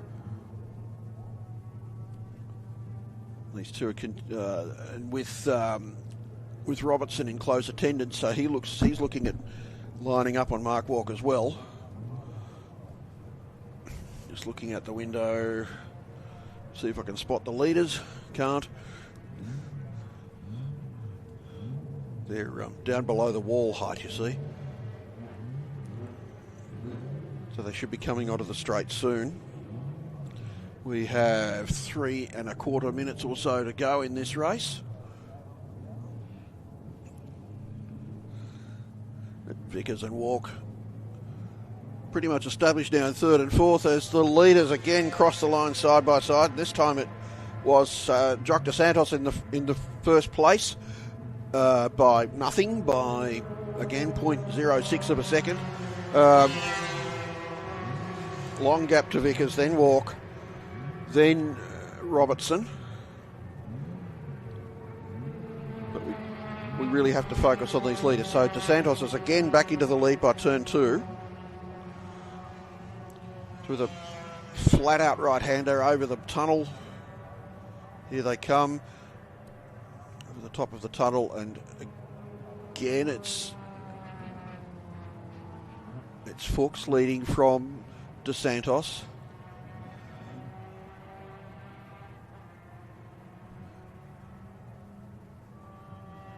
And sorry, I lied. It's DeSantos leading for Fuchs, and maybe DeSantos' tyres have come up to temperature or something. It looked a lot less snappy that time into turn 5. Over the top of the hill. I say that and you'll probably fling it off the track now. Again, Laurie Fuchs very, very close, almost alongside. Yes, and again, Jock DeSantos has a bit of a moment on turn in. So it's got, it's really got an oversteer issue at turn in. I have no idea what you would do to tune that out of a kart, other than changing your driving style or moving your seating position, because you move the driver around on the top of the kart to change the handling. And Jock DeSantos just stuck his hand up. He put his hand on his helmet. So I don't know what that meant. Maybe his helmet's loose or something. But over the line that time, and it's Fuchs leading from DeSantos again. But again, there's nothing in it. They were side by side across the line. And Fuchs has his nose in front, but DeSantos is making a move on him down into turn 2. Fuchs swings wide then on turn in to try and get the best possible line out of the corner. Certainly very quick across the face of the corner. There's nothing in it between these two. Fuchs again moving up alongside. He had his nose alongside going into turn 3, but bailed out of it. They're coming through turn 4, and still nose to tail. Still nothing in it. There is 27 seconds to go. This will probably be the last lap. Fuchs was ducking his head down under the front cowl there to try and reduce the drag, the aerodynamic drag. It might be that Jock DeSantos has a little bit more power. Their straight line speeds are, within a kilometre an hour or two of each other this time round. Into the hairpin. So Fuchs has it all to do. He's a few lengths back now. Whether he's laid off and trying to get a run now on the leader as they come into the last couple of corners. DeSantos smoothly through the last couple of corners. A little bit of a hop in the middle of the corner there, as it must be a bit of a bump or a dip. And onto the straight. What have we got? Have we got a checkered flag? We've got something. We have a checkered flag, and it is going to be Jock DeSantos by the narrowest of margins, by 0.09 of a second, less than a tenth of a second.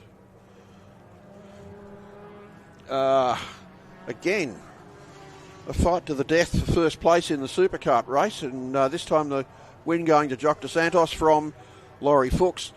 Mark Vickers a distant third from Mark Walk. Wayne Horswell, Stuart Robertson, sorry, then Wayne Horswell. And Mark Walk fading right near the end of the race. All right, we'll have a quick break. There's at least one kart to retrieve.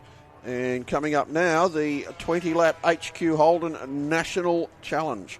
And we'll leave that with the adults in the room to bring you that.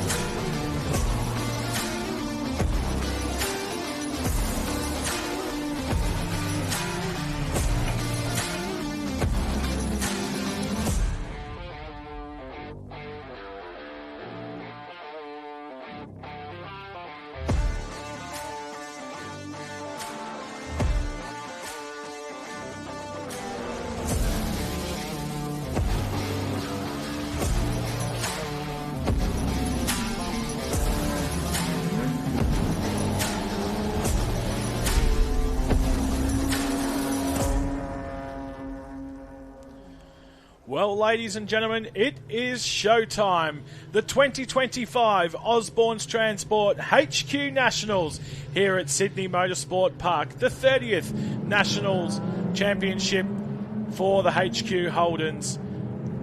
And the first at Sydney Motorsport Park since 2009. And just have a look at the crowd that's turned out here at Sydney Motorsport Park for the 20-lap final. 51 HQ Holdens will drive the 20-lap journey. There can only be one champion. My name's Moston Rudge, joined by Gary O'Neill for commentary. Sorry, we'll get that right next time. Gary O'Brien for commentary. Gary, good afternoon. It's showtime. Thanks, Moss, for that introduction. Yeah, looking forward to this. We think this is the 30th. It's been running since 1989.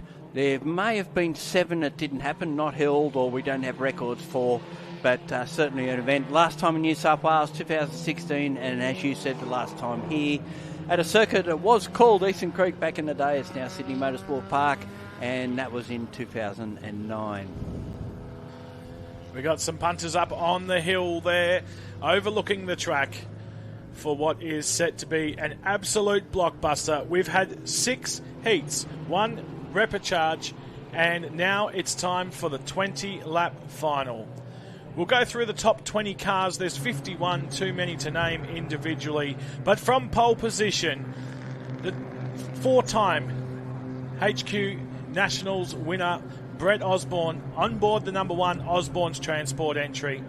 Out of position number 2, John Baxter. Luke Harrison lines up in position 3.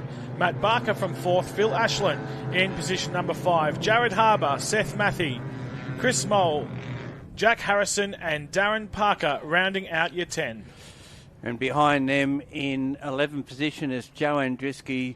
Jason Johnston will be alongside of him. Wayne Potts, who was involved in that incident in the earlier race today, will be next, followed by Ken Wright. Then it's Darryl Crotch, David Proglio, Mick Howlett, who's another involved. Hopefully he's back out there. Warren Truan, Ian McLean, Chris Buckley, and Darren Jenkins, the next one there as well. And have a look as they filter out. That's what 51 HQ Holdens looks like around this magnificent Sydney Motorsport Park circuit. It's an absolute perler of a day weather-wise. It's actually quite warm here in Sydney at the moment. Not a cloud in the sky, and prime conditions for a 20-lap final for the HQ Holdens as the family, friends and HQ supporters gather up in the stands to check out all this action. With a field this size, it could be quite a while sitting on the front of the grid till last cars come into place. We got down to position 21, which was Jenkins and Scott Andriski alongside of him. They were the ones that ran 1-2 and split by, 400ths of a second at the end of the Repercharge heat, which determined who would be on that race. So that's how close it is all the way down the field. You're not wrong there, and we're going to see some absolute battles out there. Fingers crossed we get plenty of green racing. 20 laps is the journey. For those joining on the coverage at home, live on Facebook or YouTube, and for those trackside, we hope you got seatbelts because you're going to need them. Hang in there. 20 laps of HQ racing to come your way. Yeah, as I said, it takes a little while for a grid of this size to actually take up their positions for the start of the race. What a sight. It doesn't get any better than this. So far back, the marshal who waves the green flag has to go about 100 metres back from where he ordinarily would be. Yeah, I think they normally they would have a second green flag waving back there somewhere so the rest of the field knows what's going on. Here we go. The last few cars coming into position now. It's Brett Osborne, John Baxter on the front row, Harrison and Barker in your second row. Here we go. Who has got a challenge to Brett Osborne? Will he go for the three-peat? The green flag's in the air, ladies and gentlemen. Strap yourselves in. This is the 2025 Osborne's Transport HQ Nationals. We are off and racing. A great equal start from Osborne and Baxter on the front row. And it Phil looks Ashland like, getting buried in the order. Ashton Parker stalled on the grid. Was it? Looks like car 40 was stalled back there and has lost a lot of places coming through turn 1 now, but they've all got through. Here we go. This is where it can get precarious. Into turn 2. Brett Osborne leads. Luke Harrison, John Baxter forced on the outside. So far, so good. You got the likes of Deering, Andriski, Buckley, Parker, Ty Gray, all in the mid-pack there. They're going to charge through the field, no doubt. All very quick. Not where they ordinarily would be in a national series. On screen now, Michael Howlett on board the number 7 machine from Western Australia. That team has worked emphatically hard to get that car back out on track for this final. Kudos to the WA crew here in Sydney this weekend.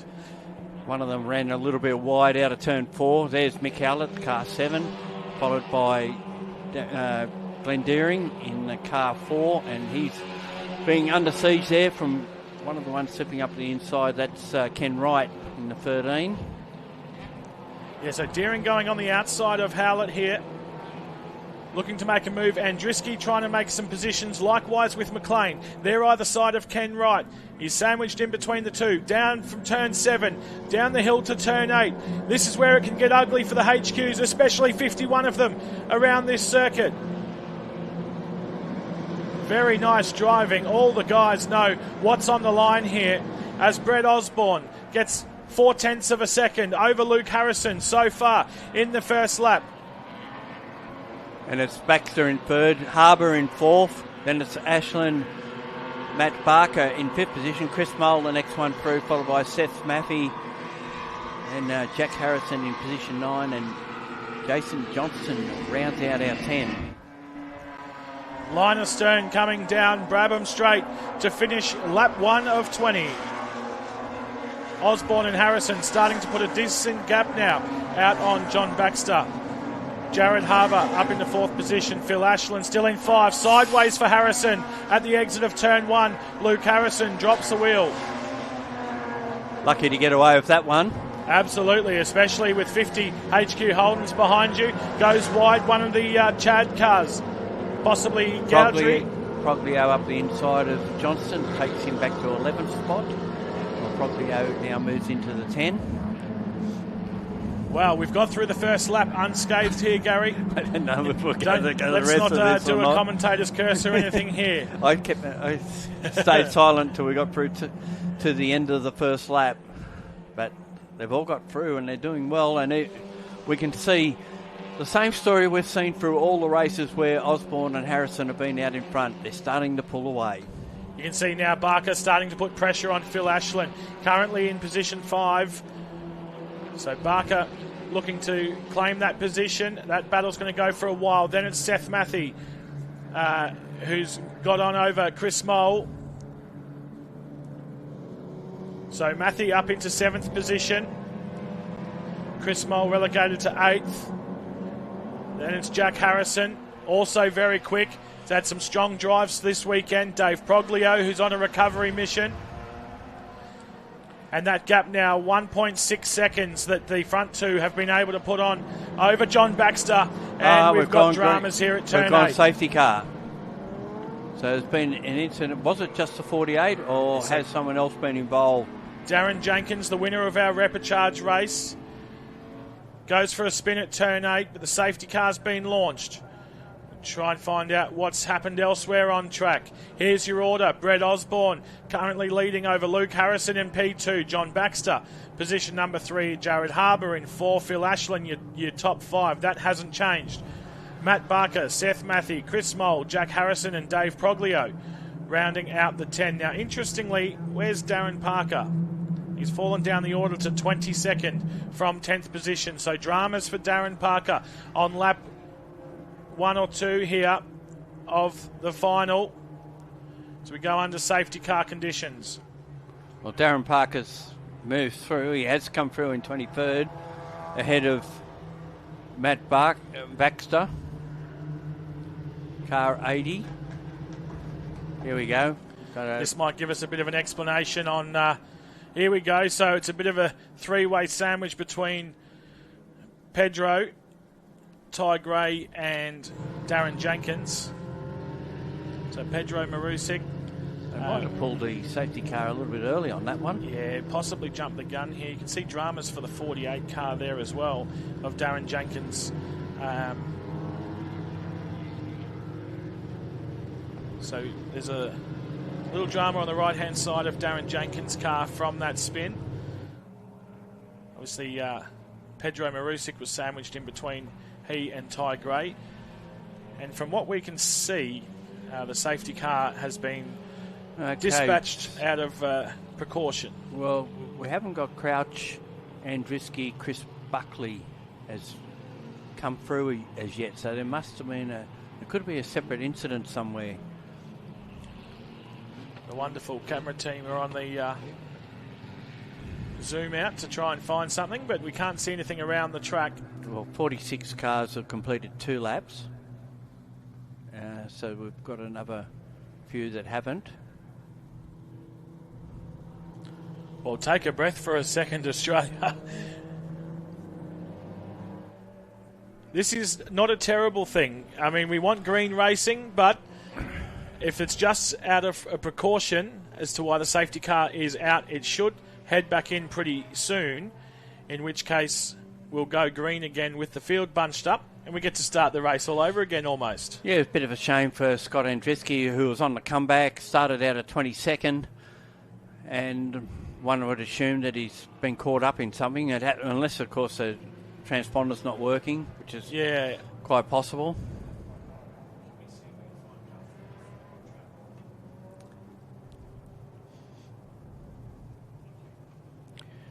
So we still under safety car, so there must be some sort of incident somewhere, because we did see Jenkins get underway straight away, so it certainly couldn't have been pulled for him.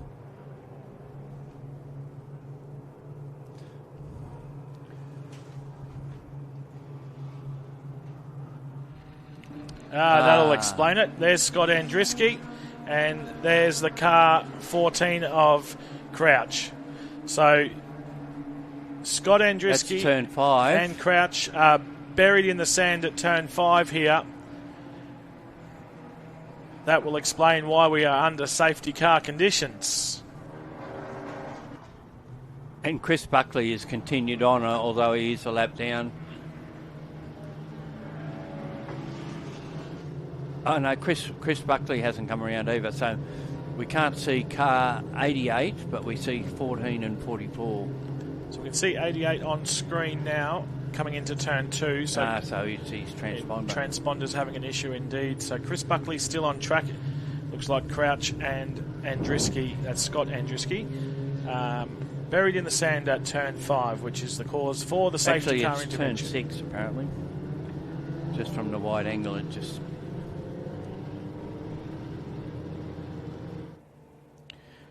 They tell us it's turn 5, so I'm getting misinformation here. Now I'm just seeing where Crouch started. Crouch started in 15.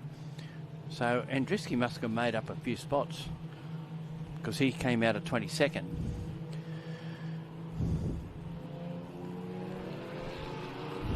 Yeah, I should have checked my phone a few minutes ago, because I've got 2 messages there telling us exactly what happened, Gary. So next time I'll look at my phone and check the text messages from those who can hear me trackside.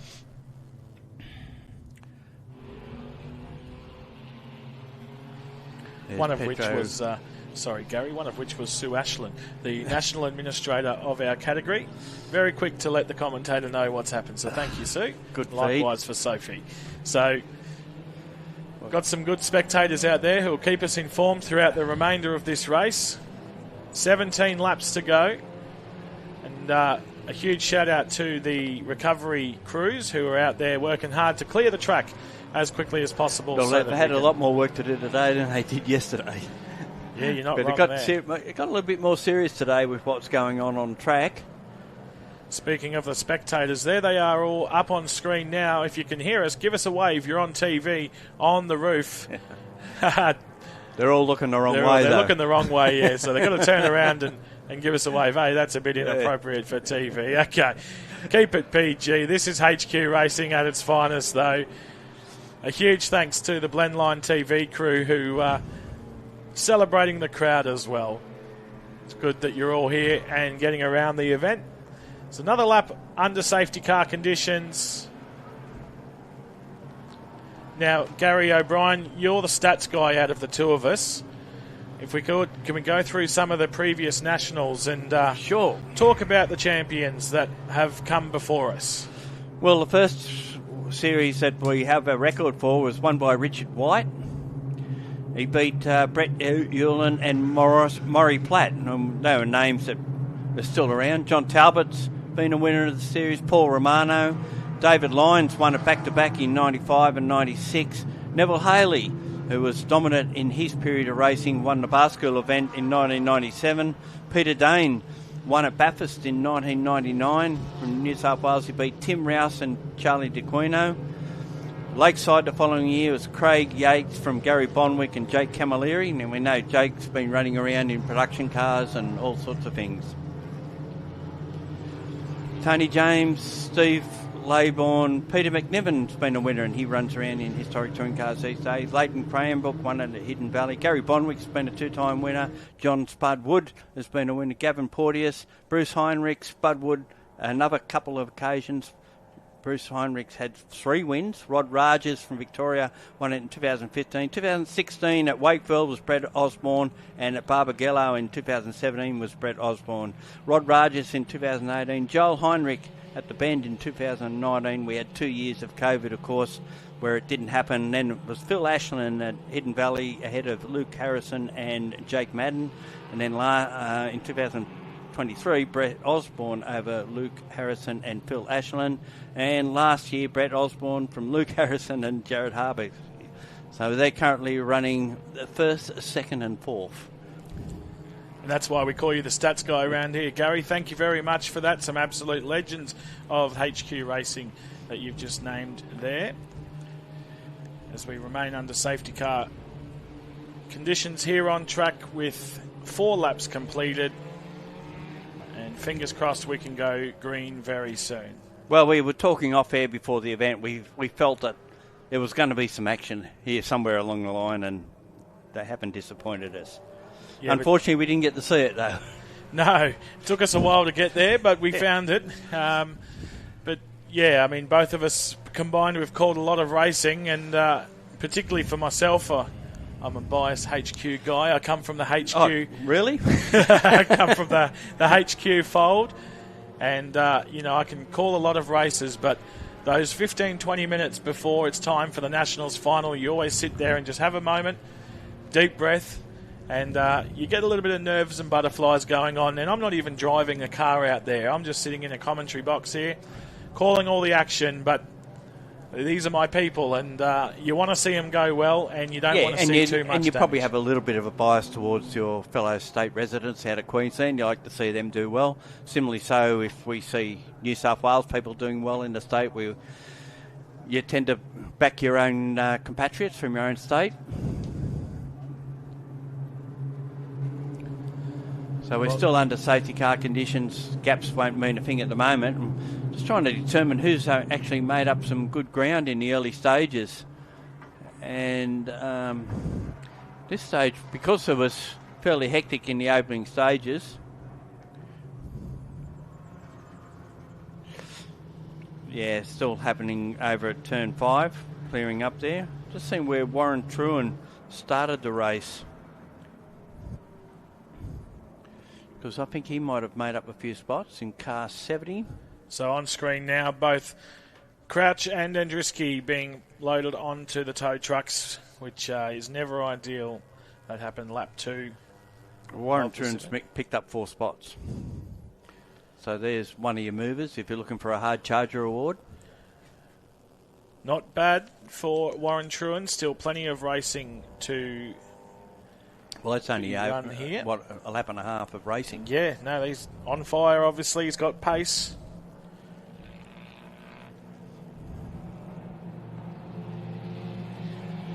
I guess this is a chance to try and settle the drivers' nerves a little bit, because it got pretty hectic at the start, and they can just sort of build themselves up now to go through the whole process again. Yeah, well, they don't have to do a standing start again, obviously. So that part of it and that nervousness around the start is gone. So fingers crossed we've all been able to take a deep breath, calm down, and we can smash out the remaining 14 laps. Well, we did see Ashton Parker stall on the line, but fortunately everyone was able to thread their way around, and so he won't have that drama this time around. Volunteers do a great service here at Sydney Motorsport Park and all around Australia, and if you're keen on getting involved in motorsport, and there's no better way than becoming an official. If you want to find out more details, go to motorsport.org.au/officials and you'll get all the info you need there. Really, they're closer to the racing what we are. Absolutely, they are the best seat in the house, and we can't do it without them. And they spend their entire weekend, generally from the Thursday, sometimes all the way through to Sunday night here at the track. A lot of them voluntary. We simply couldn't do it without them, and there are so many people involved in putting on a race meeting. The good thing about this pickup happening at turn 5, they can go into the other pit area over between 4 and 5, so they don't have to come back around the track to the main pit area. So I suggest that on this lap we will go back to green race conditions. It's a great suggestion, Gary, and I reckon you're right, on the money. So let's hold our breath again. Put the seatbelts back on and tighten them up. Just give them that extra tug now. Because we're going to go racing one more time. We are on lap 7, completed 6. But we go past the line, there'll be 13 laps to go. There's still a long way to go. I tell you what, the best part about HQ racing is that there's guys from the age of 18 all the way through to their 70s. Some of them love a 20 lap. They call a 20 laps is an endurance event for them.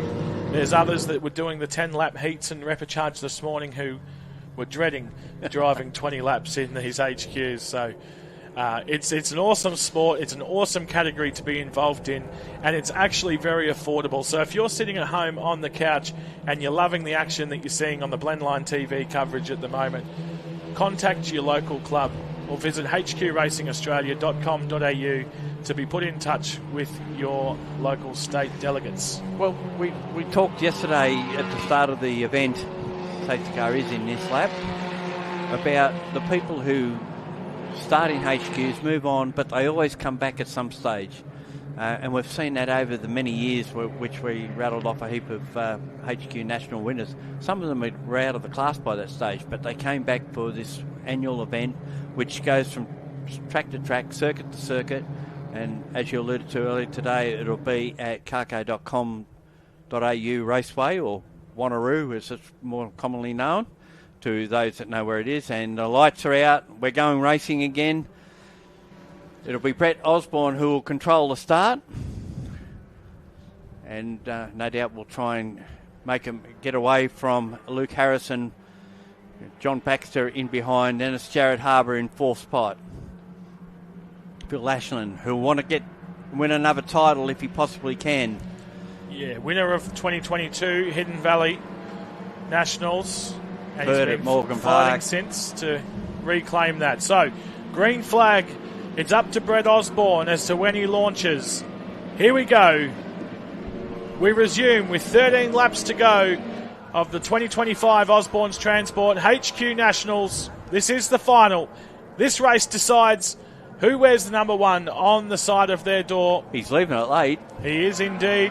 Now he goes. You can hear the roar outside our commentary box as the HQs go back the full noise down to turn 1. Through they go, and there's some jostling going back in the field there already, but it's Osborne out in front, Harrison second, Baxter third, then it's Harbour, Ashland, and Barker, I should say, the next one through. And then it's Andriski, that's Joe Andriski, Ian McLean, Warren Truan, Glenn Deering.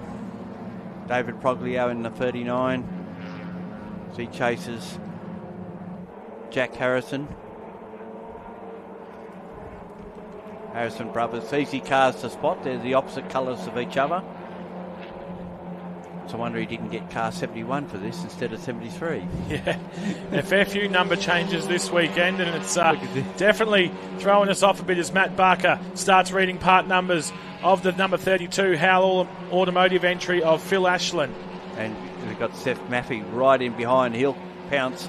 If either of those two step out of line anywhere, he'll be through. And we've got Chris Mole in behind him as well.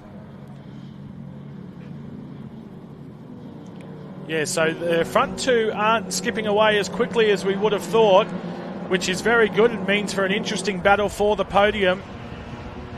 So nice and dense there, the top 10, 12 cars. Maffey did stick his nose out to have a look around the outside of Barker, then opted back in to get the run. So we'll get a lot of side drafting down the straight if they can get up alongside with the slipstream out of the corner. There's no wind resistance virtually at this stage, very little in the way of a breeze, as opposed to yesterday where we had almost gale conditions. Yeah, so Seth Mathick took some inside curb at turn 10, unsettled the car a fair bit, but he was able to hang on to that position over Chris Mole. There's a daring trying to make a move on. It's Joe Andriski. He's on the inside here. Joe Andriski, Queensland State Champion multiple times. He's a fierce racer. Warren Truen goes wide, drops a wheel at turn 1. Well, he's just dropped a spot, so... It's that's Ashton Parker, sorry. So Ashton Parker capitalises on that opportunity. Made up says, some thanks ground very as much. well. Obviously the safety cars help, but after stalling at the start... And if you're wondering what that noise is in the background, that's a couple of HQs being dumped outside our commentary box. So Brett Osborne and Luke Harrison skipping away now. They must have heard what I said in commentary and they're going, righto, foot down, here we go. So then it's Ashland, Barker, Matthew, Mole, Chris Mole. Harrison. Wow, this is really Foglio. forming up to be a great battle. So Matthew on the inside of Barker. Oh, they're going to go too wide through turn 7 here, around the Corporate Hill. Come out the other side of that, unscathed, and He with gets it Matthew done. ahead. So Matthew up one position into P6. Mole goes around the outside of Barker. Wasn't far enough up though. Couldn't get the move stick. Matthew on the inside of Ashland. Looks to take a 2-for-1. Ashland closes the door nice and quickly. So Phil Ashland has a whole field of HQs behind him. He needs to make a decision here. Eyes forward in order to get Jared Harbour, currently sitting 4th. Now, if Harbour can catch up to Baxter, we'll see a repeat of the same podium from last year. Do you think that'll happen? It's hard to say. Who knows? Anything can happen in a HQ Nationals final. Well, Luke Osborne, done it again. Luke Harrison breathing down the neck of Osborne. Dramas for the 67 car. So that's Laurie Marsh.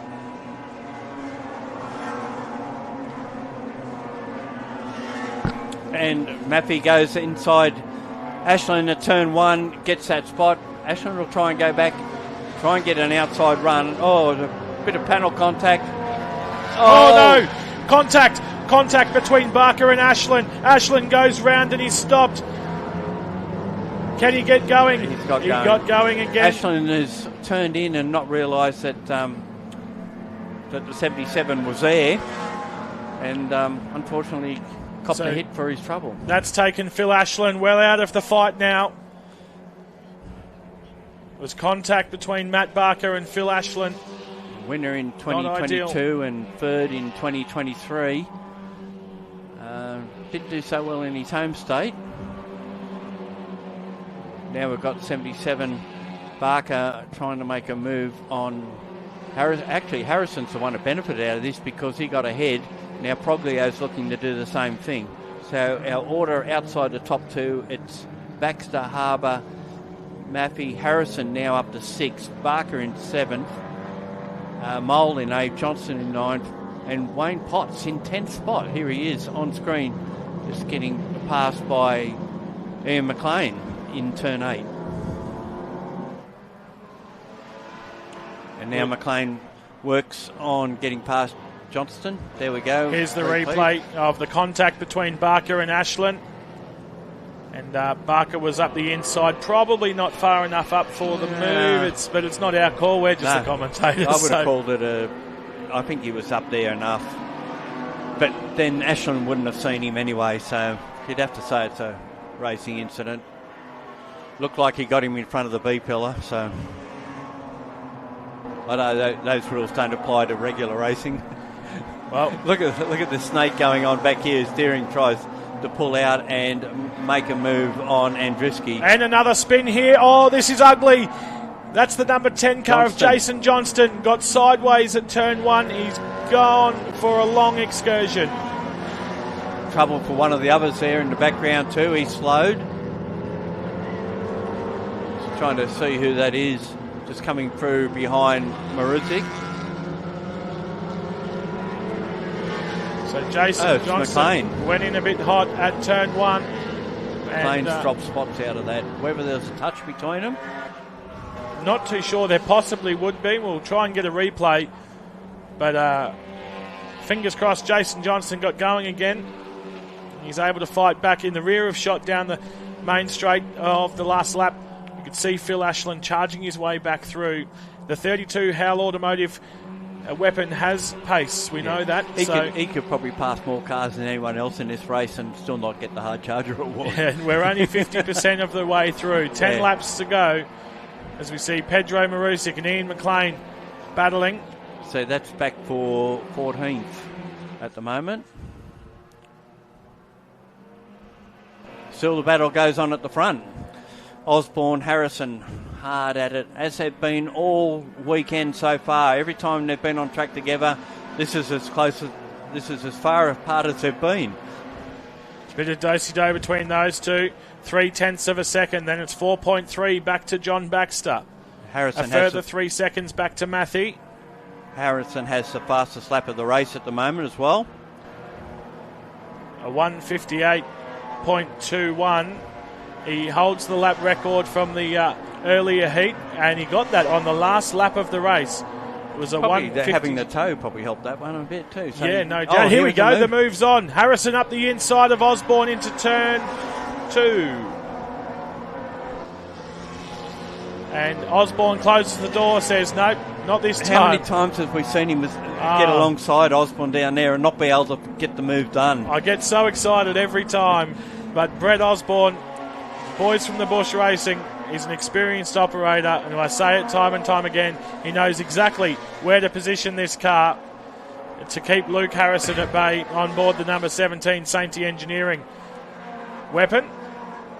He's got the headlights on though, so I reckon he's pretty keen to get around. He's not mucking around. He wants that bride's dress. He does not want to be the bridesmaid anymore. Here's the replay of the Jason Johnston spin on the inside. Yes. Oh, a little bit of contact with McLean there. Contact. There he goes for a long journey. That'd be a pretty scary ride out there. Well, your lawn's been mowed at turn 1 there, Sydney Motorsport Park, so... I think it's been reseeded by the look of that. All right, back to the leaders now. Brett Osborne, Luke Harrison. They're extending that gap now, 4.7 back to Baxter. Certainly a race in 2 with John Baxter on his own in 3rd, Seth Maffey in 4th, Jared Harbour back to 5th at the moment. We've got to move on the inside here at turn 8. That's Wayne Potts. That's Potts on the inside of Ashton Parker. Actually, I think it might be Ashton Parker trying to get around Potts. And I think he might be... he's sticking with it. I think but no, he has to let it go this time. Ruzic behind him. Then we've got... following them through would be Truan. Easy car to spot Warren Truan's car. Just looks like he's HQ Monaro. He races in TCM. It's a great scheme, isn't it? It's absolutely phenomenal. Depends how you feel about it. Here we go. He has another crack. The door's closed immediately. Not to be. Can he go on a tight line, the inside of 2? No, Osborne knows the move. He knows exactly what's going on. Have a look at this. We've got Deering, Potts, Joe Andriski, Ashton Parker. Deering got through there nicely. He's sort of off. He hops in another spin there. Pedro's off. Pedro Marusic goes kangaroo at turn 1. He did well to get back on track there, not take out any of the signs. So good job, Pedro. Here comes Phil Ashland. Up the inside of Warren True, and he goes. Phil Ashland on the charge back. He's currently, that's for position number 14. So let's see what he can do as Potts puts a bit of pressure on Glenn Deering here. Then it's Ashton Parker behind Joe Andriski.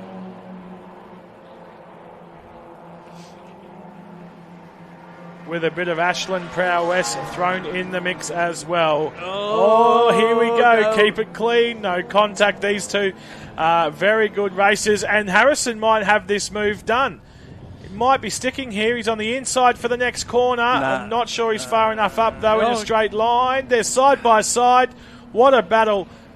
Osborne and Harrison. Geez, fighting hard, isn't he? Yeah, and I think to get to make that side draft work properly, you've virtually got to be rubbing panels. And you lead the gap there. You'll often see if someone attempts to side draft someone else, they'll actually drive away from them so they don't get the benefit. So they come down to complete lap 12. It's lap 13, so 7 to go. As we've got two screens that say different things but should say the same. But we've completed 13 laps. We're on 14. Here's Wayne Healy and Lynch. Lee Lovering in there as well. Lee Lovering. Then it's Wayne Healy. Lynch. Brock Matthews in there as well.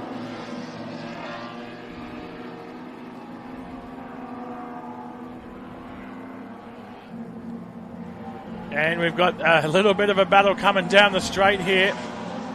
And that's the Lovering battle again that I mentioned with Wayne Healy. So trying to get the toe. Healy has the local track knowledge. Straight up the inside, gets that done. Can Lee Lovering respond into turn 2? Further back you got Derek Risley as well. Gee, they're playing for keeps at the back of the pack here, or not mucking around. No position safe, is it, really? So the guys have been out there for 33 minutes now. And we got dramas for Brendan Healy at turn 2. For all the trouble they've had. It's a new motor. They've had gremlins all weekend in the 222 hands-on first aid entry. Blowing a fair bit of smoke. No doubt he'll probably have to come through into pit lane.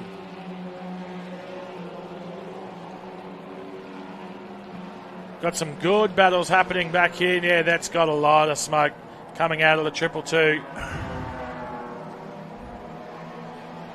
Not sure what's happened there, but don't think he's going to be able to continue racing. One of the other cars in trouble there, taking the inside line. That's Pete Anderson, who's going a lap down, letting the leaders get past. All the way from the Northern Territory for this event. They come far and wide to be part of the Nationals. Western Australia, the Northern Territory, Queensland, New South Wales, Tasmania. We're all here this weekend. So Osborne continues to lead, and the gap's generally about visual. And very close, but officially about 300ths of a second. I want to make a quick note here. Glenn Deering up into position number 10, and he started somewhere around 20-odd, I believe. 23rd. Up into 10th position, so he's moving and grooving. Glenn Deering's on his way up the leaderboard here. As we see battles continue with Darren Parker and Pedro Marusik. We got dramas for the 91. Off the track. That's one of the Robertsons, Glenn Robertson's car off. So that's on the entry to turn 11. Glenn Robinson goes for a spin. And you can see it's starting, 20 laps is starting to take its toll on several cars as we see one heading to the pits. That's the one that was smoking earlier. That's the Healy car. The battle for the lead still continues. This is going to go right to the checkered flag. I tell you what, it looks like Brett Osborne does this pretty easily as we see a replay of the incident between Glenn Robinson and Kirk Porter, and both of them actually went. We caught the tail end of that, and we actually didn't see Porter in the frame at the time. So very interesting stuff there. So, as I was saying, Brett Osborne, he looks like he's doing it easily, but I tell you what, Luke Harrison's keeping him honest. He would absolutely be working his butt off for this race win. It'll be a three-peat if he can make it done. Or is Harrison going to get the upset after all as Phil Ashland drifts turn 11 here at Sydney Motorsport Park. Keeps it together though. He's got Glenn Deering right behind, who's just charging through. He'll get past him as a result. Got a better run out of that corner. He'd lost a couple of positions, but he's charging back up into turn 1 now, up the inside of Ashland. Thanks very much. Got Wayne Potts in front of him to get that move done. Then it's Ashton Parker. Joe Andriski buys himself a ticket as well. Wow, we're getting impatient now, aren't we? Ashland nudges Ashton Parker over. Ashland up the inside of Deering now. Parker's going to follow him through. Deering on the outside. Keeps it there nicely. But No. pushes him. Parker, that's Ashton Parker, pushes Deering a bit wide, drops the wheel. Down the inside, a few lapped cars just getting out of the way there. They're battling just outside the 10. Potts is in 10th, and he's at the head of this group. So it's on for young and old just to try and get in the top 10 here, with laps starting to run out. As Andriski looks to make a move on Deering as well. Now, can I just make a quick point here, Gary? Have a look at the best lap time for Osborne and Harrison. So, Luke Harrison currently has the quickest lap with a 1:58.211. Brett Osborne, 1:58.217. 98 in a bit of drama coming out of turn 8 there. And here we go. Harrison, no, he's not far enough up. Gee, the TV gives us a good angle, doesn't it? Yeah. Makes it look good, but he's actually fallen a fair way back. Yeah, he went away from... Maybe he's got getting a bit of dramas. heat. He's got dramas in the front right here by the looks of it. There's a bit of smoke coming from there, possibly. He's done a head gasket. Dramas for Luke Harrison. Could have been the reflection of the sun, but it didn't look normal, did it? Sitting in the draft of the lead car for so long too. Might have overheated.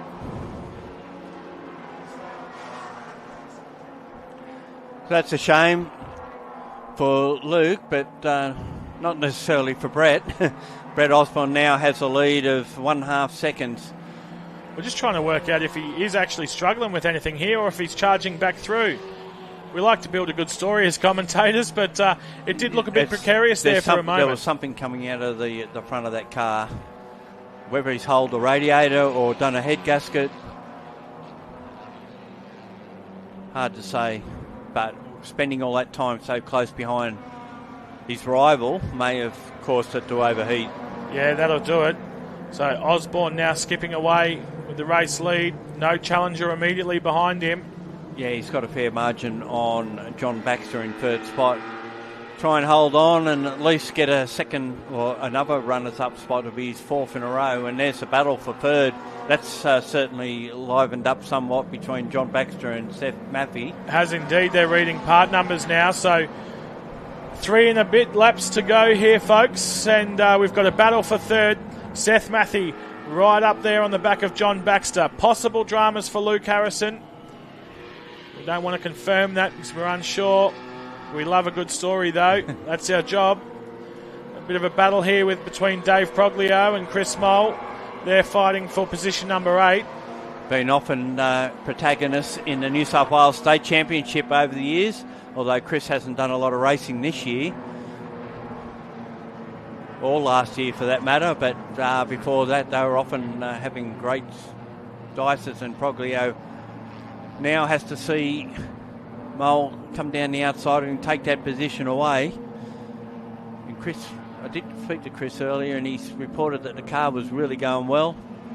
All they did was do basically a spanner check on it, change the oil, and from the last time they ran it, they've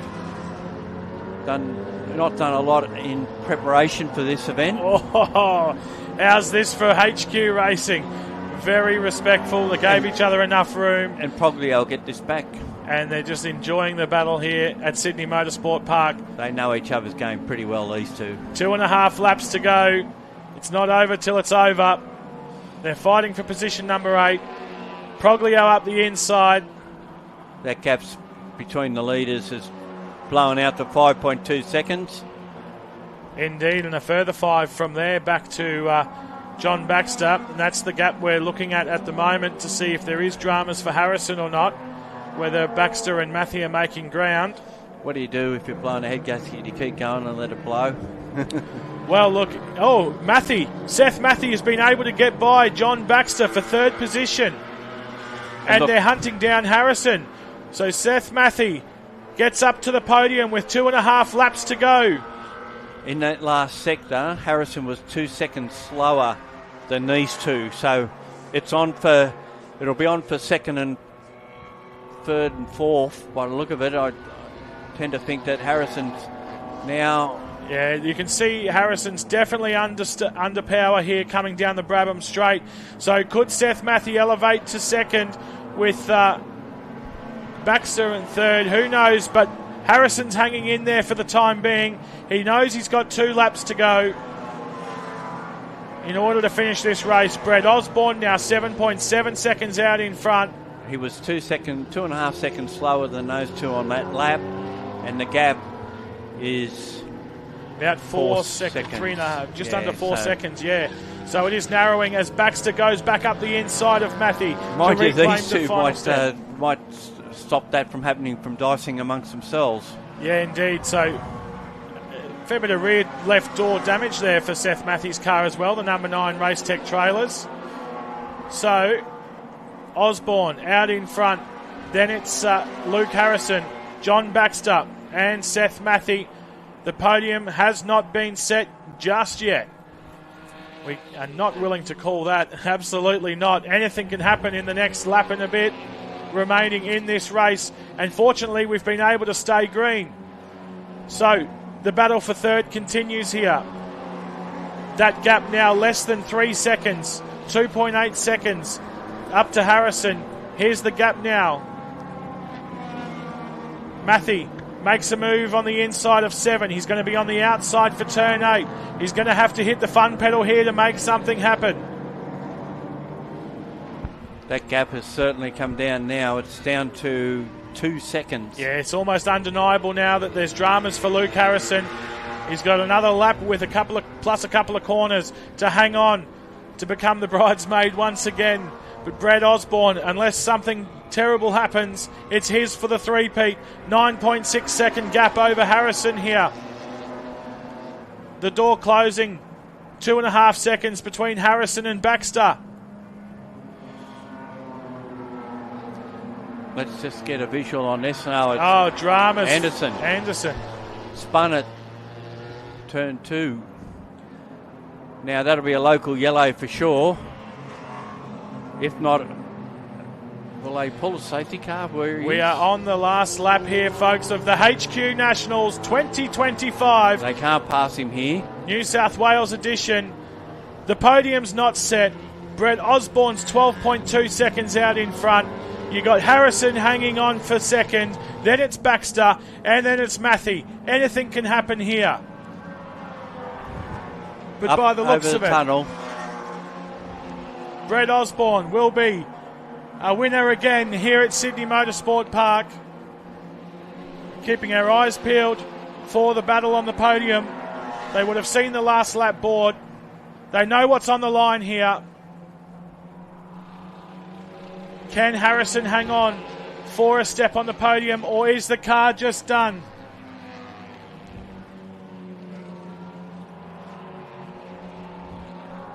So he still holds on as they go up over Corporate Hill, down to turn 7. Here they come, and you've got to feel so sorry for Luke Harrison if he can't hold on to this spot. Yeah, he's done an almighty job all weekend long. And here's Brett Osborne, number 1 Osborne's Transport. He's going to do it again. The final couple of corners. Boys from the Bush Racing out of turn 11 down to the line for the final time this weekend. Brett Osborne, 3 times in a row, will be your 2025 HQ National Champion. Congratulations to Boys from the Bush Racing, and the battle for second. Harrison hangs on. Luke He's Harrison still there. will hang on for position number 2 unless something happens here. A valiant effort. Congratulations, Luke Harrison. John Baxter brings it home for third, and Seth Matthew from Queensland, the first interstater of the rest, will finish in 4th position right there on the rear bumper of the podium. He missed it by that much, but when you're up against the best few drivers from the home state, hey, he's done a terrific job. Then Jared Harbour for position number 5. Jack Harrison moved up for 6. Matt Barker brought it home for 7th. Chris Mole in 8th. He won that battle over Dave Proglio, who finished in 9th. And Wayne Potts, what a drive, up into position number 10. Phil Ashland, an almighty recovery as well to bring it home in P11. Joe Andriski in 12th. Ian McLean 13th. Pedro Maruzic in 14th. Warren Truen brought it home 15th. Darren Parker from 10th down a few spots to 16th. Kenny Wright, Ty Gray, Mark Baxter, and we're waiting for our 20th finisher. There it is. Dan Goldry will round out your top 20. What a race. What a 20 laps. It had it all. An early safety car intervention, but we were able to go green for the remainder of it. It was a about dramatic 50%. final couple of laps, wasn't it? Absolutely. It was on for the podium, that battle. But Brett Osborne, take your hat off to him. Lights to flag. He's done it another time. That'll be his 5th national championship, his 3rd in a row. And he has done it with an 11.1 second lead over Luke Harrison. Congratulations, Brett Osborne, our 2025 national champion. And he'll head to Western Australia in 2026 with the number 1 on his doors to defend the title once more. It's hard to see who can beat him at this stage, but certainly, well, he's won before in Western Australia, so he's good there as well. All right, a man of multi-disciplines, and he stays busy driving plenty of race cars. Well, hope you enjoyed the coverage of the 20-lap final for the 2025 Osborne's Transport HQ Nationals. Glenline will be back for AU4 later in the afternoon, followed by RX8 Cup for their 2-driver 50-minute race. For those at the track, we've got production touring and Superkarts coming up. As I said, Glenline will be back after that. Plenty more to come. Stay tuned, Gary. It's been a pleasure spending the time with you, commentating the HQs over the weekend. Look forward to doing it again another time. My name is Moz Rudge. It's been a real privilege to call the racing for Blendline TV this weekend. Thank you very much. Thanks, Take Moz. a short break. It's great to have you. Good to work with. And I'd like to go to Western Australia and do it with you over there as well. But we'll wait and see. We'll see what we can negotiate. Short break now. We'll be back soon with plenty more action on Blendline TV live from Sydney Motorsport Park.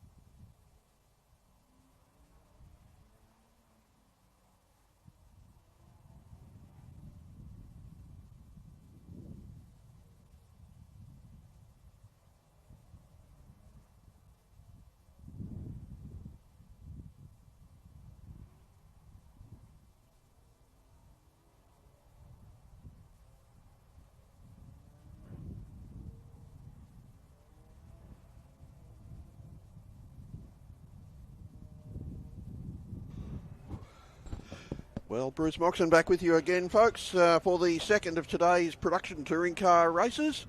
Another 45-minute journey. And Tyler Macklem is on the pole position in the Mustang from Matt Holt in the HSV Club Sport R8. So an all V8 front row. Sharma and Gamble on the second row, so that's a pair of Beamers. What's the collective noun for BMWs? I don't know. Then Jennings in car 55, which was a Lancer from memory. And yes, I'm doing this from memory, which is not good.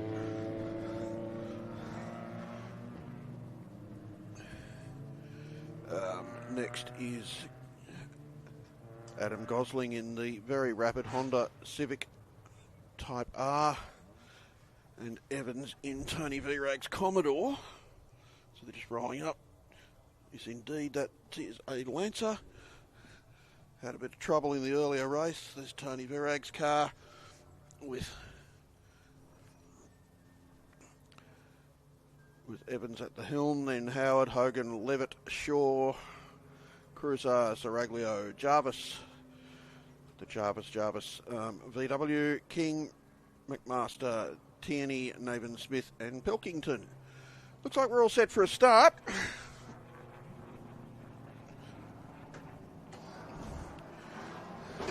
And we indeed are starting.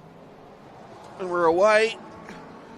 And Tyler Macklem getting a good start from pole in the Mustang and swooping around the outside to take the lead into turn one. Sharma was next away in the BMW. Matt Holt a little bit tardy at the start and has dropped into third place.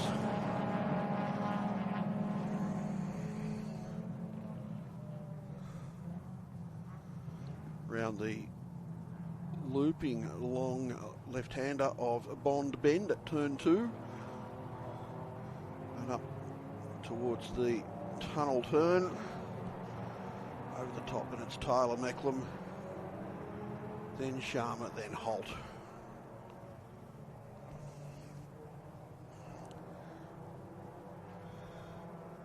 Remembering this is a 45-minute race, so everyone needs to be a little bit patient. Evans in the Tony Virag car giving the Jennings Lancer a bit of a working over as they head over the hill towards Corporate Hill into our sight. The two V8s thundering away out in front. Oop, no, they're not. V8 first and third. I'm forgetting what I'm talking about now. So Tyler Macklem, Amin Sharma, Matt Holt, Gamble, Gosling, Jennings and Evans. Evans coming under attack now from Tom Shaw in the car 15, the Extreme Performance BMW. And we have our leaders racing down the straight. And it's Tyler Macklem out in front in the Mustang from Sharma, from Holt and Gamble. And Matt Holt won't be very happy about this. He'll be looking to move back to his rightful place at the front of the field. But remembering he's got 3/4 of an hour to do it well. Whoa, we've got one up and over, and oh my word, that's nasty. That's the Ford Fiesta. So he's had a big off at turn 1 and the door's already open. The car's upside down. It looks like the driver's trying to kick his way out. And the hazard lights are flashing. Yes, safety car, there's no surprise. Well, driver's out. That's Smith. He's just trying to unplug his radio cable. That was a bit nasty. That was a big rollover there. Now we're going to have a recovery of a little while. He's out. He's walking away. In a second he'll probably turn. No, he's having a bit of a sit down now, and I don't blame him a bit. In fact, a bit of a lie down. Probably a bit winded after that. Here's medical. It won't be too much worry. He got out on his own. from an upside-down car. It's ripped from the look of it, both back wheels off the car as it's gone in and over. Rolled a number of times, took a big tumble.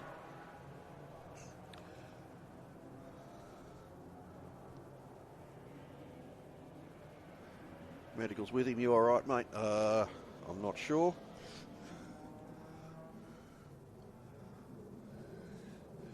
How many fingers? Fingers?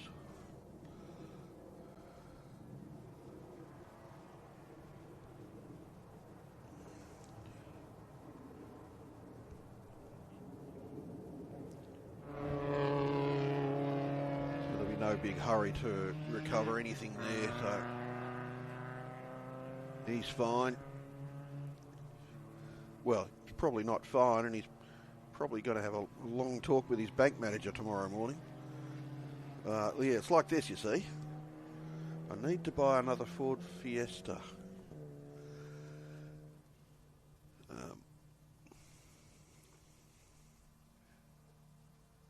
So we'll need to give our incredible volunteer officials lots of time to clean all that up.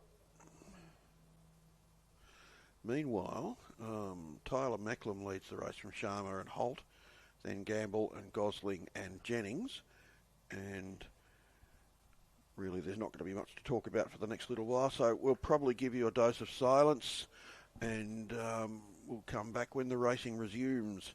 But be assured the driver of car 39 seems to be A-OK, and got out of the car under his own steam, which is always a great sign.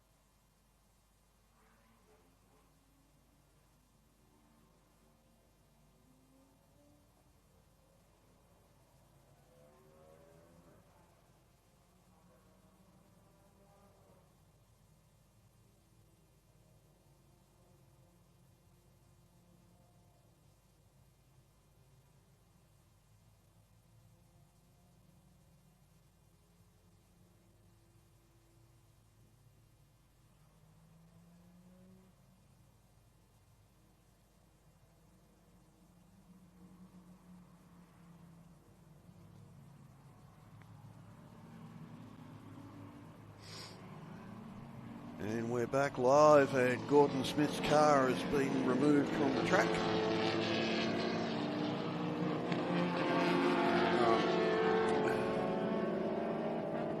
Tyler Macklin will resume in the lead. The green flags wave, the green lights flash. He's just laying back, laying back, laying back, laying back.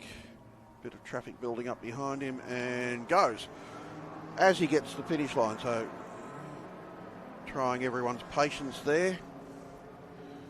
Sharma resumes in second, and Matty Holt in third, because no one's allowed to pass anyone when there's a safety car. We all knew that.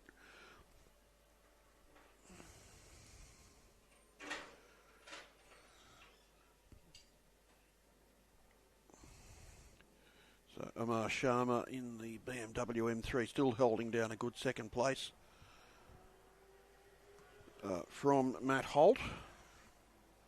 Interesting that Matt's a wee bit off the pace perhaps, and we had a little bit of pit activity in the brakes, so Andrew McMaster in car 1 that he's sharing with Mick Hazelton made a couple of pit stops, 3 in fact, and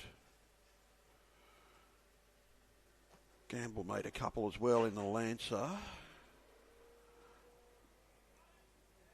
So whether they're just having niggles or what, Stuart Gamble that was. Anyway, the race is back underway, and that little clean-up took about 20 minutes or so, which is good work. And once again, thanks very much to the volunteer marshals that give up their weekends and some of their weekdays for training and so forth. Come out here, get the best view of the action. Sometimes they're right in, of course. And there's nothing so much fun as flagging at turn 1 there, which I've done. Just at the end of the pit lane, the cars go right under your elbow as they turn into the corner. It's amazing. All right, we've got a couple of pit stops, so we're into the pit stop window. Tyler Mecklam's still in front in the Mustang, 1.2 seconds up the road from Amir Sharma and Matt Holt. So Matt Holt and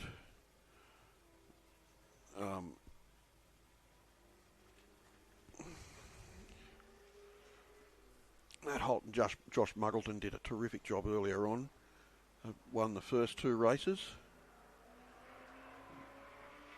Amar Sharma is running solo this weekend, so he's still got to make the pit stop.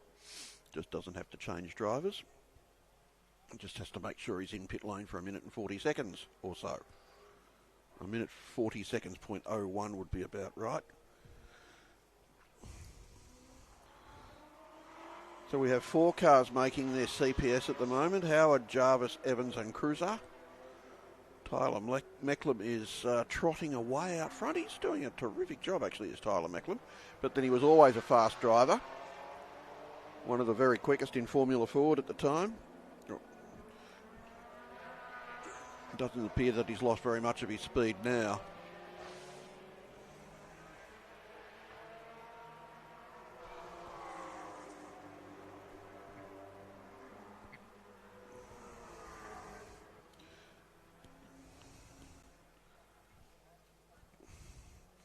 Our leaders have completed their 9th lap.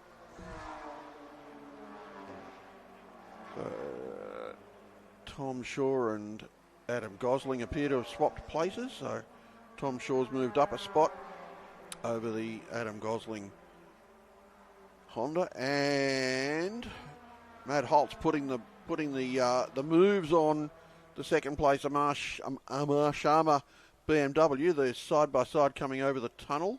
Oh, in fact, Matt Holt's pulled a big lead away from the BMW there, so might have forced him into a bit of a mistake, perhaps.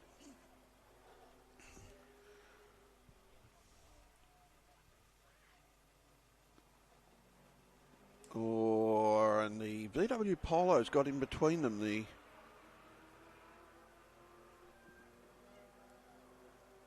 The Jarvis car. I wonder if Sharma has struck a problem. So here comes Matt Holt. Here comes Jarvis. And Sharma seems to have dropped right off the pace. And maybe he got a bit of a fright while he was being passed, or maybe he's been passed because he struck a problem.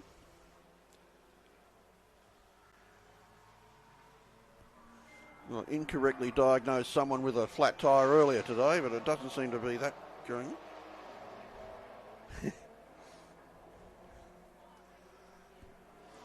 All right, so who's that coming into the pits now? That looks like it's Tyler Mecklem. It is. As the blue Toyota 86 leaves the pits. So Mecklem in.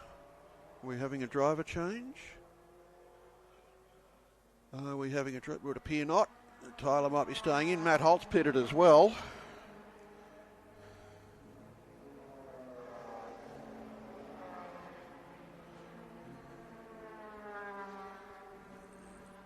And what's happening with Sharma? Is he's pitted as well? But then he looked like he was having a bit of a slowdown.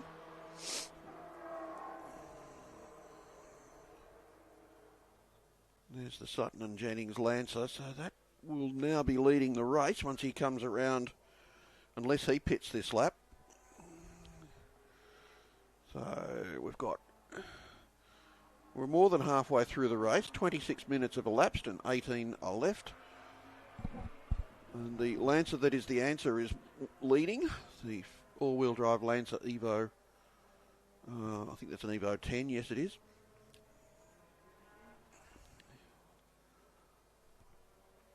One of the problems the Lancers have is a relatively low top speed. So Jennings' top speed on the straight last time round was 210. The Gamble Extreme Performance BMW was 235. So the Lancers are geared a bit shorter. They're geared for, well, they were intended as a rally car, not a circuit racing car, so they're not really geared for a very high top speed. 210 or so is probably about as much as you're ever going to get out of a production-based rally car. Looks like Sharma, Shaw and Gosling are all still in the pits. Holt left. Ooh.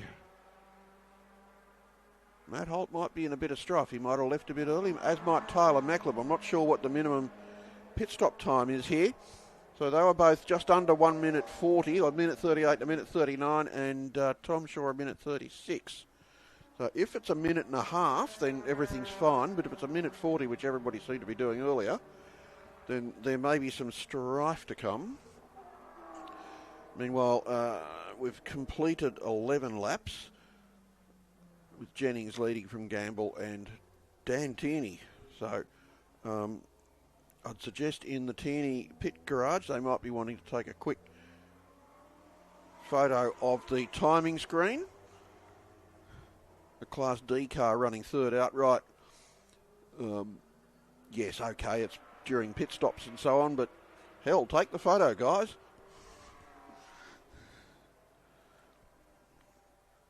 The Tierneys have in the past bought photos off me when I was photographing racing cars, and they're good folks, all of them. They're a bunch of good blokes. And that's another reminder, if you're interested in a souvenir of today's racing, whether you're a competitor or a spectator or a fan, grab hold of one of the official photographers lurking about the place and see what you can arrange with them. In the old days, we'd have said, go and see Lance Rooting in the pits. That's not rude. Well, not intentionally. There was a bloke called Lance Rooting who was a photographer, and he was always in the pits. So there you go. Where are we? Jennings is still leading. He's on his 12th lap. So his speed on the straight, the last lap, 213 kilometres an hour. Gamble in the BMW, 236. So 23 k's faster down the straight. That is an appreciable difference. Just looking now at car 77, Naven.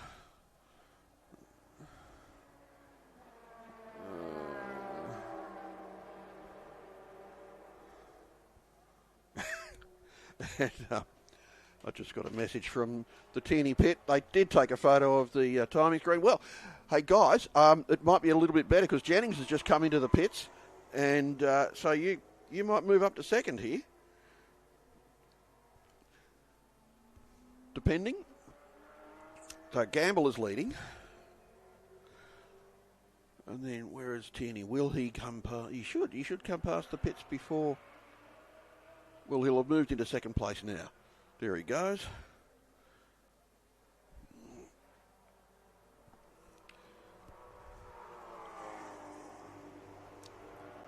Daniel Tierney running along in his first stint. Gamble's made one pit stop, but that was during the safety car when everything was a bit schmozzly. Where are we in terms of our previous leaders? So Tyler Mecklem is still in front of Matt Holt. And there's about 10 seconds between them. So they've unlocked a bit of speed in the Mustang. From earlier in the weekend. Matt Shilan keeps sending me photos, but hang on, it's not opening now. Yeah. On you, Matty. And they're out there. We didn't see the car earlier. Pilkington in his N15 Pulsar.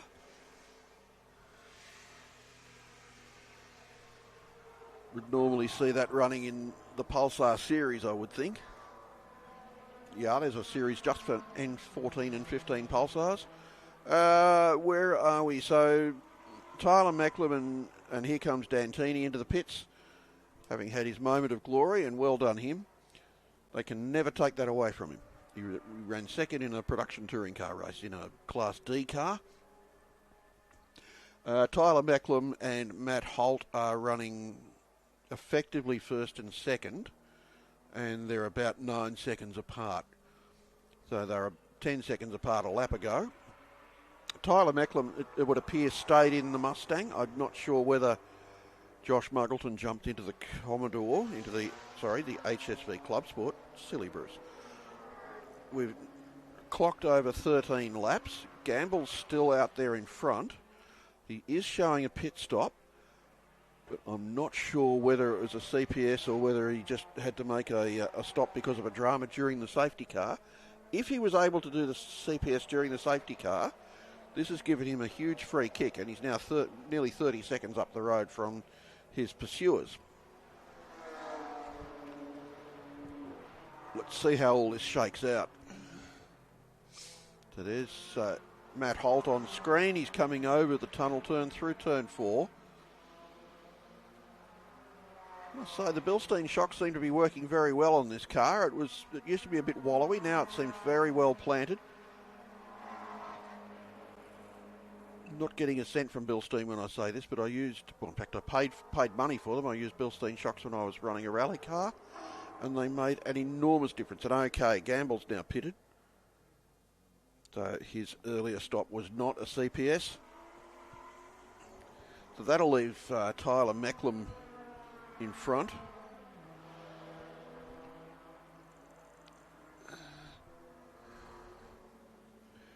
From Matt Holt and Tom Shaw. So let's just wait for a lap or so for this to all cleanse. Yeah, Matt Holt's he's taken a little bit out of Tyler Mecklem, he's still but a little bit under 9 seconds off the pace. So that will not be enough. 10 minutes, 11 minutes remaining in the race nearly. You'll need to be lapping a second and a half a lap quicker than Mecklem to at least catch him. And then, of course, passing him will be another matter. We're on lap 15. We've done 14. Gamble's been in the pits for 1 minute and 11. Not seeing any notes on the timing screen about penalties for short pit stops, so maybe it was 1 minute 30 after all.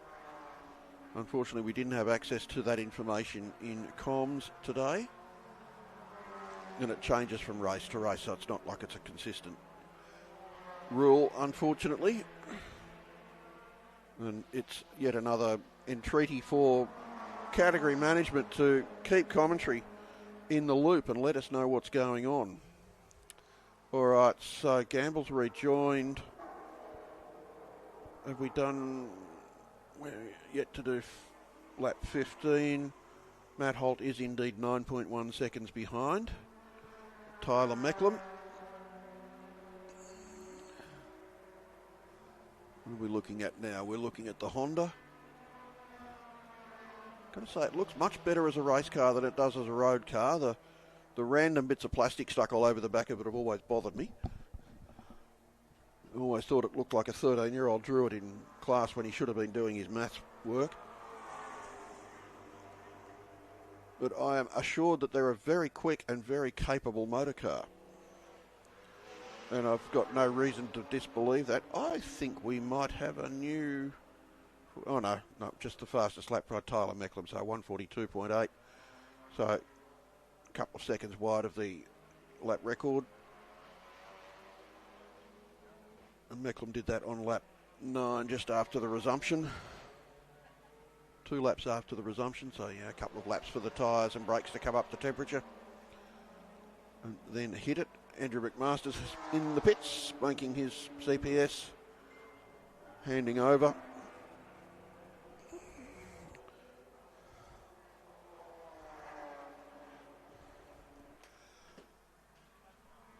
Here we go, we're looking now at the Lancer Evo of Jennings. Sitting a little way back in the pack, running 8th. Yeah, Matt Holt's taking a little bit out of Tyler Mecklem. It's 8.8 seconds now after 15 laps.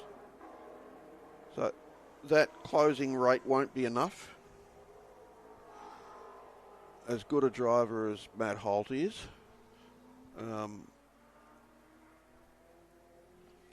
Tyler Mecklem has built up too much of a lead in the early part of the race.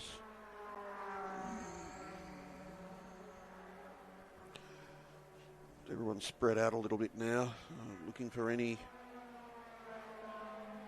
There don't seem to be any particularly close battles. Gamble and Cruiser are having a bit of a scrap.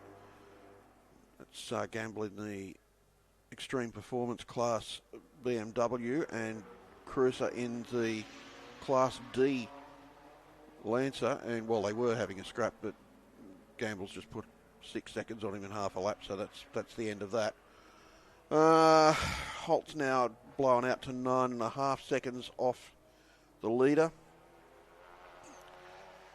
So he's probably out of it now.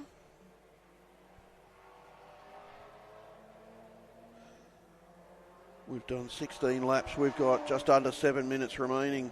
Tom Shaw's holding down a good 3rd place in the BMW he's sharing with Sharma. And then Adam Gosling in the Honda, which is an excellent result for a front-wheel drive car. And as I say it, there's Tom Shaw on the screen that you can't see, so sorry about that. Yeah, 9.9, so Holt's drifting away now. In fact, he's well clear of Tom Shaw. We've got 30 seconds or so. So the first 3, unless something dumb happens, should be pretty much as they're running at the moment. So that's Tyler Mecklem, Matt Holt, Tom Shaw. Oh,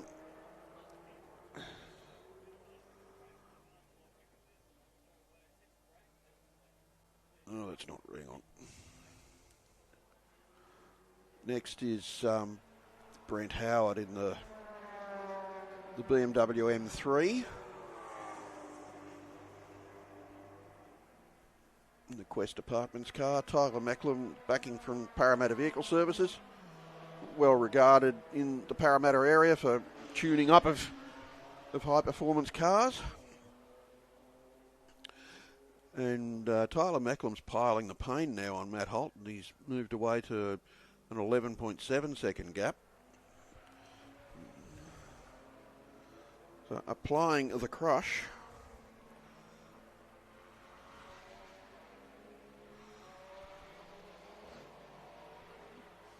I've spoken to drivers over the years, and why don't you back off a bit when you've got that sort of a lead? And they said, well, some of them have said you can lose concentration when you back off.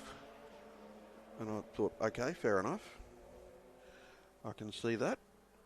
In 6th place is Hogan in car 45. Is that...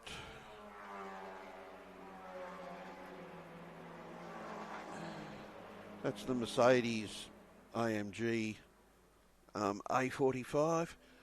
Ben Hogan sharing that with Michael Sheargold. Had a late pit stop there, so who's that rejoining? That's the number 1 car of Mick Hazelton and Andrew McMaster. It's wearing the number 1 because Andrew McMaster won the production car championship in that car.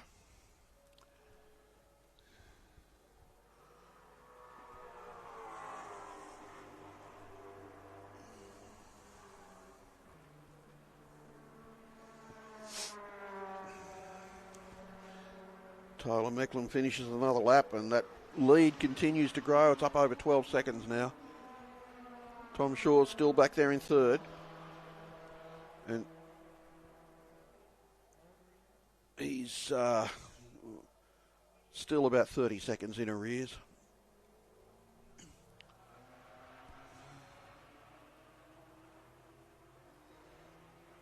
I'm looking now at Howard and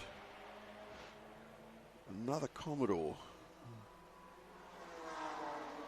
We haven't really seen much of so far. And that's Syrah's number 352. So I guess it's one better than a 351.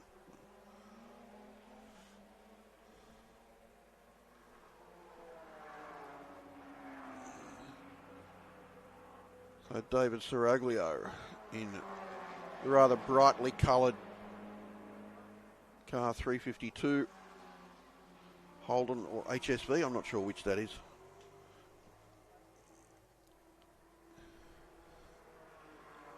A bit of a scrap going on now between the AMG and the Lancer.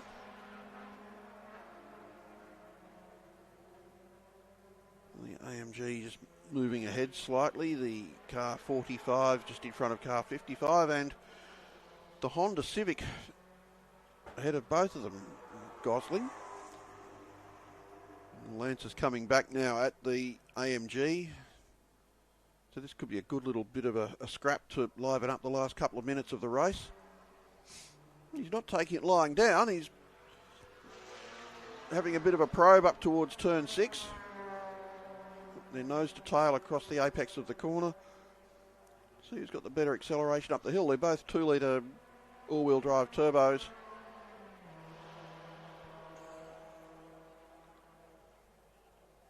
And the Lancer, probably a better line into the hairpin, but while he might be quicker, he's got nowhere to go because Hogan hogged the inside line and he's now making a run at Gosling and hasn't quite got enough pace to get him before the last complex of corners, before the main straight. Gosling a little bit wide there at the entry to the corner, but that's probably just the front wheel drive having a bit of a push onto the straight. Now this will be interesting to see who's got the better top speed. They're all in the same sort of area, around 190 to 210 or so. Well, the AMG certainly had the pace down the straight that time. Has moved ahead. Now there's some gravel and dust and stuff has been spread across the apex of turn 1, so someone's had a moment there and brought some junk onto the track. Can make things a little bit nervous. So both of the four-wheel drive cars have now passed the Honda. So Hogan and Jennings are in front of Gosling. And Hogan and Jennings are beating each other half to death. There's 30 seconds to go in the race. There's 20 laps complete for Tyler Macklem.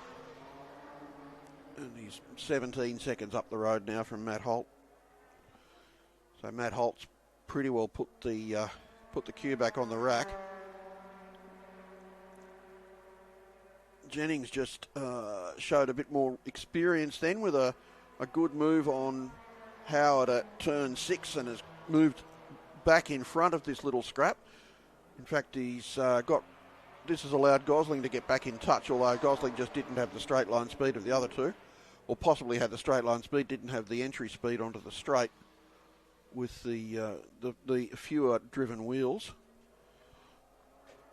Tom Shaw's still there in third. We hadn't forgotten you, Tom. And then this scrap for fourth place between Howard, Hogan and Gosling, who's probably a bit out of it. There's the last lap board. And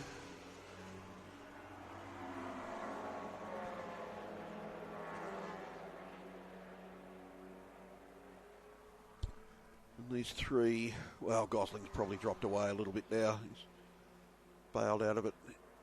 Here comes Howard down the inside of Seraglio's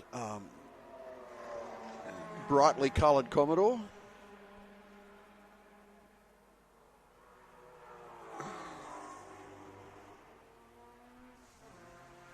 Sort of should be disposed of. What do we got here? So Howard making a run down the outside of the Commodore into turn 4. It's the long way round. If he can stick there, yep, he'll be okay. He can make the... Oh! Seraglio maybe didn't see him there. He's moved across and tried to take the apex. There's a Mercedes A45 sitting in the way. So dives down the inside. Oh, held himself up a little bit across the apex of the corner, did Seraglio. Not Seraglio, did Howard. Up over the hill, and this has allowed the Lancer to get well ahead now. He's safe. The race has finished as far as the leaders are concerned. So Tyler Mecklem has taken the checkered flag from Matt Holt. Waiting now for Tom Shaw. There he goes. And we've just got to see what happens with this next couple of cars. So here comes Howard in car 6.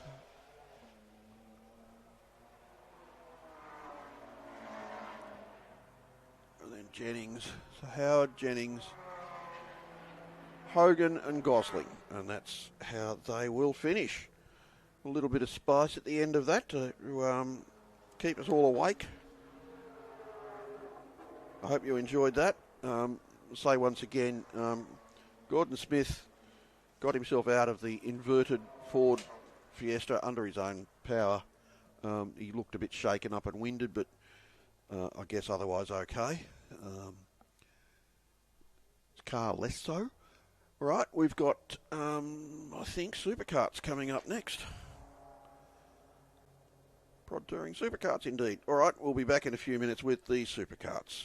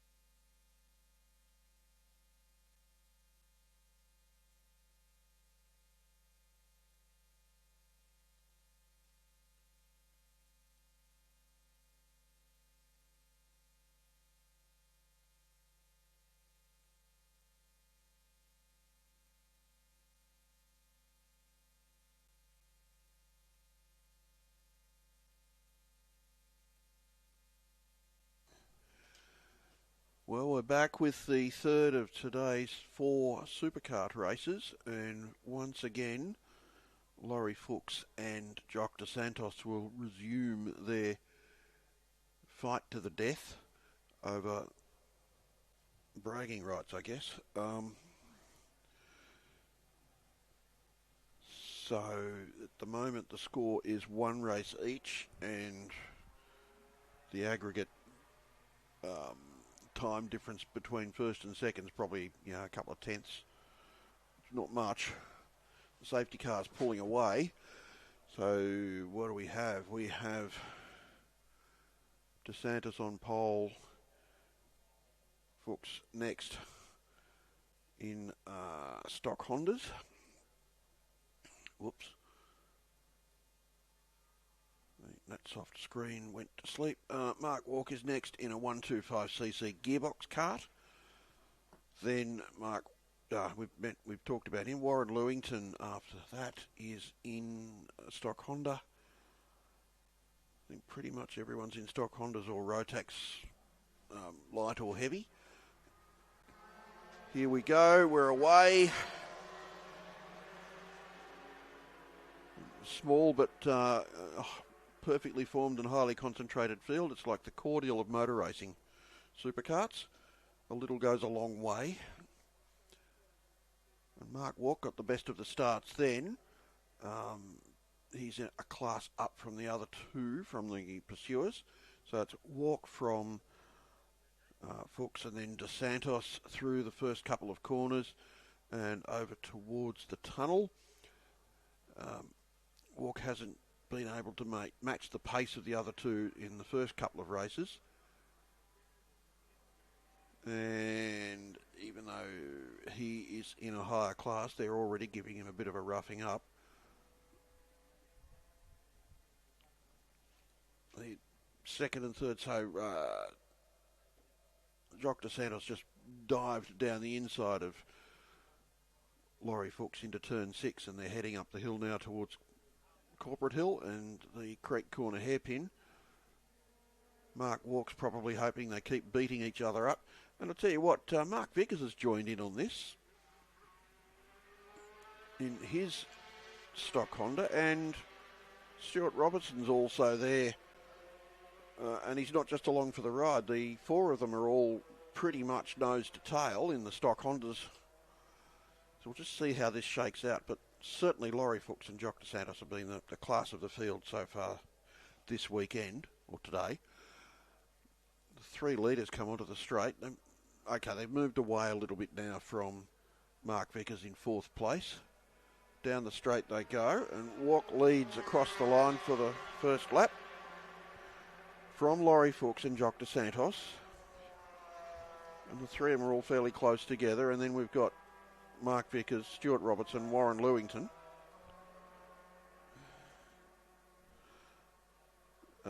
King and John Fife Jr. Wayne Horswell came into the pits at the end of the warm-up lap. All right, let's look at our leaders. So Mark Walker's still out in front. So he may have opened a bottle of magic potion between the races and given himself some extra speed. Whole trick with these guys is that they soak the foam air cleaner elements in alcohol before the race. A little bit of extra power for the first few laps. It eventually evaporates. It has 2 effects. One is it cools the air going into the motor, and secondly, well, a little bit of alcohol in your fuel mixture doesn't hurt in terms of giving you some extra burnies. Mark Walker's he's holding these 2 at bay. Not a lot in it. The 3 of them are coming out of the hairpin. Mark Walker, he bailed out. He waved them past. It's all right, guys, you take it. So that leaves Jock De Santos in the lead by a very small margin from Laurie Fuchs. And Laurie, as I've said earlier today, has been dominant in superkarts in the last year or two. But maybe with him coming back a class, that might have that might have changed. Don't get me wrong, he's still highly competitive. And giving away nothing to Jock dos Santos, and the two of them are having a tremendous racing today. Mark Walk still sitting back there behind them. You know, he's a bit less experienced. And probably getting a pretty good driving lesson by staying where he is and just watching what's going on. The three of them spread out a little bit now. Laurie Fuchs leads from Jock dos Santos. We've only done 2.5 laps. It seems like it's gone forever. There's so much going on with these races today. Out of turn 5 and up the hill towards the lake. And Jock dos Santos gets a great run out of the slow left-hander and up the hill. Laurie Fuchs gets a better launch out of the even slower left-hander at the lake, and he should be just in front as they come up towards the hairpin, but Jock dos Santos has the line into the hairpin, has a quick look across to see where Laurie Fuchs is. Laurie's well out of the way, so Jock dos Santos once again moves into the lead, but there's nothing in it. Mark Walker still lurking back there in third, and Vickers is, he's in touch in fourth place. Anything goes wrong with any of these guys, he's there and ready to pick up the pieces. Onto the straight, and down the straight we come. Where are we? So who leads this time? Whose turn is it? It's Jock dos Santos. No, it's Mark Walker back in front. A little bit of extra squirt from the higher class. It's still a 125, but it's a bit... Well, the other two say stock Honda, so yeah, there's a clue. They're stock engines. So Walk leads from Fuchs and dos Santos. And Mark Vickers next from Stuart Robertson.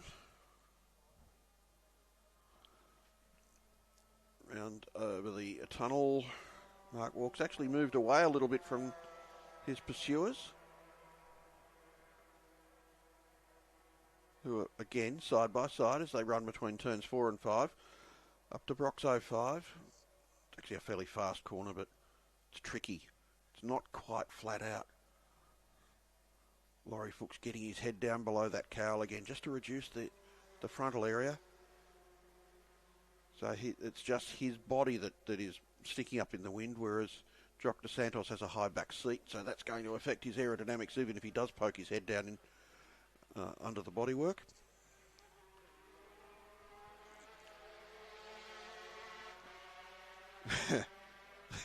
Waving to each other. How you going? Yeah, good. Mark Walk and Jock dos Santos. So dos Santos is back in front of Walk now as they come around the last couple of corners. Laurie Fuchs maybe a little bit caught behind Walk there, but he could get a good tow from the faster cart down the straight. There's 5 minutes to go. Where are we? So Walk comes back into the lead from Fuchs and dos Santos. Vickers next, Robertson, Lewington, King and Fife. This is as intriguing a race as we've had all day. 3 karts, 2 levels of performance. Gee, Jock dos Santos ran very wide there at turn 2, and Laurie Fuchs is right under the wing of the Mark Walk car over the tunnel. Now Walk's car has a bit more power and a bit more performance. Whoa, and a bit more sideways there in turn 4. Runs a little bit wide, and that's going to hurt him a lot. Sticks his hand up, so he actually picked up dust twice between turns 4 and 5, and that allowed Fuchs and dos Santos to blow past him. Hopefully he isn't too harmed by that. No, he seems to be up to speed again. But keeping your momentum in these very, very low-powered vehicles is critical. And props to Mark Vickers. He stayed with the leading trio, hasn't dropped away, and he's still lurking back there in 4th place. But Fuchs and dos Santos disputing the lead. Gee, these things hop, skip and jump around corners. And onto the straight, so let's see who's got the legs this time. That looks like Fuchs has got a little bit more straight line speed. 5Ks or so, according to the timing screen.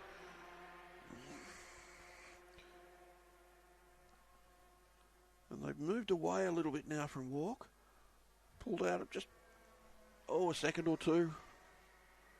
A second, call it. Fuchs and DeSantos again side by side as they go into turn 2. Fuchs took a very early apex there at turn 1 and picked up some of that gravel. That gave him a bit of a moment across the apex of the corner. Walk still back, well, he's not back there in third, he's back up with the leaders now. And we've seen a couple of times now that Walk's kart has the legs down the straight. It's just a few Ks faster, 8 or 10 faster than the other two. And gee, he came out of turn 5 quickly then and just launched up the hill. And still Mark Vickers is hanging on back there in 4th place. Hanging on by the skin of his teeth from the look of things, but Fuchs has a lead of all of about a tenth of a second. Oh, and DeSantos, he's back to his old habits of backing into every corner. These karts do have 4-wheel brakes, but I just wonder if he's got a lot more rear bias on. It seems to pinch its rear wheels late in the braking and as he turns in. All right, onto the straight. So we've done 5 laps. This will be 6. There's 1 minute and 3/4 to go. And there's the last lap board. Well, it's a bit of a shame. We don't want this one to stop. So Laurie Fuchs is in front. Jock DeSantos second. Mark Walk in third at the line, but he's in second at the first corner. And Mark Vickers next. So here we go. We're coming down towards turn 2. Mark Walk is into the lead as they get to turn 2. Can he keep it? Round the long looping left-hander up the hill to turn 3. Over the top of the hill, and it's... Sorry, writing myself a note. And Mark Walk leads through turn 4. Fuchs and DeSantos nose to tail. If they start fighting amongst themselves, they're going to give the race win to Walk. If they line up, then one of them has to sacrifice second or third place. And DeSantos has moved into second place as they head up to the turn 6 late corner. Round the left-hander. Fuchs has shown again and again and again he's very, very quick through this part of the track. Well, really, he's quick everywhere. They've caught a lapped cart. It's, you get out of the way. It's Walk, it's then DeSantos, then Fuchs, and then Vickers, and the 4 of them are basically all together. DeSantos has had a better run out of the hairpin and up the back straight. Fuchs has gone blowing past Mark Walk. I think Mark Walk might have lifted off to let the 2 of them go. Then nose to tail through the last corner. Jock DeSantos is a little bit faster down the straight. That might be enough to get him over the line. Let's see how we go. We're coming down the straight. We're coming to the finish. They're disappearing behind the sign, which is no help to me. And here we go across the line, and it is Laurie Fuchs by all of a tenth of a second. Second goes to Jock DeSantos, and third, a whole 0.2 of a second from the lead, Mark Walk, and then a whole 0.6 of a second from the lead is Mark Vickers. And that was some sensational superkart racing. Well done all 4 of them. Well done everybody really, but that was a top little race. We'll be back in a few minutes with our next event, which is AU4.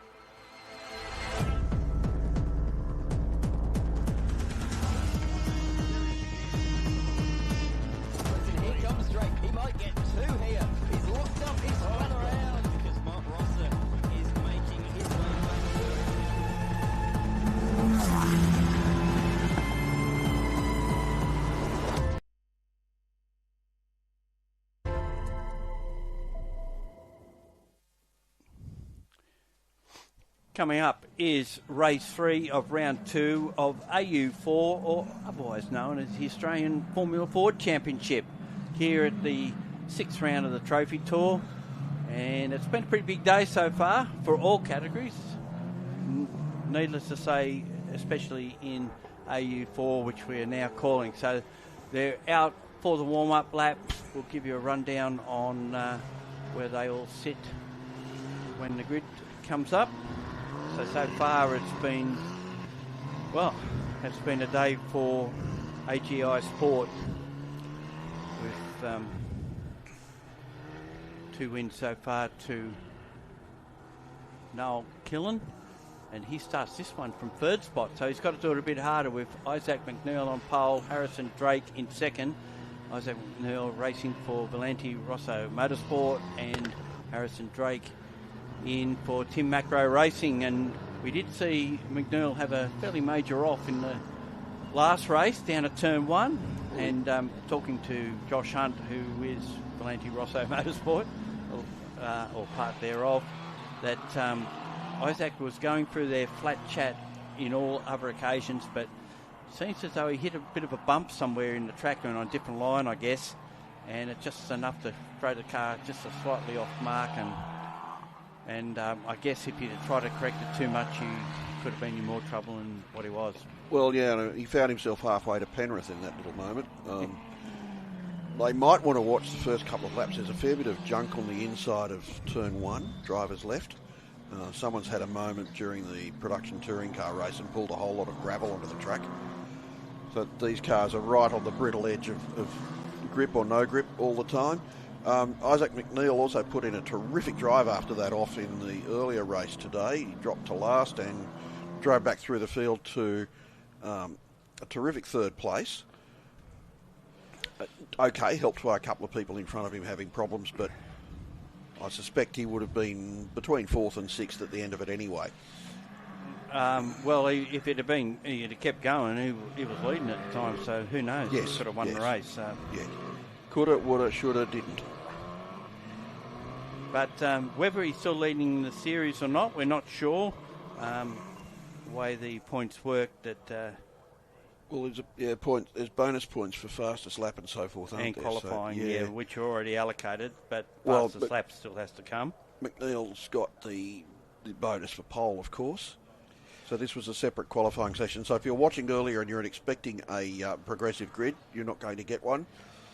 There was a separate qualifying session for this race yesterday. This is common around the world in this sort of cars. Yep. But overseas they generally flip some of the numbers in race 2, which I don't hear.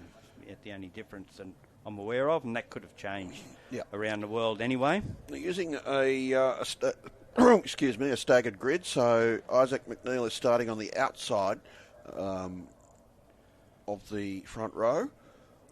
Around about a full car length ahead of 2nd. Yeah. Okay, we've got green flag, red lights on.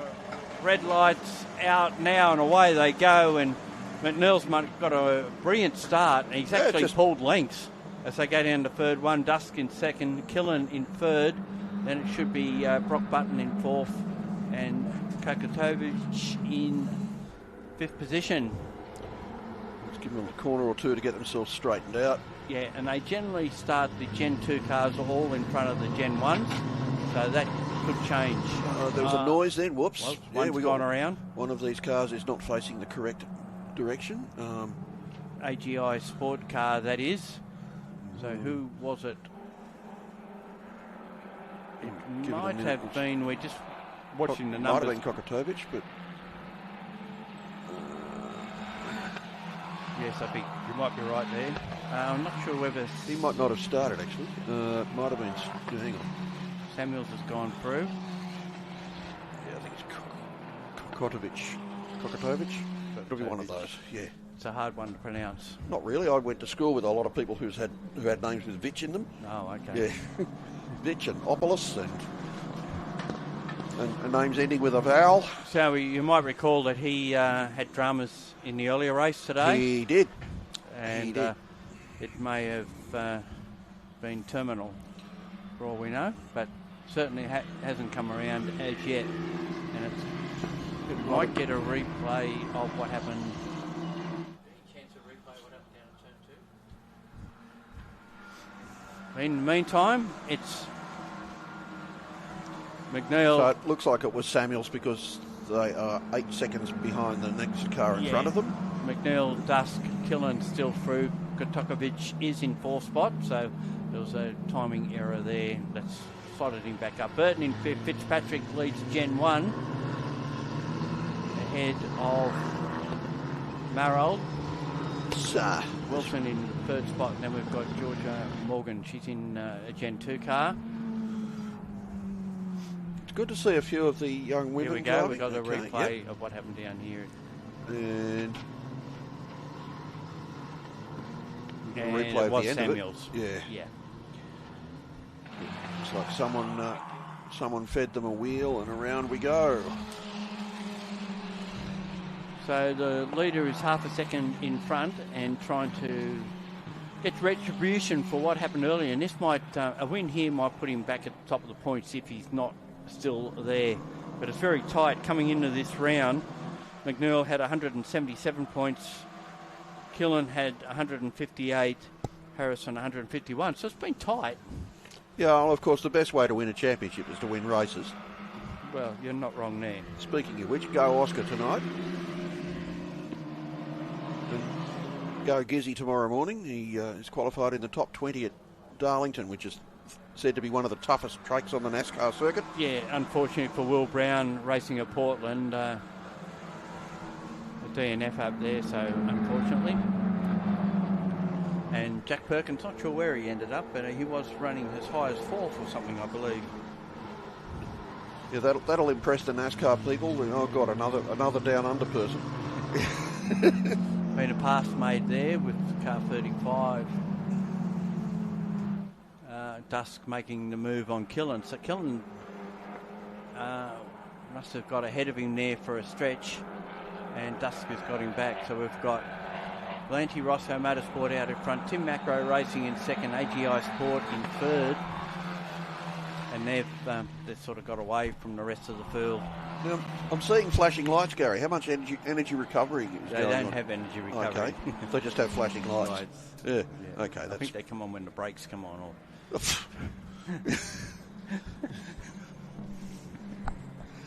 Okay. There was a fairly awful book set around motor racing back in the 70s called The Road to Dusty Death or The Way to Dusty Death or something, and Alistair McLean, who wrote the Guns of Navarone, and he had Formula One cars being tested with headlights in the dark and taillights and things. No. It's pretty close for 4th and 5th at the moment too, with Kotokovic and Burton running nose to tail. Not so much now. I think Burton is actually, it's Kotokovic has got past him. So the top 3 are split by about 1.5 seconds at the moment. So this will be a race of keeping it on the track and making sure you don't cool your tyres. Well, it's certainly not as frenetic as the earlier race. Now, they get 1 set of tyres for the weekend, I think I saw. Yeah. Oof. Well, then, I've known people who do a whole year on 1 set of tyres, so... Yeah, but they usually got tread on them. These ones these are slicks. They are indeed. Dusk has actually pulled away a little bit from Killen. Killen with 2 race wins, just not quite there at the moment. He's starting to drop away by a margin. Yeah. Of course, having 1 set of tyres for the whole weekend. Yeah, I don't know. I think they do. Yeah. And the strategy about tyre pressures and whatnot, and still the battle for 4th position carries on. And there's a fair gap, as you can see. That'll be back to Marold, who now leads Gen 1 over his rival Fitzpatrick. Fitzpatrick second in the series by a fair margin behind. Will obviously want to keep ahead of Wilson, who's currently running in 3rd spot. So they're your top 3 in the Gen 1 class championship. They do look better without the halo. They're just not as safe. That was car 2's Georgia Morgan. Car 77, we should have mentioned this earlier, and it was pointed out one of our colleagues that Jessie Lee Sue is first time racer this weekend.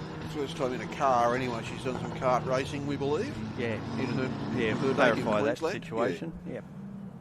So making a bit of a blue in the first race and spearing off at turn 1 and stalling, pretty much understandable. And yeah, it's a fairly big jump from a kart into With no a car aero. like this. Well, they have a bit of aero, but it's only... Some do, some don't. Yeah.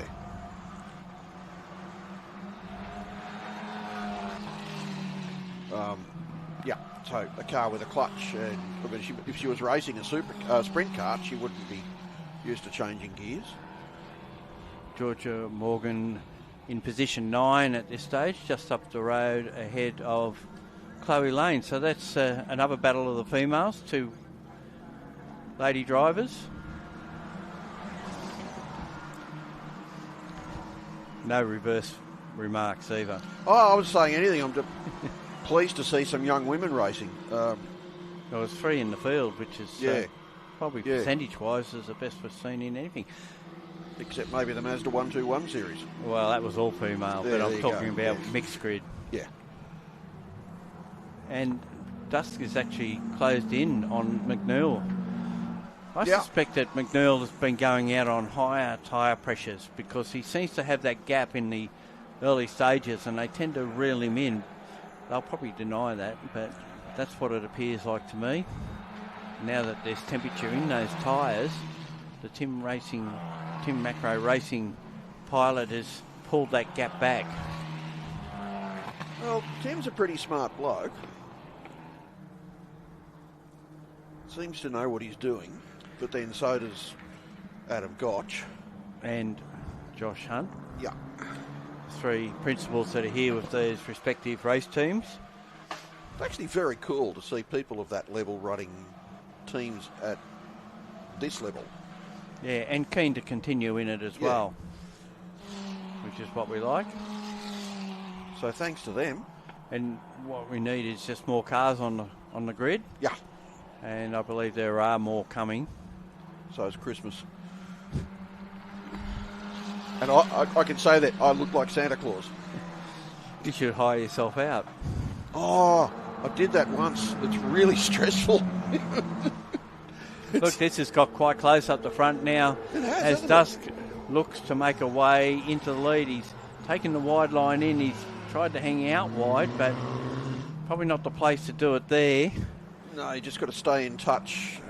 Well, you want to be on the inside to 4 and the inside to 5, and that's hard to do because if you're running side by side, you're going to be disadvantaged at one rather than the other. I think what you want to look for is a good run out of 5 and pick make it off at 6. 6. But then that compromises your exit to 6. Yeah, but if you can get the car inside, you can actually slow your opponent down out of the corner. Yeah. Yes. So you do get that. You'll get a little bit of turbo push as well when the turbo kicks in. Yeah. And you might get it just before your opponent. You should be left foot braking across the apex of the corner to keep the thing on boost.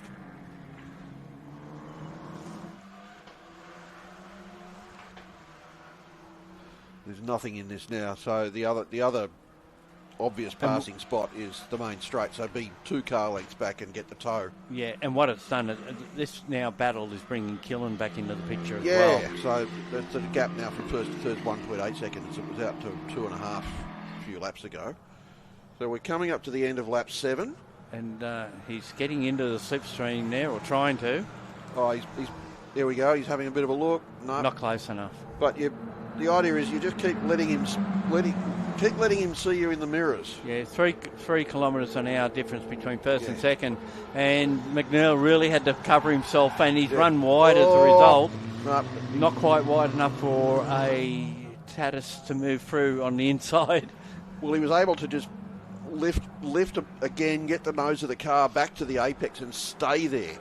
So it slowed him down, but it also slowed down his pursuer. Burton's just recovering after a spin. That looked like turn 2. Yeah, it was. Brock Burton just having a quick moment. He might have actually held position as well because Yeah, he had a bit of a Marold gap. is the next ages behind, yeah. in the Gen 1 car. Yeah, even after that, there's 7 seconds difference between them, 7.5. We're just looking at our volunteer flag. He's keeping an eye on the proceedings at the entry to the Now it hairpin. looks like McNeil has got just a little bit of an advantage. Had a bit of a moment there on turn-in. And that advantage has dissipated Yeah. again. But look how close Killen's got now. Yeah, well, Killian's right with him, so it's now down to 1.5 seconds. So he's taken a second back out of the leader in the last 2 or 3 laps. And not through going faster himself, but by virtue of Drake slowing down McNeil. Because while you're defending, you cannot take the ideal fastest line, because the ideal fastest line leaves a big hole for your pursuer. Yeah, to it drive into. leaves the door open for Yeah. someone to sit down the inside of you. But you know what? The winner is us, because we get to watch some good motor racing. Now that lap, they're all a 32.1, a 32.4, and a 31.8. So Killen is the fastest of the 3. Got a bit of a scrap going on now between Hockey and Stewart back in the Gen 1 cars. Yeah, so they're nose to tail coming along the back straight. Currently fighting it out for 11th Just position. 11th. Yes, just 11th. They're not fighting over 12th. They're fighting over not 12th. He might want to finish 12th. No. Nobody ever wants to finish 12th. Unless it's a top 12 inversion at a Super Ute race or something. Or Aussie racing cars. Yeah. Or Touring Car Masters. Okay. Sometimes you want to finish 12th. Today you don't. Now, 2 Gen 1 protagonists. There's a little bit of dust on the track there still. Yeah, from the earlier race. Yeah, as I said, someone had a moment in the touring car race and has had a spin pretty much across the pit exit, that little V of grass between the pit exit lane and the main part of the track, and has dragged some dust and some gravel onto the road. It's slowly going away, but it would upset these little cars greatly. He's got a run here out of this corner, but gets the line taken away. Just that little move to the left, just enough, you know. Just I noticed that Hockey's carrying signage from the ARDC's academy, so one of their students in which car is 41. also It's also involves HGI, isn't it? yeah, exactly. Now he's got to run out of turn 8. Yeah, but he's on the ball. Unless he can clear, He's got it. yes, he's done it. Okay, so yeah, if they had to go around the right-hander there side by side, that would have murdered his entry onto the main straight. He might still be a little bit slow, but nice clean exit, no dust. If anything, possibly not using enough of the track on the exit. And just getting a look, so Stewart ahead, 201 to 203, so 2 kilometres an hour difference with that little bit of the strip scene. Oh, yeah. And Killen has actually dropped off again, so they've obviously picked up the pace a little bit, i.e. McNeil and Dusk out in front. All Dusk, McNeil might have realised Dusk really doesn't have anything for him and can go back to taking the fastest lines. We'll see. Still 6 minutes of this to go, so still a Yeah. bit of time to work. He might be just giving his tyres a little bit of a rest as well. Yeah. Before a final assault. Still a good long gap back to 4th place, Kokotovic. So he's 7.5 seconds behind Killian. Oh, there's a little puff of smoke there from McNeil. Just pinching a front tyre on turn in, so. And Dusk would have seen that. He knows that he's got him braking to the max. Possibly just not clearing the brake. And then he's Quickly got away enough from up him turning, out of yeah. turn 3 down to turn 4. Yeah. It's weird, isn't it? Where the pros and cons are for these 2 particular cars. Which are, in theory, identical. But there are setup differences: springs, shock absorbers, sway bars, brake bias, fuel load, tyre pressures. McNeil a little wide there out of the left-hander, but then Dusk picking up a break. So they're swapping mistakes. But they're clearly trying. They're not just... And they've taken that gap out to 2 seconds between first and third, and half a second between first and second. So, but Killian has the fastest race lap, a 1:31.7. On this particular lap. And 0.4 of a second away from Jimmy Pitchick's lap record. Now, he was an impressive young driver. Yeah, racing overseas nowadays. So we've got a 32.0 from our race leader, 32.1 from second, and a 31.9. So Killian was the quickest on that lap.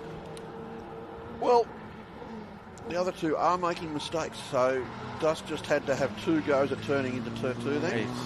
He's got a drama. Yeah, he's very wide. He's run right round the outside of the corner. And I think he might... Yeah, he might be a done. shot duck. Big gap now. Yeah, slowed significantly now. Oh, that's a shame. So does he continue, or what's he do? If it's 4 minutes to go. I mean, if you finish, you get points. If you don't finish, you don't get points. So worth noting. Yeah. But also, if you finish and get points, you might destroy something on the car that's worth a lot of money. He's currently running third in the championship, so he's got to think about that. And he's got a fair points advantage on fourth on Imogen Radburn, who's not here this weekend. So more points, the better. Kotokovic is a fair way back. Yeah, in 5 seconds 5. back, or 6 seconds back. Well, so. and fifth in the championship as well. Coming into this meeting.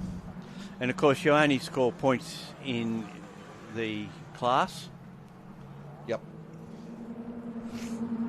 Another dice going on here. It's our Gen 1 cars again. They've been at it all race, these two. Yeah. Whoops. A little bit of a moment there under brakes for Samuels. Actually, this is Samuels and Sue. So this is not the dice we were talking about. No, it's another one.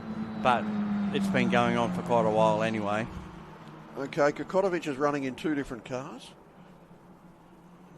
No. Yeah, didn't think so. Well, unless they changed cars. Put them in another car to keep the points he's going. carrying Nathan Gotch's number. So he swapped to Gotch's car. That's what's happened there. So the 44 was retired after the last race, and he's in Nathan Gotch's car. Whoa, and we we've just got had a a spin spin. from Sue, is it? I think so. Come on. Oh, and the race leader's just come around as well. Yeah. And here's Dusk, unfortunately, limping hopefully to the line. So I'd suggest he'll stay out and just try It's a shame Dusk is the leader now. Okay. Something's got... Unless it was McNeil that dramatically slowed. There's McNeil coming down the straight, so it's not him. And that's Dusk there. Yeah. So they're... Okay, yes. Our friend timing has not been good to us today. So Dusk is still running third, so maybe he had a moment and has gathered it back up. No, he's in the pits now. Oh, well, then not. So that puts Kokovic into position 3 in the number 29 car, which is the car that I think Imogen Radburn ran at previous rounds. So let's check her number. Which car did Kokotovic qualify? 44. Yeah, well, how is he starting in a different car then? Never mind. So there's our race leader for Valenti Rosso Motorsport. Isaac McNeil has made up for a couple of early leads. We've got a green flag waving at the entry to the hairpin.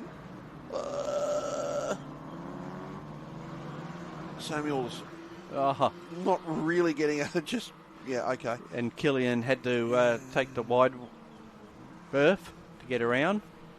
Bit of inexperience there. So we had a green flag waving on the entry to the hairpin, so that means there's a yellow flag somewhere before it. Generally.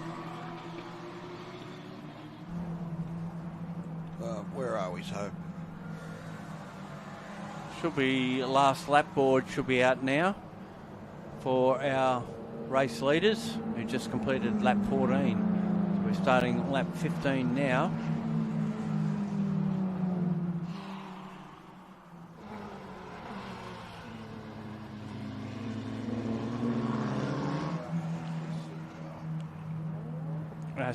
Sue's just crossed the start-finish line. Yep. Okay. Well, it was still there at the time the leaders came past. So fair enough. All right. So we're on lap 14, as Gaz said. Noel Killian in second behind Isaac McNeil.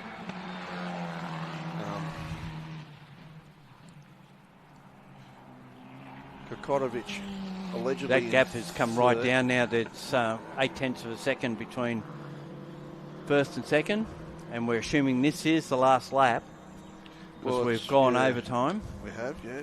Oh, a little bit of a brake lock up then from McNeil. Probably. That's Killian who had the brake lock up. It might have been both of them then, because McNeil definitely had a puff of smoke from the front tyre. Seems to happen later in the race, so maybe as the fuel burns off, the car's balance changes. I don't know if they can change the brake bias on the move. So they come out of the last corner. We're expecting the checkered flag is And out. it is. And it will be Isaac McNeil for Valenti Rosso Motorsport, who takes the win ahead of Noel Killian for AGI Sport. Third spot will go to Kokotovic when he gets to the line in car 29. Brock Burton, despite that spin, should finish in fourth spot, and Jensen Marol in the first of the Gen 1 cars will come across the line in position 5 ahead of Andrew Fitzpatrick, also in a Gen 1, and Kobe Wilson, also in a G1. So that's the end of the fourth round for the Formula 4 Championship, AU4 as it's known. And they're next back out here around the third weekend of September, I think it is.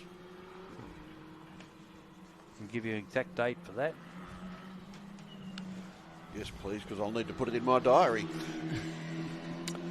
September 29-30, last weekend of September. That's AFL Grand Final weekend. That gets that us won't out of that. Yeah.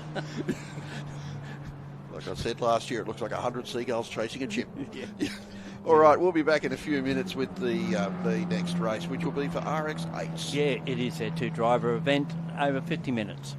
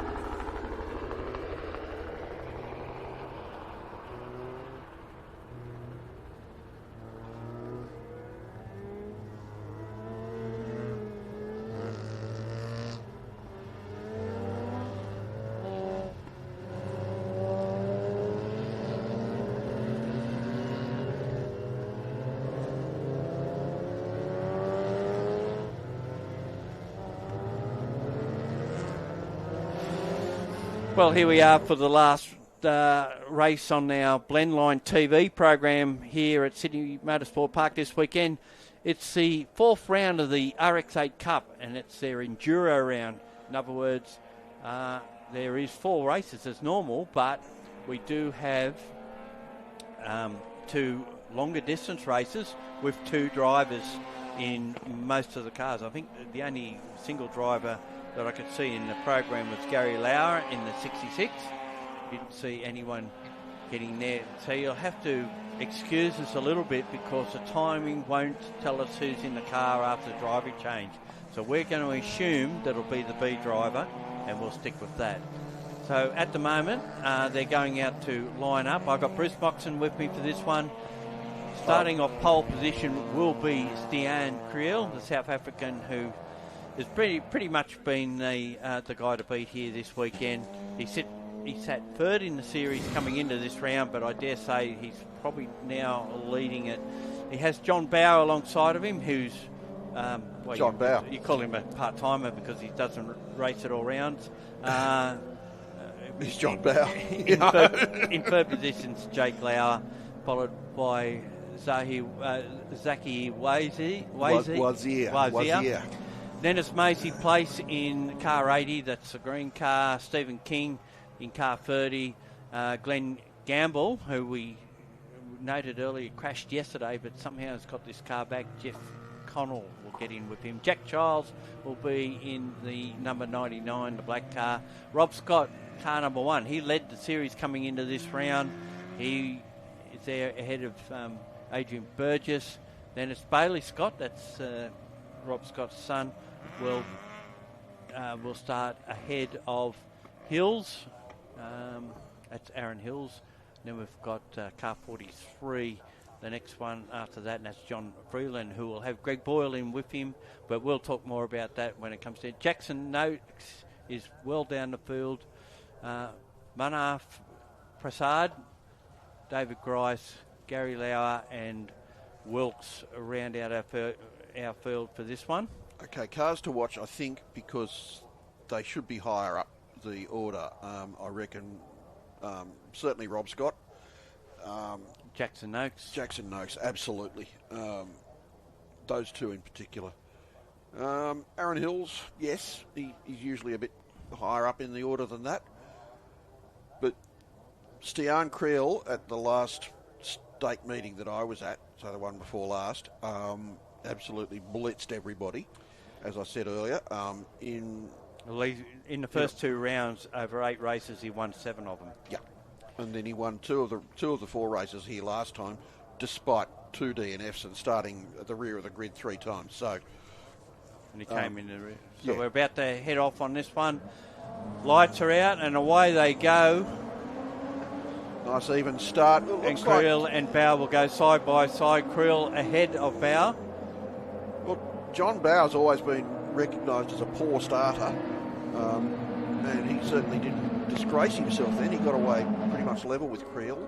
Yeah, he got away a bit too quick in the first race, and actually he's going down the outside to try and go around the outside, but on the wrong side of the track. And what he's got to be mindful of is that Jake Lauer doesn't get up the inside and take that spot away, but Lauer's got himself over on the dirt a bit, and we'll have to settle into 3rd spot. He lost a bit of drive out of that corner. So we're saying JB went round the outside, round the outside, round the outside. Did I say that? Like a buffalo girl. If we were going to be rude, we could just say like a trailer park girl, but JB's got much more class than that. No, he tried to go around the outside. It wasn't going to work. Yeah. But he's right in the toe behind Creel.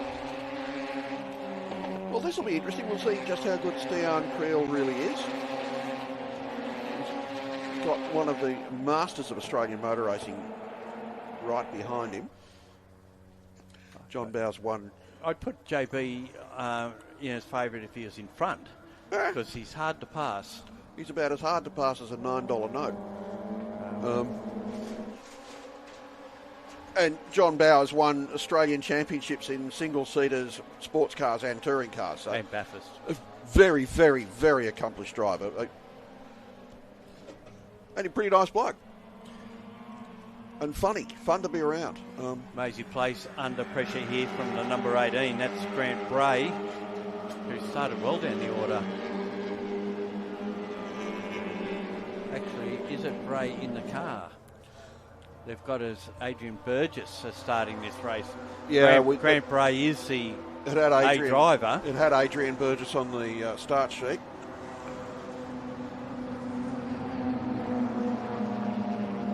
Amazing Place runs 3 cars in this field and also has a hand in helping others out as well. So from the ACT, I believe? Well, she's actually from the south coast of New South Wales, Bateman's Bay, I think, but has based herself in Canberra because it's not Bateman's Bay, because Bateman's Bay is a bit remote for this sort of thing. Yeah. Bateman's Bay is an absolutely beautiful place. I was going to say more picturesque. Oh, yeah. Yeah. Well, Canberra's all right. Yeah, it's got beautiful mountains and lots of bushland and stuff. And snow during the week. Yeah. Well, that was a bit unnecessary. So Creel still leads. He's actually got out to about a 1.1 second lead. And we're looking back down the field a little bit. That's car 15. That's Wazir, who's fallen down the field somewhat, just ahead of Barley Scott. And Barley Scott actually has made a move on him in turn 6, taking that position away. Although the 15 will come back at him on the outside. It won't be in the right position for turn 7. And not taking it lying down, though, is he? No, he has to concede. He can't stick there. It'd be nice if he could stick there. And, of course, just in behind him now is Gamble. They're pretty big car, the RX8, aren't they? All of the previous rotary engine cars have been relatively small, except maybe for the RX5. Yeah, I'm not a fan of that short rear door, though. No. I think they needed to try and sell the car to people with families. So Creel leads, Bowell, Lauer in 3rd, King 4th, Charles in 5th, Burgess we think is in the number 18 car that Grant Bray started yesterday. There's Maisie dropped back a few spots.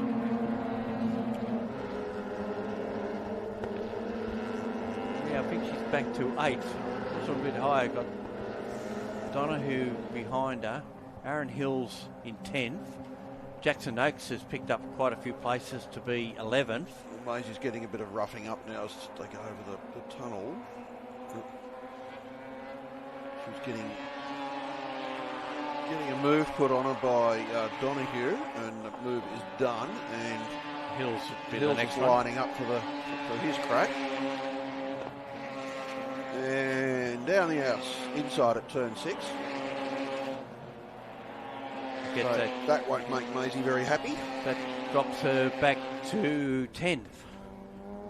And Robin Creel will get into that car at the stop. The pit window opens at 10 minutes after the start and closes 40 minutes in.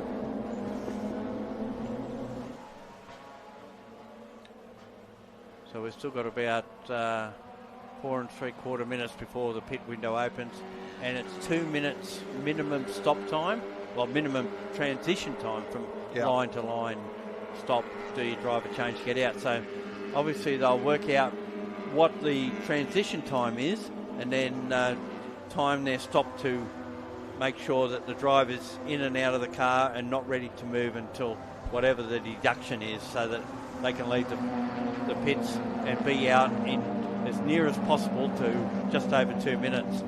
One car yesterday did it in 2 minutes and 0.3 of a second. That's perfect. In fact, somebody's probably saying, why did you leave 0.2 of a second on the table? I wouldn't like to gauge it that close, just in case. No. But you'll see a lot of these cars with a stopwatch sticky tape to the steering wheel, so when they cross the line coming into the pits, hit the go button and then sort of watch the time as they go through. Fastest car on the track at the moment is Scott, Rob Scott that is, in the first sector. Not the fastest overall until this lap's finished, but a 1:49.16 from Creel out in front. And it looks like Scott might knock that off. Creel also holds the lap record of 1:47.09 that he set at so they're about 2 seconds off that. And that's because this is a longer race. It'll take... They'll be carrying a fair bit of fuel. Exactly. Rotary's like a drink. Here's Scott trying to make a move on Burgess, and that would move him up into position 6 if he gets the job done. 4:45, so the sun will be getting pretty low as they go down the straight. That's another thing to worry about. Especially after a few laps, you get a bit of oil and rubber on your windscreen. A few mites, dust, few of the bugs. Approaching turn 1 by Braille. And that gap is still just over a second, so Bowers kept himself in the fight, and he'll be handing over to Tom Shaw. Creel, on the other hand, will hand over to Tyler Collins, and we've seen what he did earlier in the sprint race for the B drivers. Didn't embarrass himself at all. He won quite easily. So yeah, it's always the worry when you've got an imbalance between the two drivers in your car, but we don't seem to have that issue here. Rob Scott making a move now on Adam Burgess. He's been trying to do that for a while. Yeah, well, he had half a look then. Was almost alongside, but on the wrong side of the track. Had to go around the long way. Just watching Gordon Smith's car get picked up by a forklift. Oh God, that's going to be ugly. It looks like Burgess is inviting him to make the pass, but he just can't seem to do it. Yeah.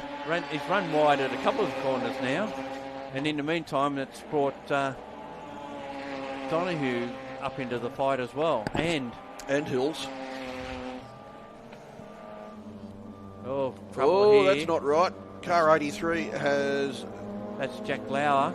And there's a lot of smoke coming out of the car, and there seems to be smoke in the cabin as well. So yeah, that's the car that Michael Hazelton drove earlier today. Yeah, that might be the last we see of that car.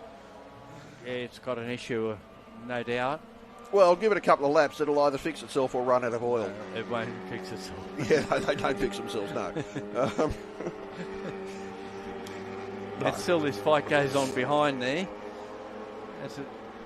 Actually, Donahue's got ahead of Scott. You can see oil on the track now. He's actually left a trail around the last couple of corners. So pit window's not open yet. And he's not stopped. What's he doing? So I've told him to stay out. Maybe to get the pit window. He did pit. He did pit. Yeah, that's someone else. Different car. Someone else had their hazard lights on. They're obviously waiting for the pit window to open to bring it in, whatever the problem is there. And this is on for Younger. Whoa! Bit of a touch up there. Yep. Hello.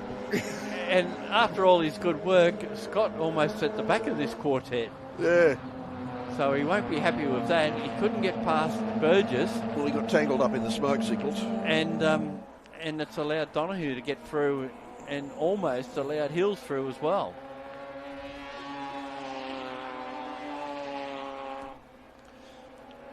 So I think Jack Lauer's race is done. Oh, yeah. I'm just seeing where he is in the points. He's not a contender at this stage. And this won't help. So coming in this round of Scott led the points, but only just by 16 points over Jackson Note.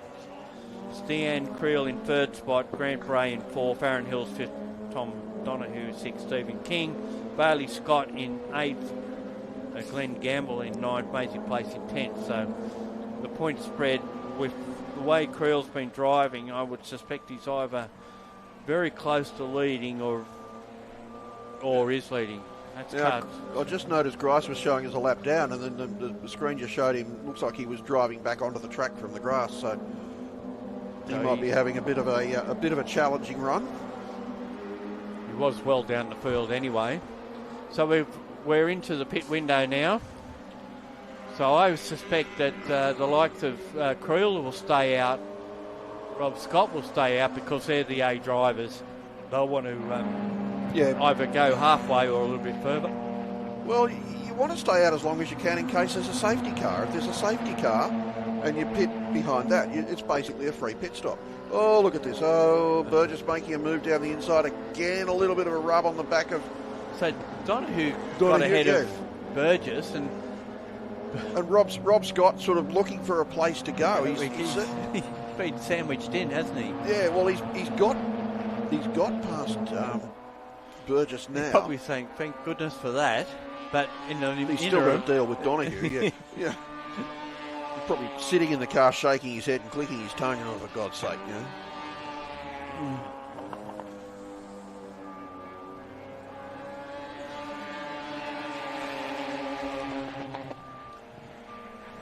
So David Grice has actually gone to the pits.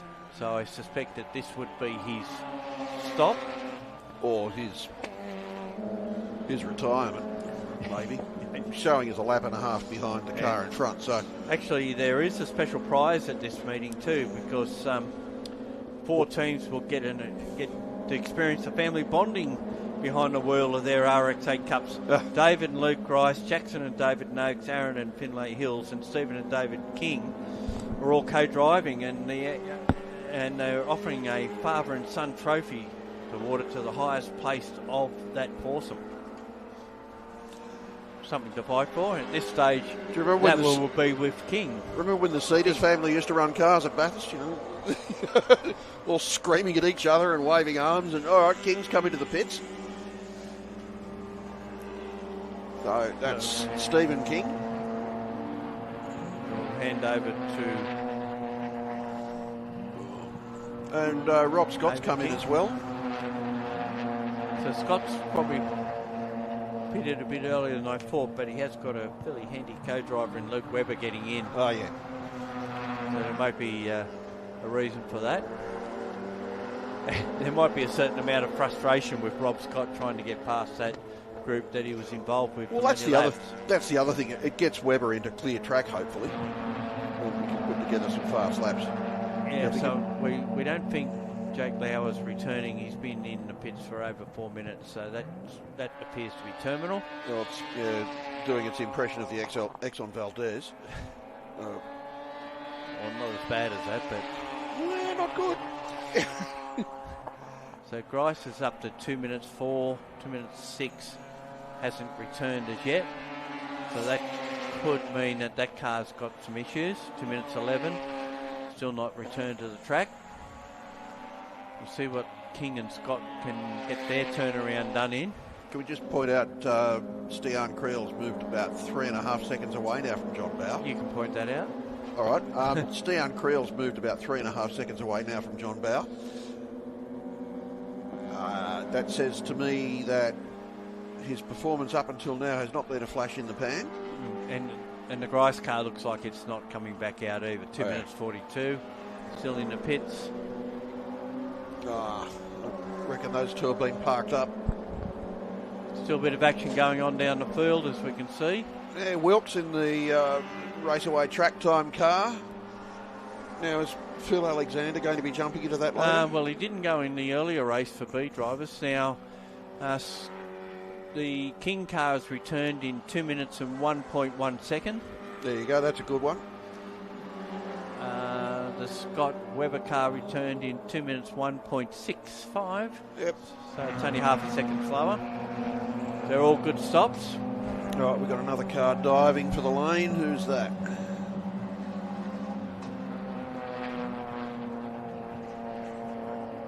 It's Zach Wazier. That's car 15, which will be handed over to Mitchell McGarry. He's a very useful young bloke from Adelaide. Has been doing good things in Excels. I could see contact happening there. Yeah. That's Wilkes and... Dellett and, well, Wilkes and Freeland. But So Wilkes overcommitted a bit then, but backed out of it. Gave back the spot. Well, he didn't actually take the spot, but he... So we assume that Dellett will take over from Wilkes rather than Phil Alexander. Well, they're the customers. They're paying for the experience. So it's not just that they're buying a drive. They're actually getting a lot of coaching and development work with Phil.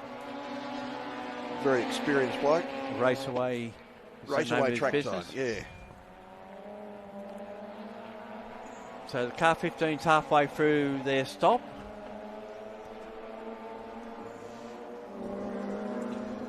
I wrote a bit about Phil Alexander in my column in the current issue of Australian Muscle Car.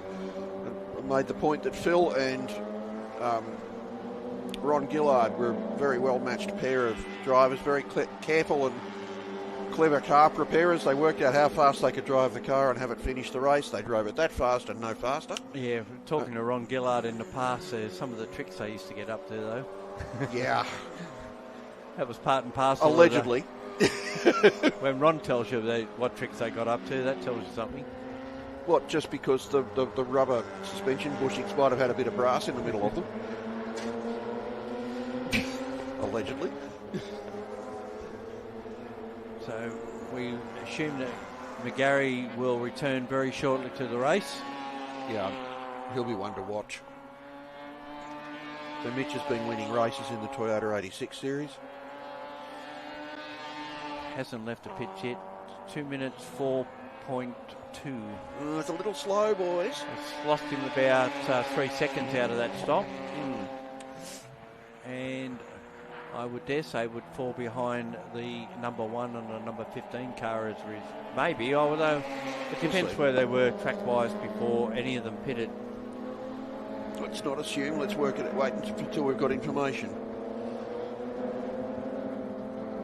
So Stian Creel's still eking out a little bit more every lap from John Bower. So it's 4.4 seconds down, then another 5 seconds or so back to Childs in third. Hills is holding on fourth in car 73, 16 seconds off the lead. The interesting thing here is because it's a 2 minute stop, they go down a lap. Yeah. So that's what it'll be. Until they've all done their pit stop, we really won't know where everyone sits in the field. So if there's a late safety car and you've stayed out, you can actually get a full lap on the field. Indeed. Yeah, and that's, that's a lot. You know, that's... So we got the Donahue and King cars, the two blue cars going through there. They're on different laps. We've got 10 laps out of the way. We've done 18, nearly 19 minutes. We've got 31 minutes to go. So we're not even halfway yet. No. We're like John Bon Jovi. He's been halfway there since 1987. You'd think after all this time he'd be at least 3/4 of the way there. Might be this is our house.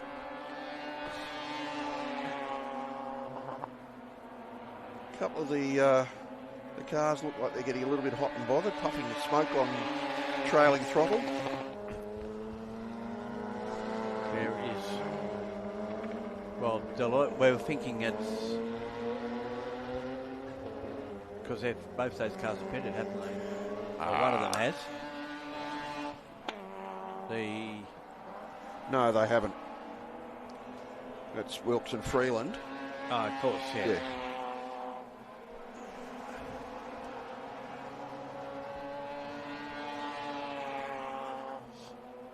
And they're bringing... So 20 minutes has now transpired in this race. 30 minutes to go.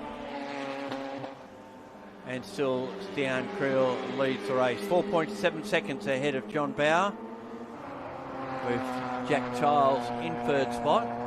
Another 5.3 seconds in arrears. Hills, Donahue and Burgess are back on screen now, and they're still beating the living daylights out of each other. That's been going on for quite a while, hasn't it? Yeah, it's great.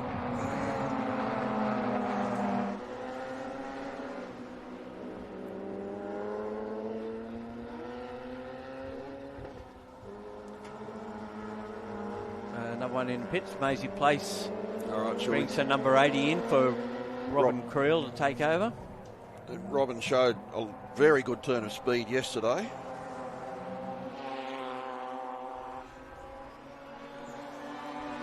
They were very solid in the second half of the 50-minute race on Saturday. Neither of the Creels is exactly children. I think Stian's he certainly has done some racing in New Zealand. I'm not sure about his native South Africa. So, Googled him. Who's this guy? Well, he hasn't. Yeah. He didn't race here before this year, did he? No, well, he's only just moved here in the last while. So, He's run these cars over in New Zealand. Yeah, well, they have a exchange deal with RX8 Cup, don't they? I didn't know Oh, they that. have in the past. Yeah. Winners have gone over. I know Rick and Tom Shaw have gone over there and raced in the past. Don't know if the cars are exactly the same or whether they're probably on a different tyre anyway. Yeah. Give you a nice holiday, if nothing else.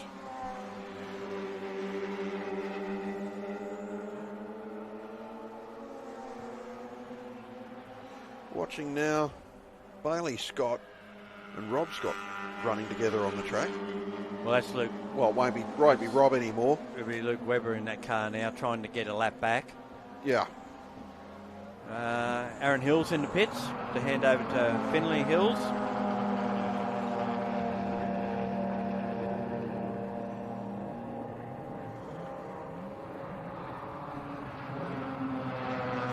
So it looks like it's between, family-wise, the Hills and the Kings and the Noakes. Well, the Grices are out of it. Yeah, well, Yeah. well, naturally enough, there's only 3 left. Yeah. And Jackson Noakes is actually 6th on the road at the moment, but there has been a few pit ahead of him. Well, Jackson's been one of the regular front runners in these cars. Certainly sort of middle of the top 10. Amazing place, 2 minutes 11.8, sorry. Fumbling with the belts, perhaps, or something. Yeah, less haste, more speed. That's it.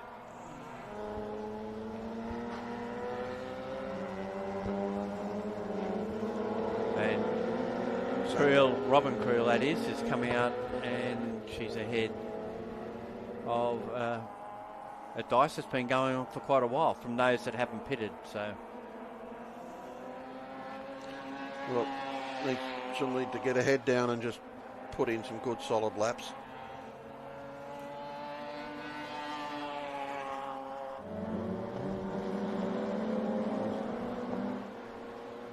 Bailey Scott being passed, I think, by Webber.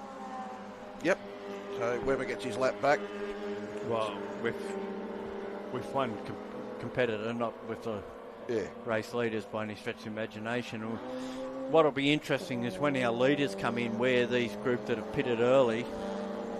I don't know. Well, is there any advantage in pitting early if there's no safety cars? I don't know. You might. Okay, if you're in traffic, it gets you out of the traffic. Hopefully, you've got a clear track, and you can get an undercut by putting in some clear laps. Yeah. In the pits now as well.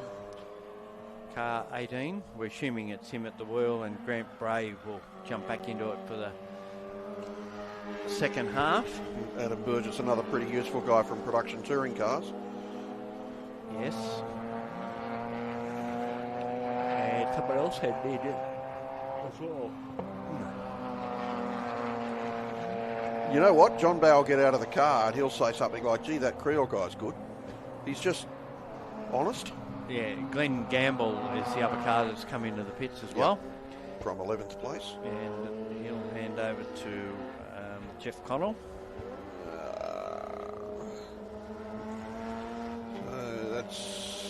Was he making a lunge at Robin Creel?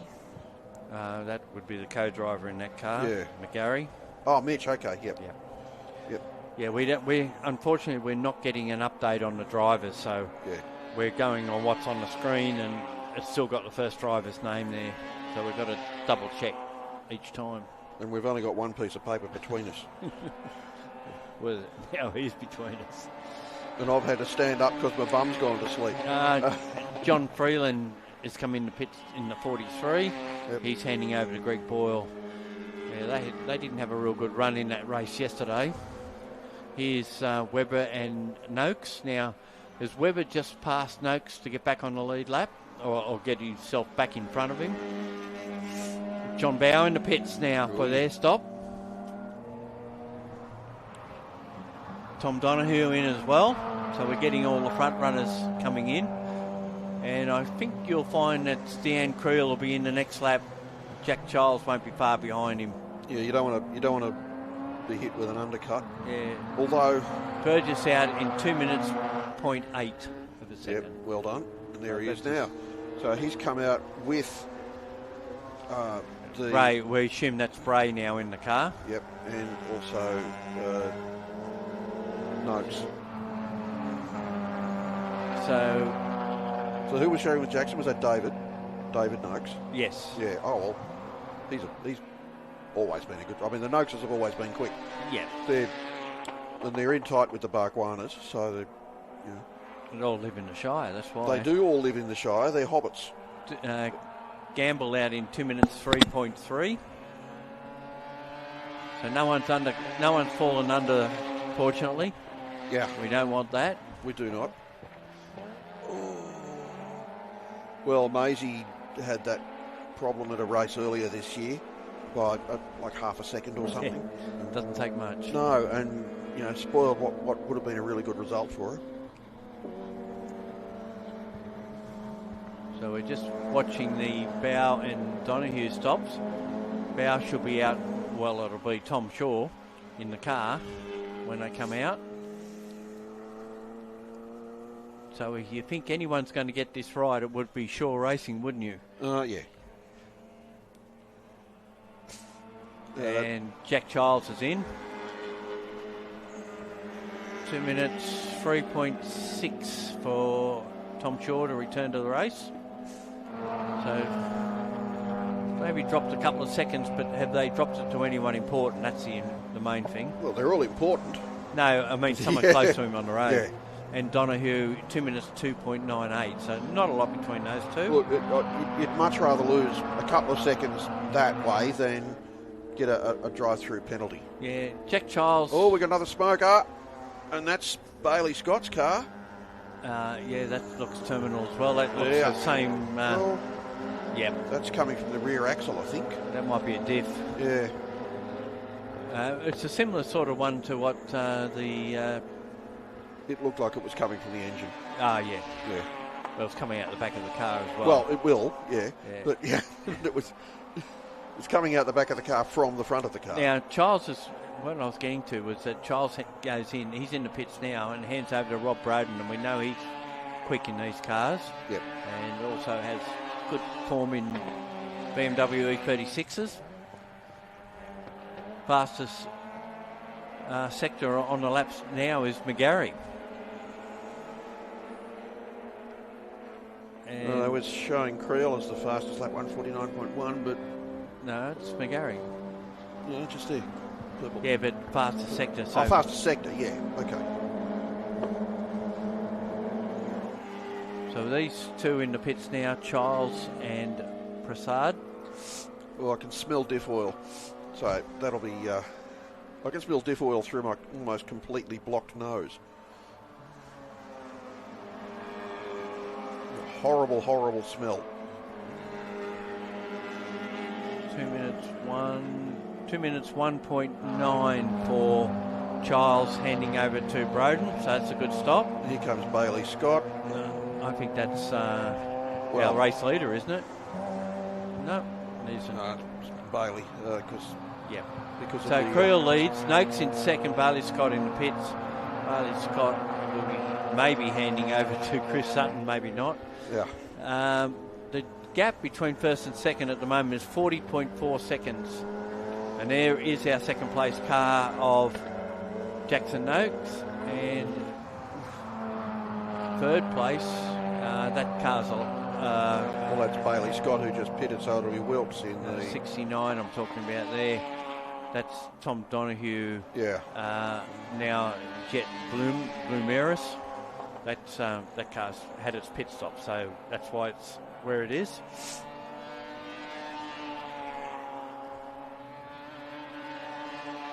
Wilkes has come into the pits in the raceaway track time And car. McGarry has the fastest lap of the race at the There moment. you go. What was that? A 1:49.0084. Okay.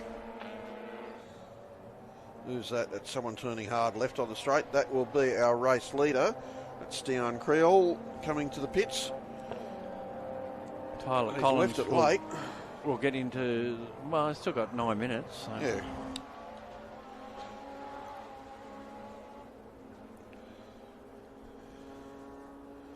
Car 43 on screen. That's Greg Boyle. They've actually updated that one. Yeah. Huh. There you go. Modern wonders. And this is car 22, our race leader. Great to get some action shots from the pits, and Yep. I think everyone else has sort of said, right, now it's the time to pits. The only one out there will be Noakes and Gary Lauer. Car 27 and car 26. Everyone else has been in. Well, there's Phil Alexander acting as car controller with his car. So that'd be... Waving to us. Hello, Phil. So the Bailey Scott car coming back out. Well, maybe it's just something done, like a breather or a seal. Yeah, well, you wouldn't have fixed a seal in that time, but... Well, it's certainly spent some more time than it should have. And 2 minutes 21.8, so it's cost them 20-odd seconds for Chris Sutton to take over that car and head out. Now, I'm no fancy big city mechanic, but you're not going to do much in 2 minutes. Well, we'll soon find out what's happening. Yes. Here's car 66.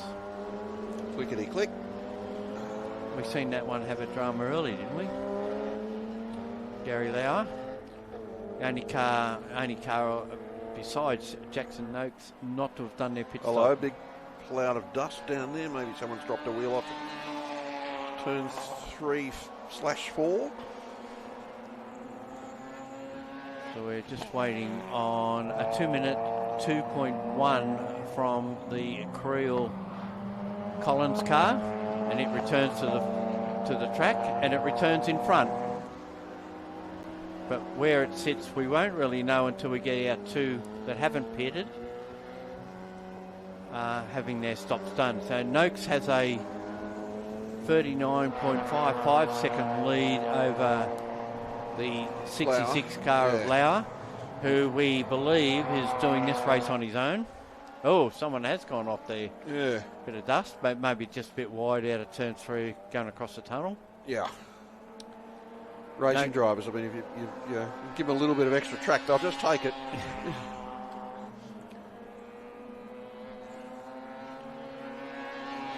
So we should get a Lauer still to come through to finish his lap.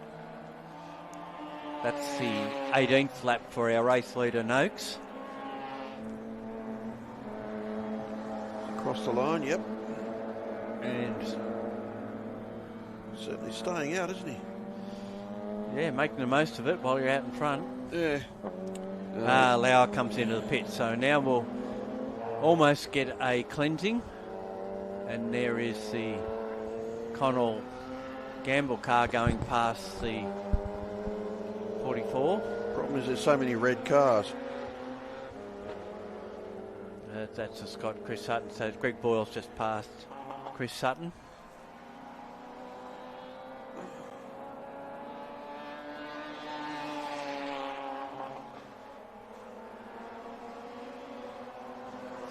So the beauty is we've got updated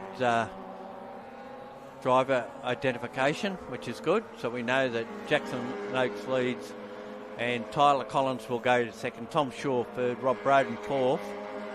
Still got Rob Scott in car 1. We think it should be Luke Webber. Adam Burgess still in 18. We think it should be Grant Bray. And then we've got... Here comes Jackson Noakes to the pit.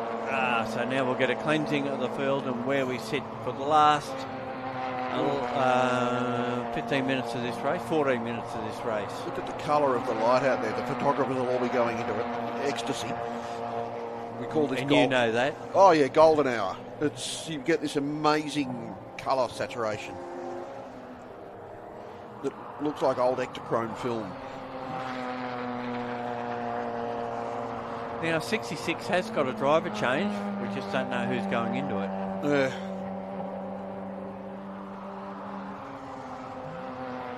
Or maybe they're just giving him a drink of water or something. They seem to be tightening belts there by the look of it. Yeah, that's true, yeah. So it looks like Collins will be 5 seconds ahead of Shaw, which is about where they were with the other two drivers in the car, with Creel and Bow.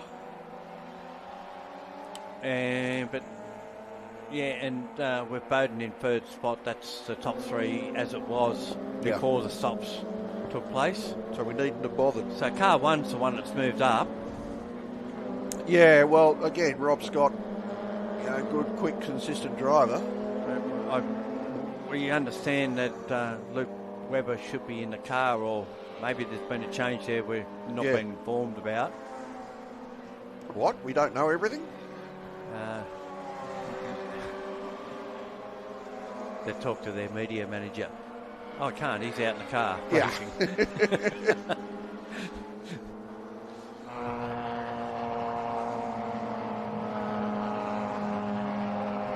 So Noakes still leads this race, and even though he's been in the pits for a minute 43, 44, this might be a fairly smart move, because it's coming up to the 2 minutes. He's now lost the lead, and 2 minutes has just transpired. He should be back 2 minutes 1.66. So actually, I think he's David Noakes is coming out fairly well up the field. Yeah. Let's see what happens when he goes past the timing marker. Now he's dropping down a fair bit now that a few cars have gone through, because they've gone through at the start-finish line, obviously. But it looks like he's in position 7. Rob Scott and Luke Webber have made some good progress. Even though we've seen Scott held up there for quite a while in a fairly torrid battle for position. Yeah.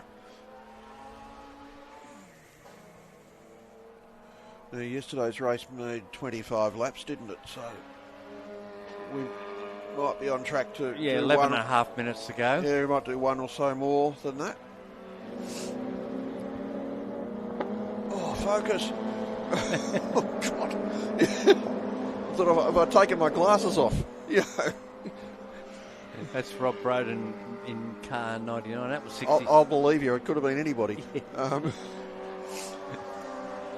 Car 18 on screen there. It's saying Adam Burgess, but we think it should be Grant Bray. Unless he did start the race and the driver ID is wrong. So I think your best solution of reporting this race is to say the combination. Yep. That way you can't be wrong. Yep.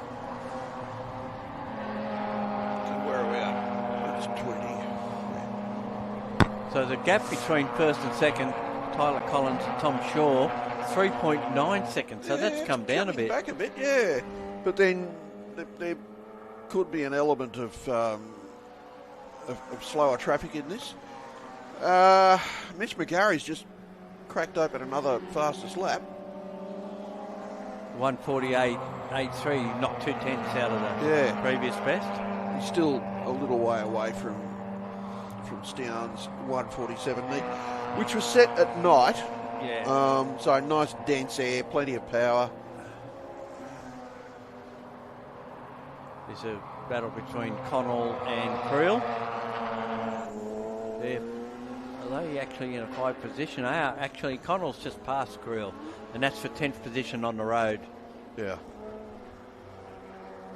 It's been a good recovery for the 25. They had an accident in the first race. And Creel's in 80, that's 82. Oh, beg your pardon. Yeah. Donahue, 82. Well, Connell's just past Donahue. Yeah. Creel is the next one to be targeted. But she's 10, 12 seconds up the road too, so... Yeah. Not liking his chances, really. With Collins 9 minutes to go. That lead just flew out a little bit, 3.8 seconds now, so about 7/10 of a second on that lap. So they're probably getting held up with lapping cars. Well, if they're that close, there wouldn't be too much lap cars between them. Just takes one.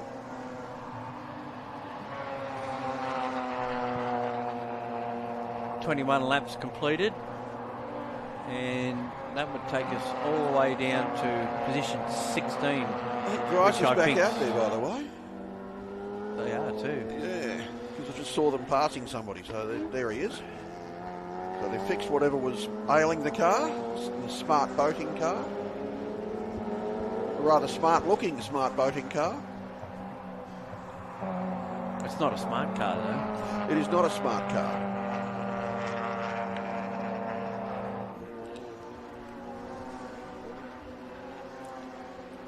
Just looking at some of the sector times, it looks like Bowden in position 3 is the fastest of the top 3. And the Scott Webber car, number 1, is probably the second fastest in position 4.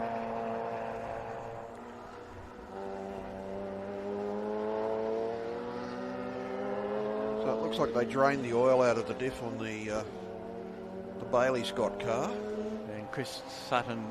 It could also just have been a lump of pickup that's stuck to something hot back there too. Yeah, and they're on the lead lap still. Yeah. I think Gary Lauer might still be on the lead lap, but Dellett, Boyle, and the Grices are at least a lap down. Grice is 4 laps by the look of it. Oh, Grice is 9 laps down. 4 laps down on King. Yeah. Yeah, they had terrible trouble early on.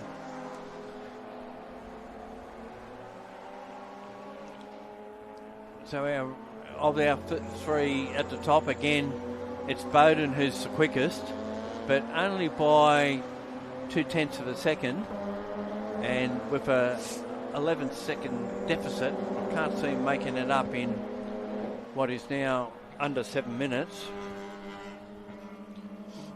So you would think that Stan Creel and Tyler Collins are in the box seat again. No, I'm not saying that. Oh, you didn't say it, I said it. Well, yeah. They're 4.2 seconds up the road and pulling away. We're sitting in the same room as me, Gary, so my ability to put the curse of the black jelly bean on something would carry across to you. I've got all the confidence in the world. The rolling of my eyes could power a small village. There's David Noakes. Yeah, and he's had a good run today. Got back a little bit now, back to 10th. I think they were 7th when the order resumed, but looks like they may have lost a couple more spots. It's not an historic racing Escort. That's what's confusing him. Now that's interesting. Why wouldn't David be at Wakefield Park? Or sorry, One Raceway this weekend? Because he's here with his son. Yeah, but you know. And it's a 2-driver event. Yeah, but you know.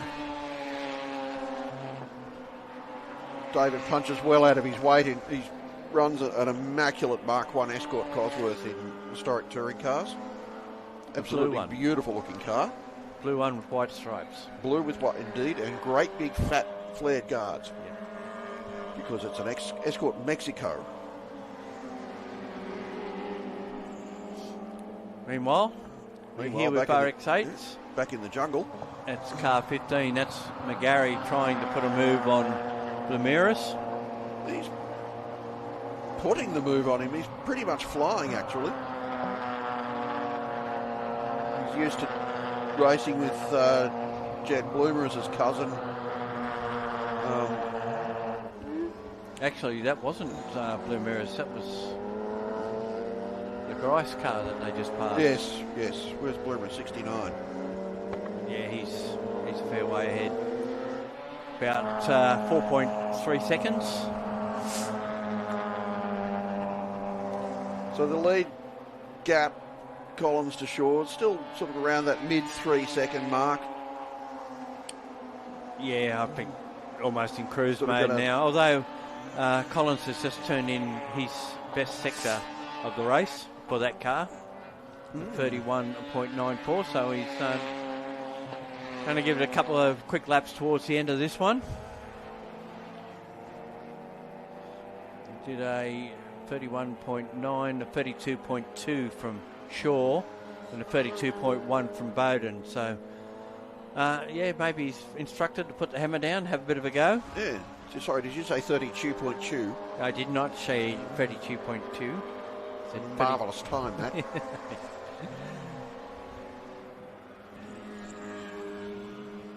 And Shaw must be getting a bit of a tow. His speed was 3 clicks up on Collins down the straight, and that lap was a 149.3 from Collins, 149.5 and a 150. So Bowden's hasn't been the fastest on that lap, and the gaps have stayed pretty much the same. Yeah.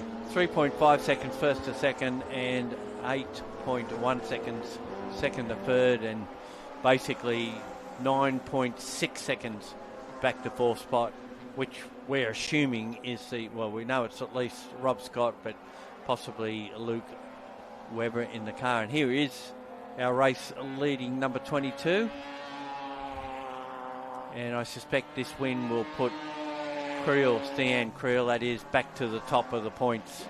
Well, it won't hurt his challenge. And going into the final round here on the last weekend of September. I assume it's here. Robin Creel's made up a spot. She's up into 9th.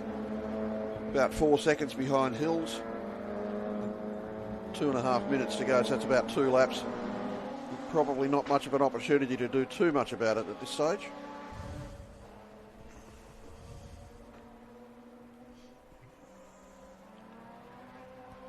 That's quite a workout for these cars to go this long. Although they race in the 6 hour, don't they? So, and yeah, they're pretty close to production, so that they shouldn't be as brittle as a more highly developed car. Famous last words. The trick is to work out how hard you can drive it and have it finish, isn't it? So there goes Collins and Shaw. Just under 3 seconds now, the lead, and there's no cars between them. Is there anything in front of them that's likely to slow them down? Not. Well, Gee, it's dark down at turn 2 now. Well, the sun. Oh, it's in the shade, yeah. But, yeah. And the camera makes it look a lot lighter than what it really is. Yeah. Low light cameras that they are. There goes our boss. Hi, Liz.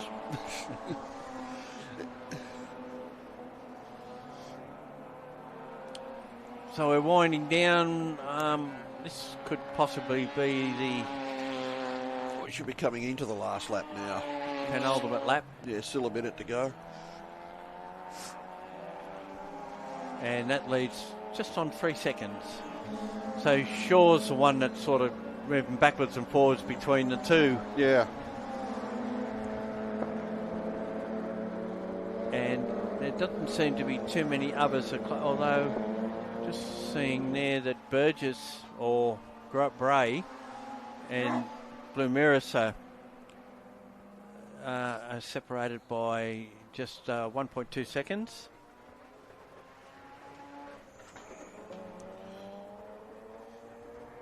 See our producer out there. Looks like she's taking the bins out. It is Sunday night. No, it's Wednesday at our place. It's Sunday at my place. Oh, okay. And it's all 3 bins this week. Okay, we should be on, well, maybe not. Maybe not, yeah. Still 7 seconds to go in the race. So, I don't know. We'll just keep calling until it ends. And that leads down to 2.6 seconds. So made up 4/10 of a second in 1 lap, did Tom Shaw. But then there's a lapped car in the way, the Boyle car. There is car 8. So that might have held Collins up for a corner or two while he got past. I'm just looking in the background there, and Shaw's past it now, so 3.2 seconds. So he got delayed a bit as well. But sometimes you just can't help it when you're in the slower car. You can't get all the way out of the way. No, well, what do they say? You stick to your line and let the other bloke worry about it. Yeah. If you see him coming, obviously you've got a chance to move, you do. But don't try and move halfway through a corner or anything like that. No. But then, you might be getting lapped, but you've also got your own race that you're trying to run. Yeah, especially if you're dicing with someone. So it would appear that we have 13 cars on the lead lap. Yeah. And another 4 cars still in the running. We're on lap 26, so I called it. I said we'd do a lap or so more than we did last night. Okay, checkered flag's out. Yep, here's the checkered flag. Well, they did it yesterday, and they've come back, and they've done it again today. Stian Creel and Tyler Collins will take out the second of the two 50-minute two-driver races here for round 4 of the RX8 Cup. And they've done it in style with a fairly handy win over Tom Shaw and John Bow in position 2. And then position 3, the car 99 of Jack Childs and Rob Bowden. Bowden should come across the line in third spot, trailing second place by around about 9.5 seconds. A flawless performance from both the lead cars. Didn't Pretty put a tight foot in wrong. the background there between Yeah. those three. Well, they've been at it all race. So that's Burgess, Bloomerus and McGarry. McGarry. Well, McGarry was the one that was closing on them, but just didn't have enough laps to get past. So they've finished line astern of each other. Mitch McGarry goes home with a fastest lap. And the Hills look like they take out the family award Right. in position 6. They haven't got to the line yet, but Finlay, who took over from Aaron, should get that done. And then there'll be Robin Creel and Maisie Place are in position 9. Jeff Connell and Glenn Gamble will fill out the 10. The Noakes, father and son duo of David and Jackson, will be in 11th spot. Chris Sutton brings the Bailey Scott machine home in 12th. And then it's Tom Donahue in the number 82 that he shared with someone. I think he's done it on his own, actually. Yeah, and everyone else has already crossed the line because they're a lap down. That's it from Blendline TV as far as the coverage or the stream goes this weekend. Still got a race to go here at the track, but from all at Blendline TV, big thank you to race officials, to the camera crews and all that have been out there today. And look at that picturesque view we're seeing of Sydney Motorsport Park. And until next time, we say farewell.